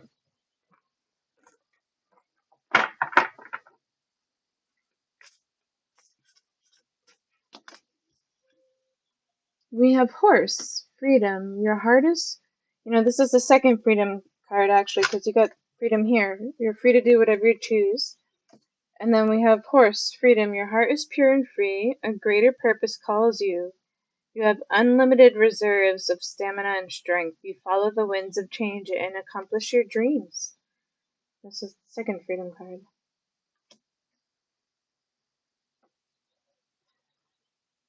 I like how it is going. It really makes me think a lot. Oh no, dizzy face. Oh. Then we have dear, love. Be gentle with yourself. You heal with the power of love. See the light in all things. Acknowledge your self-worth and grace. Acknowledge your self-worth and grace. I see the deer, and they're together, right? And I see the deer looking past the deer that's looking at the birds, and it feels like a protective energy. It feels like this deer that is partnership to the deer in this image. It's like very protective. So like the one on top is looking right at you, right, and then the one below is looking at the birds. Like, oh, look at these pretty little birds. Um, it makes me think that deer is very protective of who they're with, and that's like how they express their love. It's that protective energy. Snow leopard, self-reliance. You are strongly independent and often solitary. Integrity is important for your best outcome. Cloak yourself with invisibility and walk with the shamans. Use your intuition and let your life unfold in silent perfection. And I get protective energy from this too, but it feels like I don't want to say secret. It doesn't feel like a secret, but it feels like it's like it's like Batman. Looking to put simply, it's like working in the shadows or like working in the silence, but for a bigger and better purpose. So it feels like you're working towards things like that you strongly desire, but you're kind of keeping it to yourself as you do them. And it's like building it up slowly. It's like Batman. And we have Heron, patience. Create a place in nature's stillness and be renewed. Take time alone to find balance. Step confidently towards your purpose. Patience will bring you rewards. It's a very pretty card as well. Pretty. I love all the colors on it. So you mentioned a partnership earlier in the message, and these cards are kind of showing like the partnership. There's a pair so far in every single card that's played. There's a pair here, right? There's a pair here, and here, and here. And all of them with the way they look, like this partner is like it's like a journey they continue to go through together. They're always together. It almost feels like they're never separate. And like the partner is very protective, but like they keep an eye out on the areas you're not paying attention to. So they see if someone tries to like bully or have ill intentions of you, they're like first there to step in as well. So like the energy I mentioned earlier, like you're someone who speaks up and stuff, it made me feel like you're that bystander who'll speak up to someone being bullied. Like it very much feels like your partner is very much along those lines as well. And they're there for you, even if it doesn't feel necessarily like it's happening the way you think, because they don't, it feels like maybe they don't express it well, but their way of showing their feelings towards you is by being protective and keeping a watchful eye out for you. And it very much feels like that, and it feels like you guys built a stable and consistent structure based on what I see in the cards so far. It feels like that's like really like aligned with both of you. Like you're like, how do I put this? It's comfortable. It feels comfortable, and you know what to expect from each other, and that brings you comfort. Let me know if that resonates with you or not. And also, ad starts in 2 minutes, 2.5 minutes. Everybody. Then we have Ram, perseverance. You have many gifts. No problem can withstand the power of your mind. With patience, you can reach your mountaintop. Never give up, and good luck will follow you. Never give up, and good luck will follow.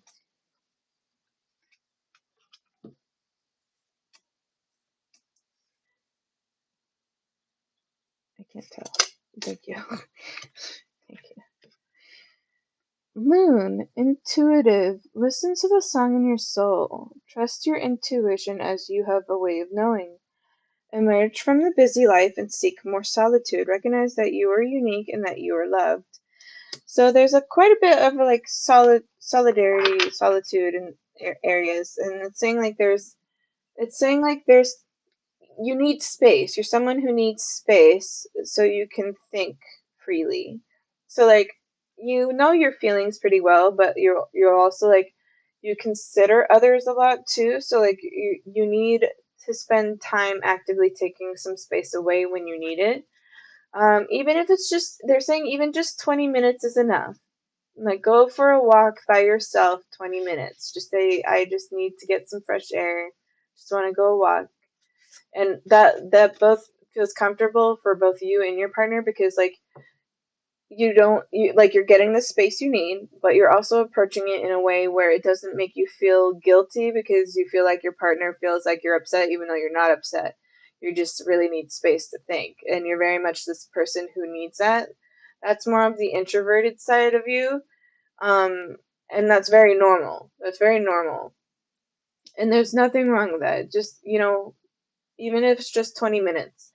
um they're showing me, even though your partner is like protective, they're saying like that part makes them worried. So like maybe like have, if you guys do like phone sharing location thing or something, have that on, and that gives them a sense of security, and then you get the space you needed as well. Stuff like that. It does. He's really protective. We aren't a couple yet.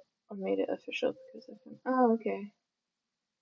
These are lovely answers. Oh, cool deck I'm reading. Thank you. Oh, that's so true. I take my time alone to go to the woods and do some journal or just walk or meditate. Yes, okay. Yeah, so that's your intuitive side. You very much need this. This is very much something you need.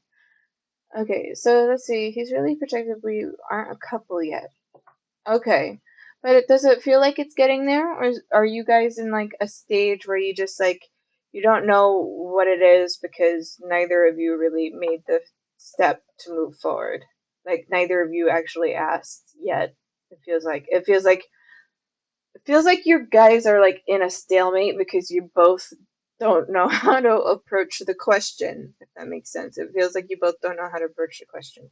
But you also said aren't a couple yet or made it official because of him. What do you mean by that? What do you mean because of him? Okay.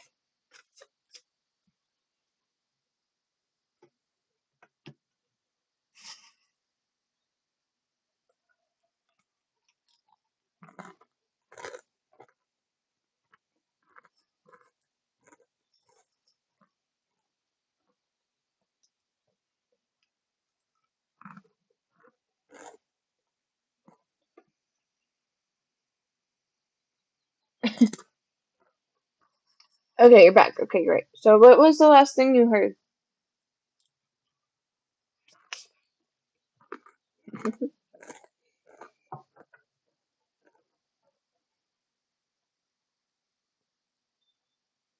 Because before you went into ads, I said, "What did you mean by because of him? Why isn't it official because of him? What do you mean by that?"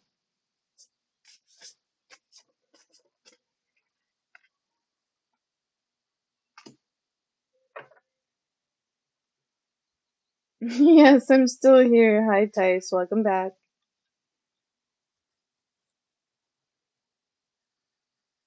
My readings tend to be long. I try to do short ones. It just doesn't happen.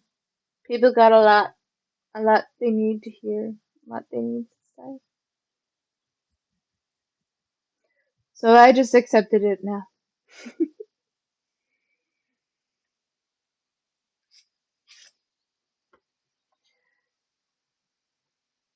I'm assuming Jane, I'm assuming you're chatting. Maybe I'll call you MJ too, because someone else referred to you as MJ. These readings seem awesome. My reads are always short. And the I about him. He says that he had his priorities about work and self-growing, and I don't have the courage to ask him if I'm a priority. Uh, you don't need to ask. You already feel it. You already feel that's a priority to him. And I pick up I'm very protective. He's very protective of you. So like I view that as a priority alone. But it also feels like you're both in the same energy of not knowing where you guys are in your relationship. So, Spirit's giving me an idea that's really cute that you could do with each other. I don't know if you guys live with each other or not, but they're giving me an image of handwritten letters, and they're like, write your question, put it in an envelope, and give it to him, just like in high school in those notes, like, will you date me? Yes or no, and you'd circle yes or no, or if and then you write why or something if they did no. If no, why, and then they'll write a message. They're giving me an image to do that. It would be fun and cute and something new you can experience, and it also will give you the answer you both are seeking.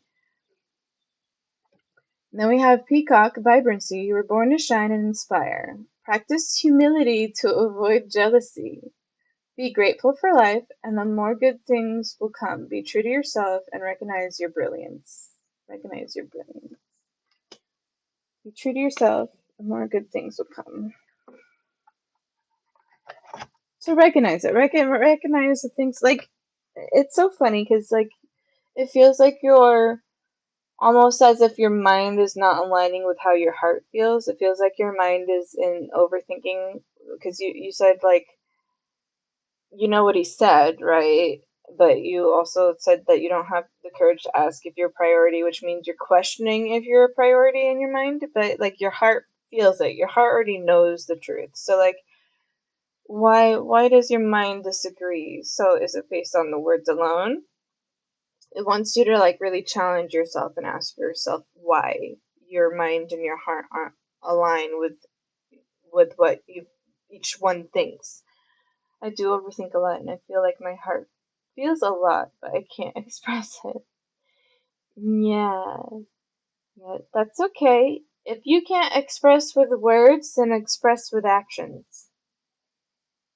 Express in actions instead of words when the words aren't coming.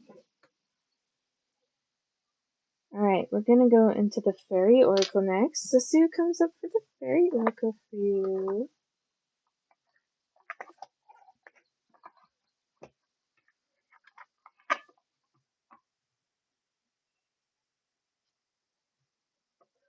There's a weird beetle in my room flying around. It's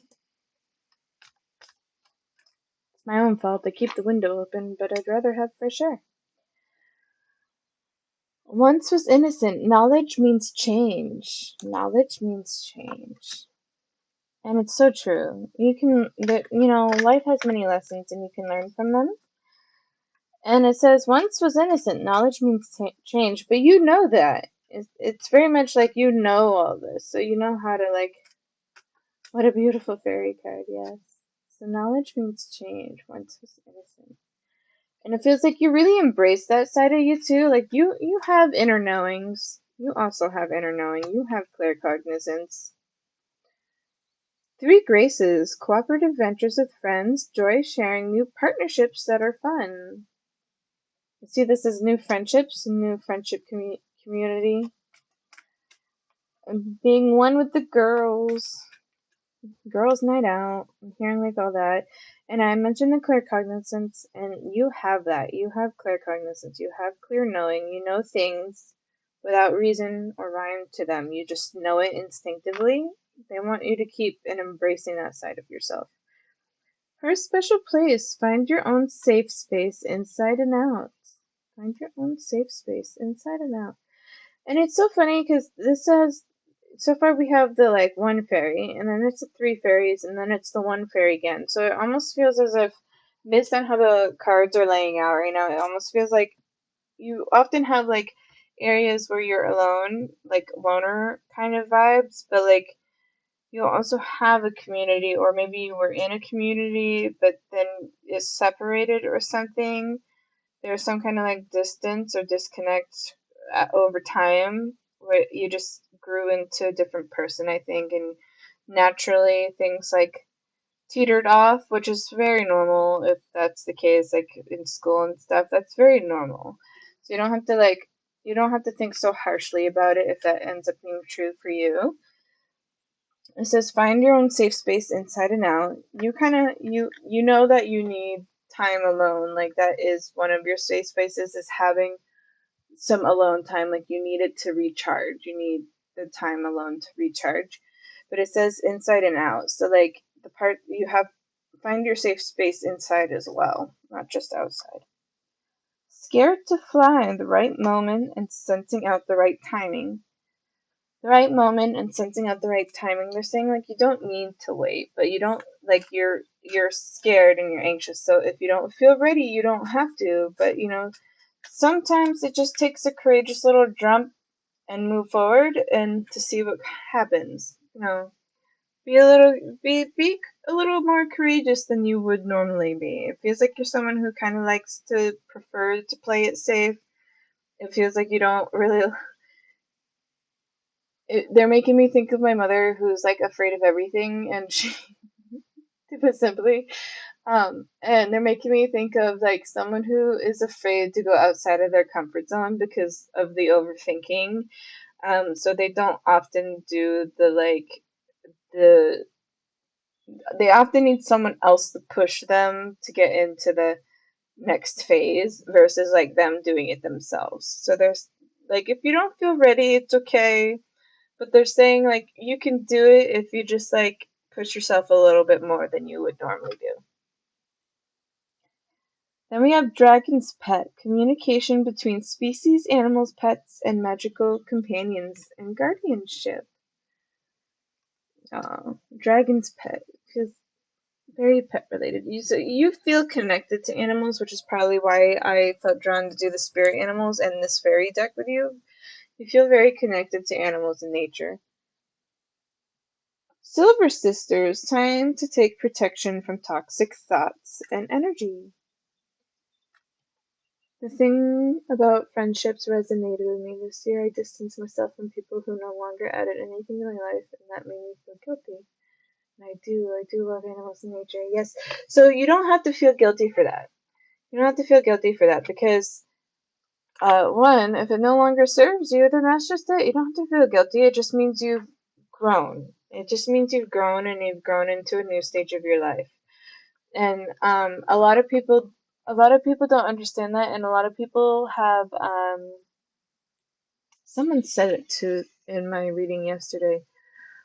What did they say? Rejection disorder, RSD, I think is what they said.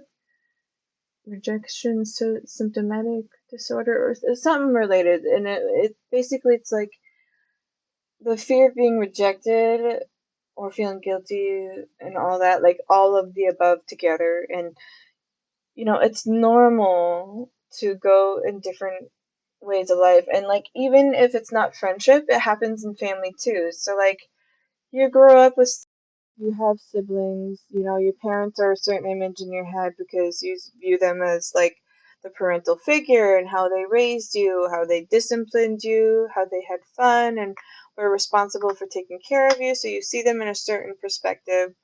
Your siblings, you'd fight, you'd have fun, you'd laugh, and you grow to get to know each other over time because of your siblings, and then your friends is similar to that too. But like when you get to an age and stage in your life from when you were a child, you become a teenager, then you like give your parents a hard time because you're being rebellious in the stereotypical sense, right? And then you become an adult, so you now understand how your parents felt, and then you become in the adulthood, you might get married and have children or something, and then you start raising children. Now you experience even more how your parents felt, but now in the different phase of life, you don't live with your siblings anymore. You guys separated and moved on to the different stage of your life. So the same situation happens with friendships. Everyone goes in a different path.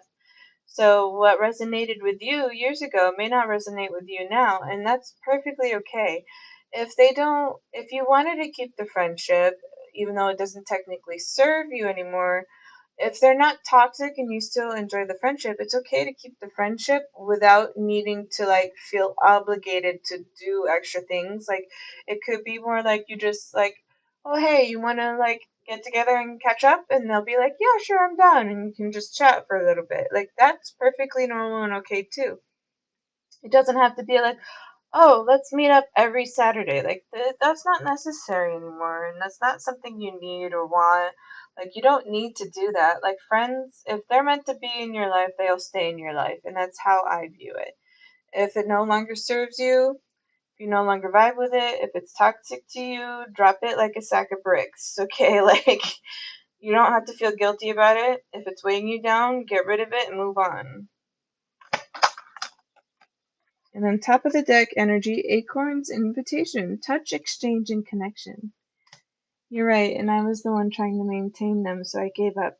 Yeah, so it sounds like they didn't even put the same effort in for you, so I wouldn't even worry about it. I wouldn't even worry about it. Don't give it the time of day. Okay, we got Talking to Heaven next. They want me to play the Talking to Heaven deck for you next, so let's see what comes up. Let's see what comes up.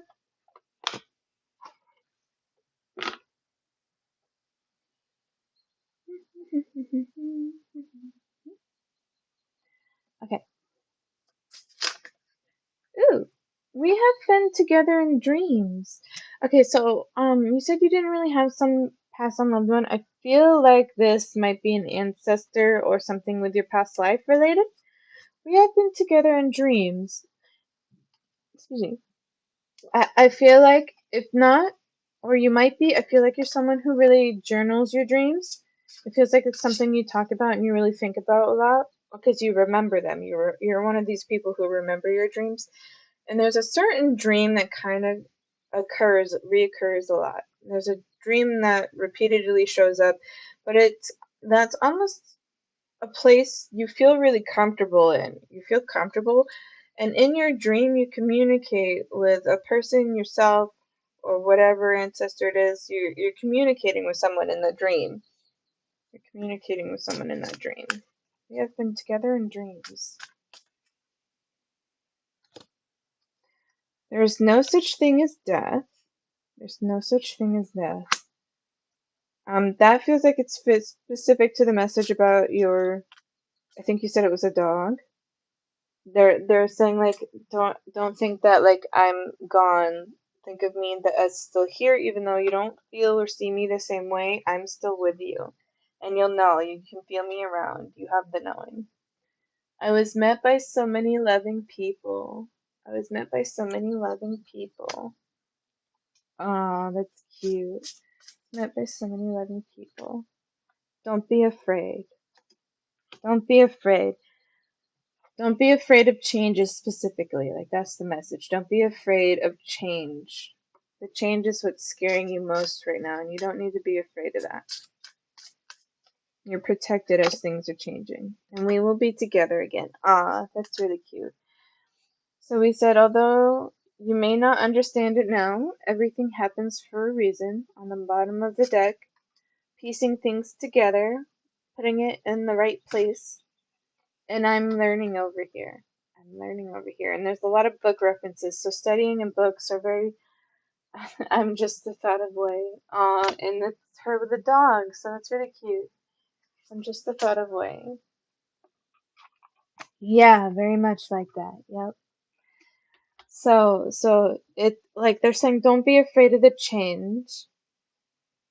It's okay to be nervous, but don't be afraid of the change coming in. Like, don't be afraid of the changes. All right, we got numerology next. Let's see what comes up with numerology.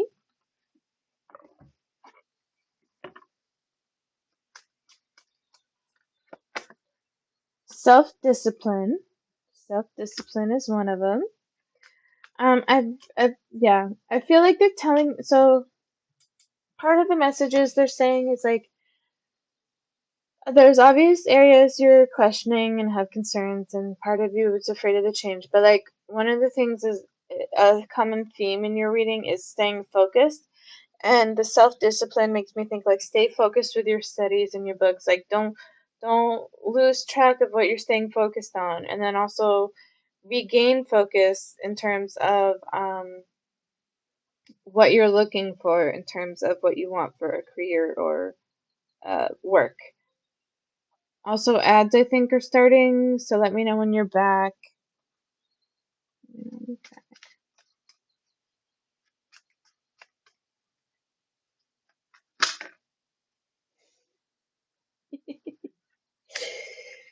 Let me know if you're here, if you're back.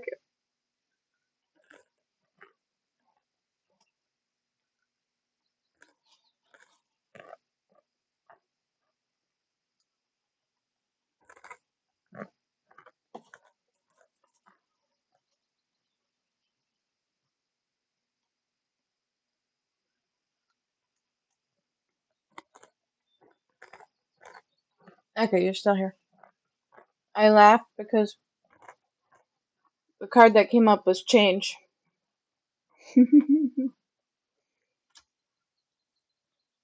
So I feel like that was a confirmation card for you.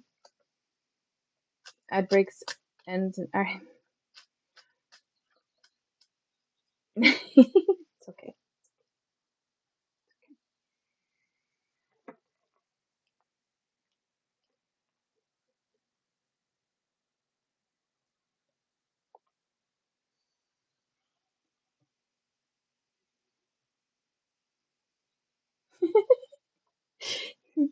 Um, wait.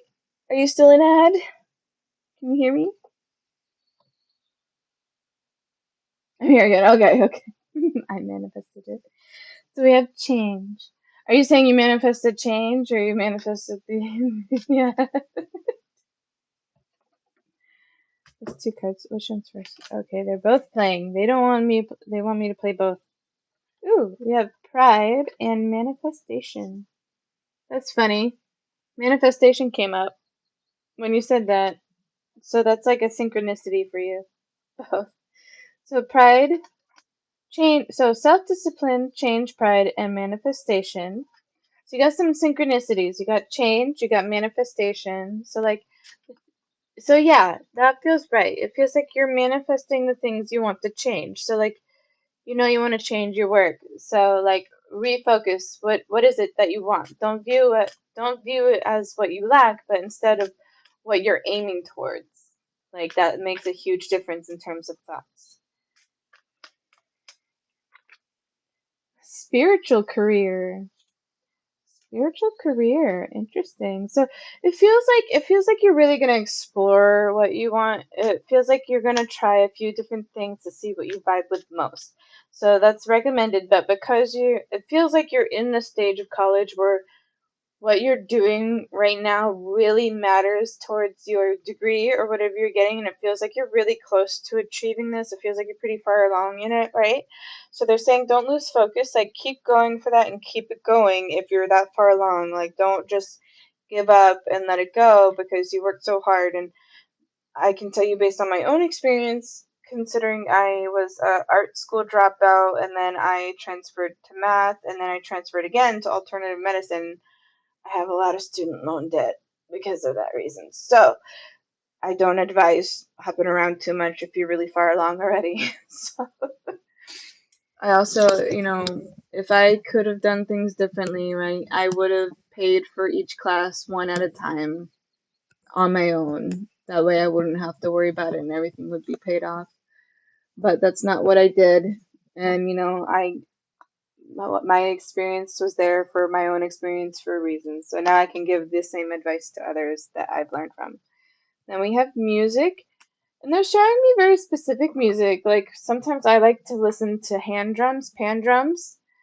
It feels like you very much like the music that kind of like goes along with nature sounds that doesn't disturb it but kind of works with it. And it reminds me of a time where I was listening to music in a certain way, or I think I was trying to practice an instrument or something, and birds came to me and they tried singing with it. They tried singing with the instrument, and it was really cool and a unique experience. So I feel like that's like something that vibes with you, the music and the birds.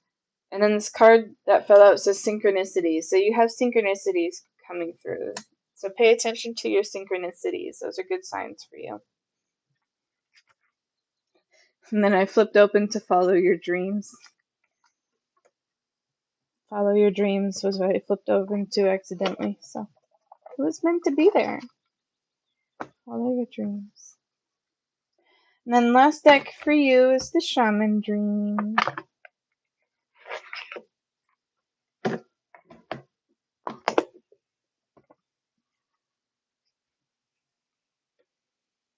Yeah, those cards have beautiful meanings. Yeah. Yeah, I like to do my own interpretation, and sometimes I read from the book, but I don't feel the need to. So whatever comes up is what I feel.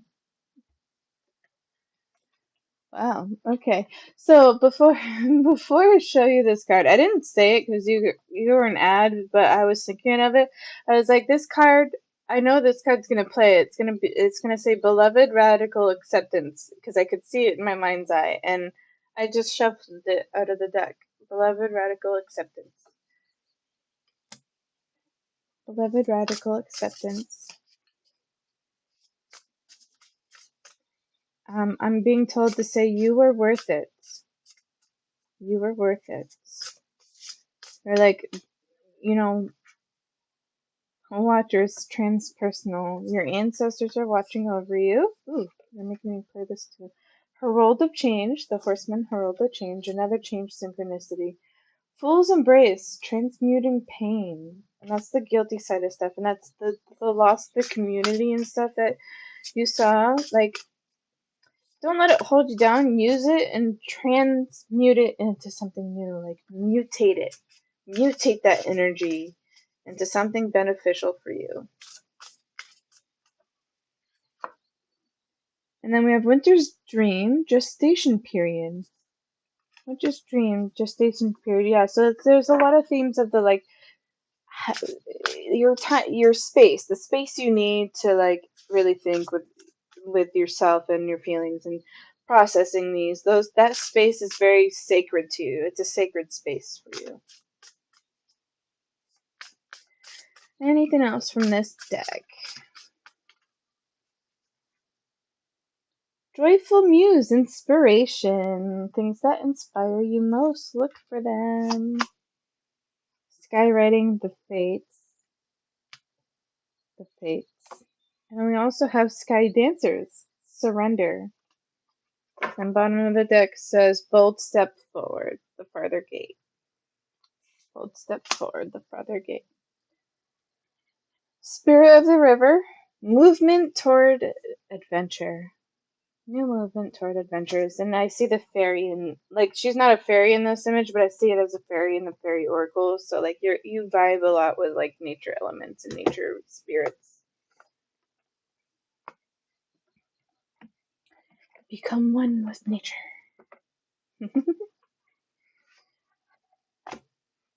So that was like the final part of your reading. Let me know if it resonated or if it didn't, or if you have any questions or need clarity on anything.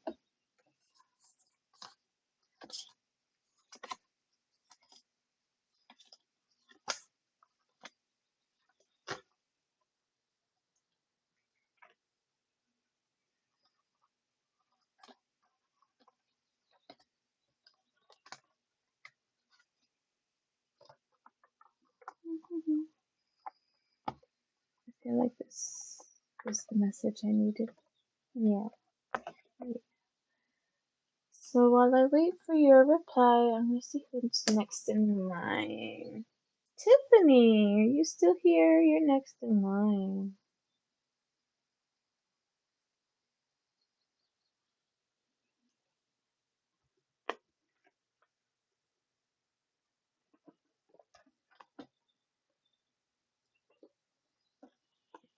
That resonated a lot. Thanks. The only thing I can ask about is if I should continue the situation with the boy. Um, if you want the direct message Spirit's giving me, they're saying do what I mentioned earlier, like you take the bold step forward and ask. They're saying the only way you're gonna know is if you ask.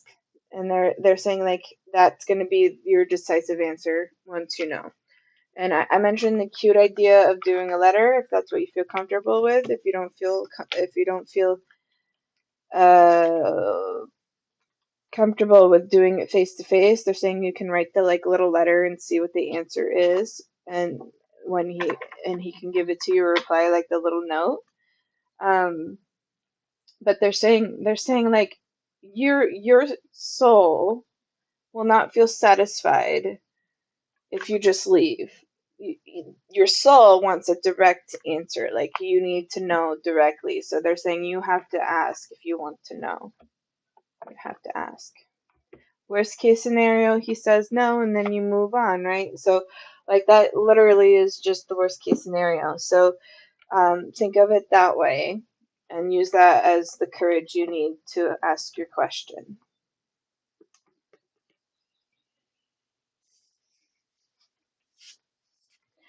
Tiffany, it's your turn. Are you still here? If you're not, I'm going to move on to the next person.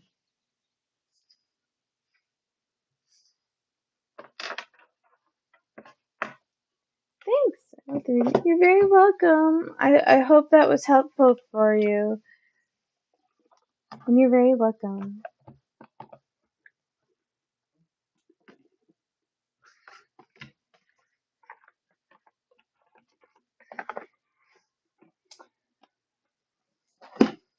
Last call for Tiffany. If you're not here, I'm going to move on to the next person in the list.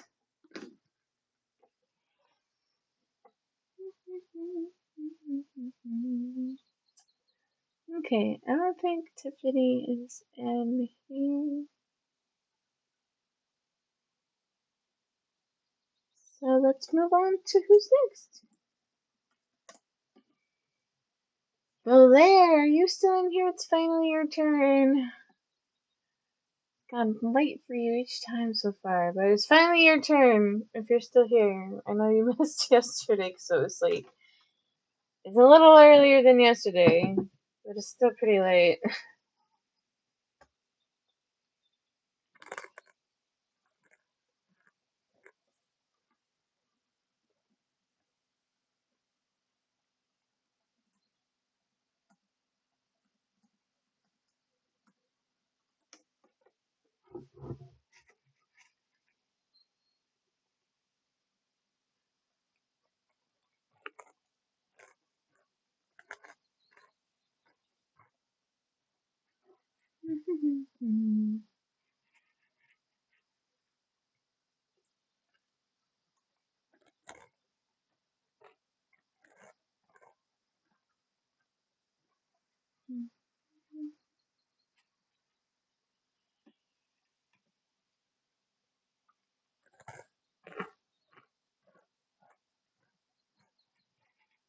Belair, are you still in here? It is your turn.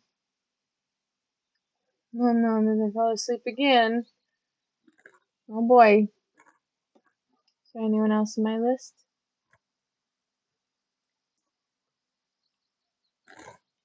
There's just Blair. I'll give it a few minutes, but otherwise I'm gonna end the stream.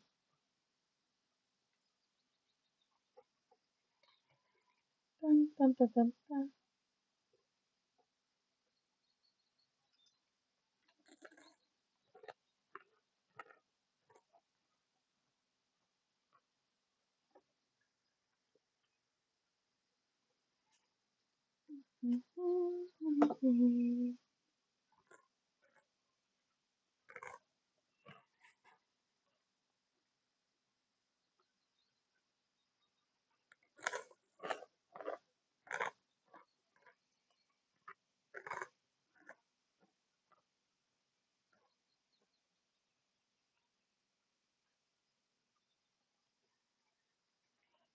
Alright, last call, Belair. Are you still in here? It's your turn for reading.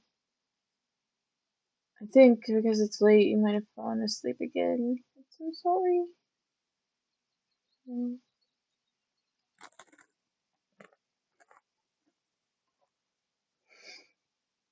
I'll have to. For those that are in here, and if Belair goes back to like VODs to look, I'll probably do another tarot stream next Friday.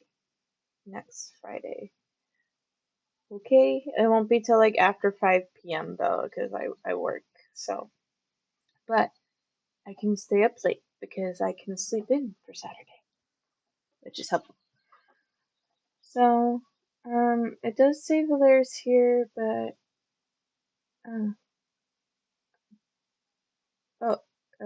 yeah, it does say Valera's here, but I don't think they're awake. So, alright.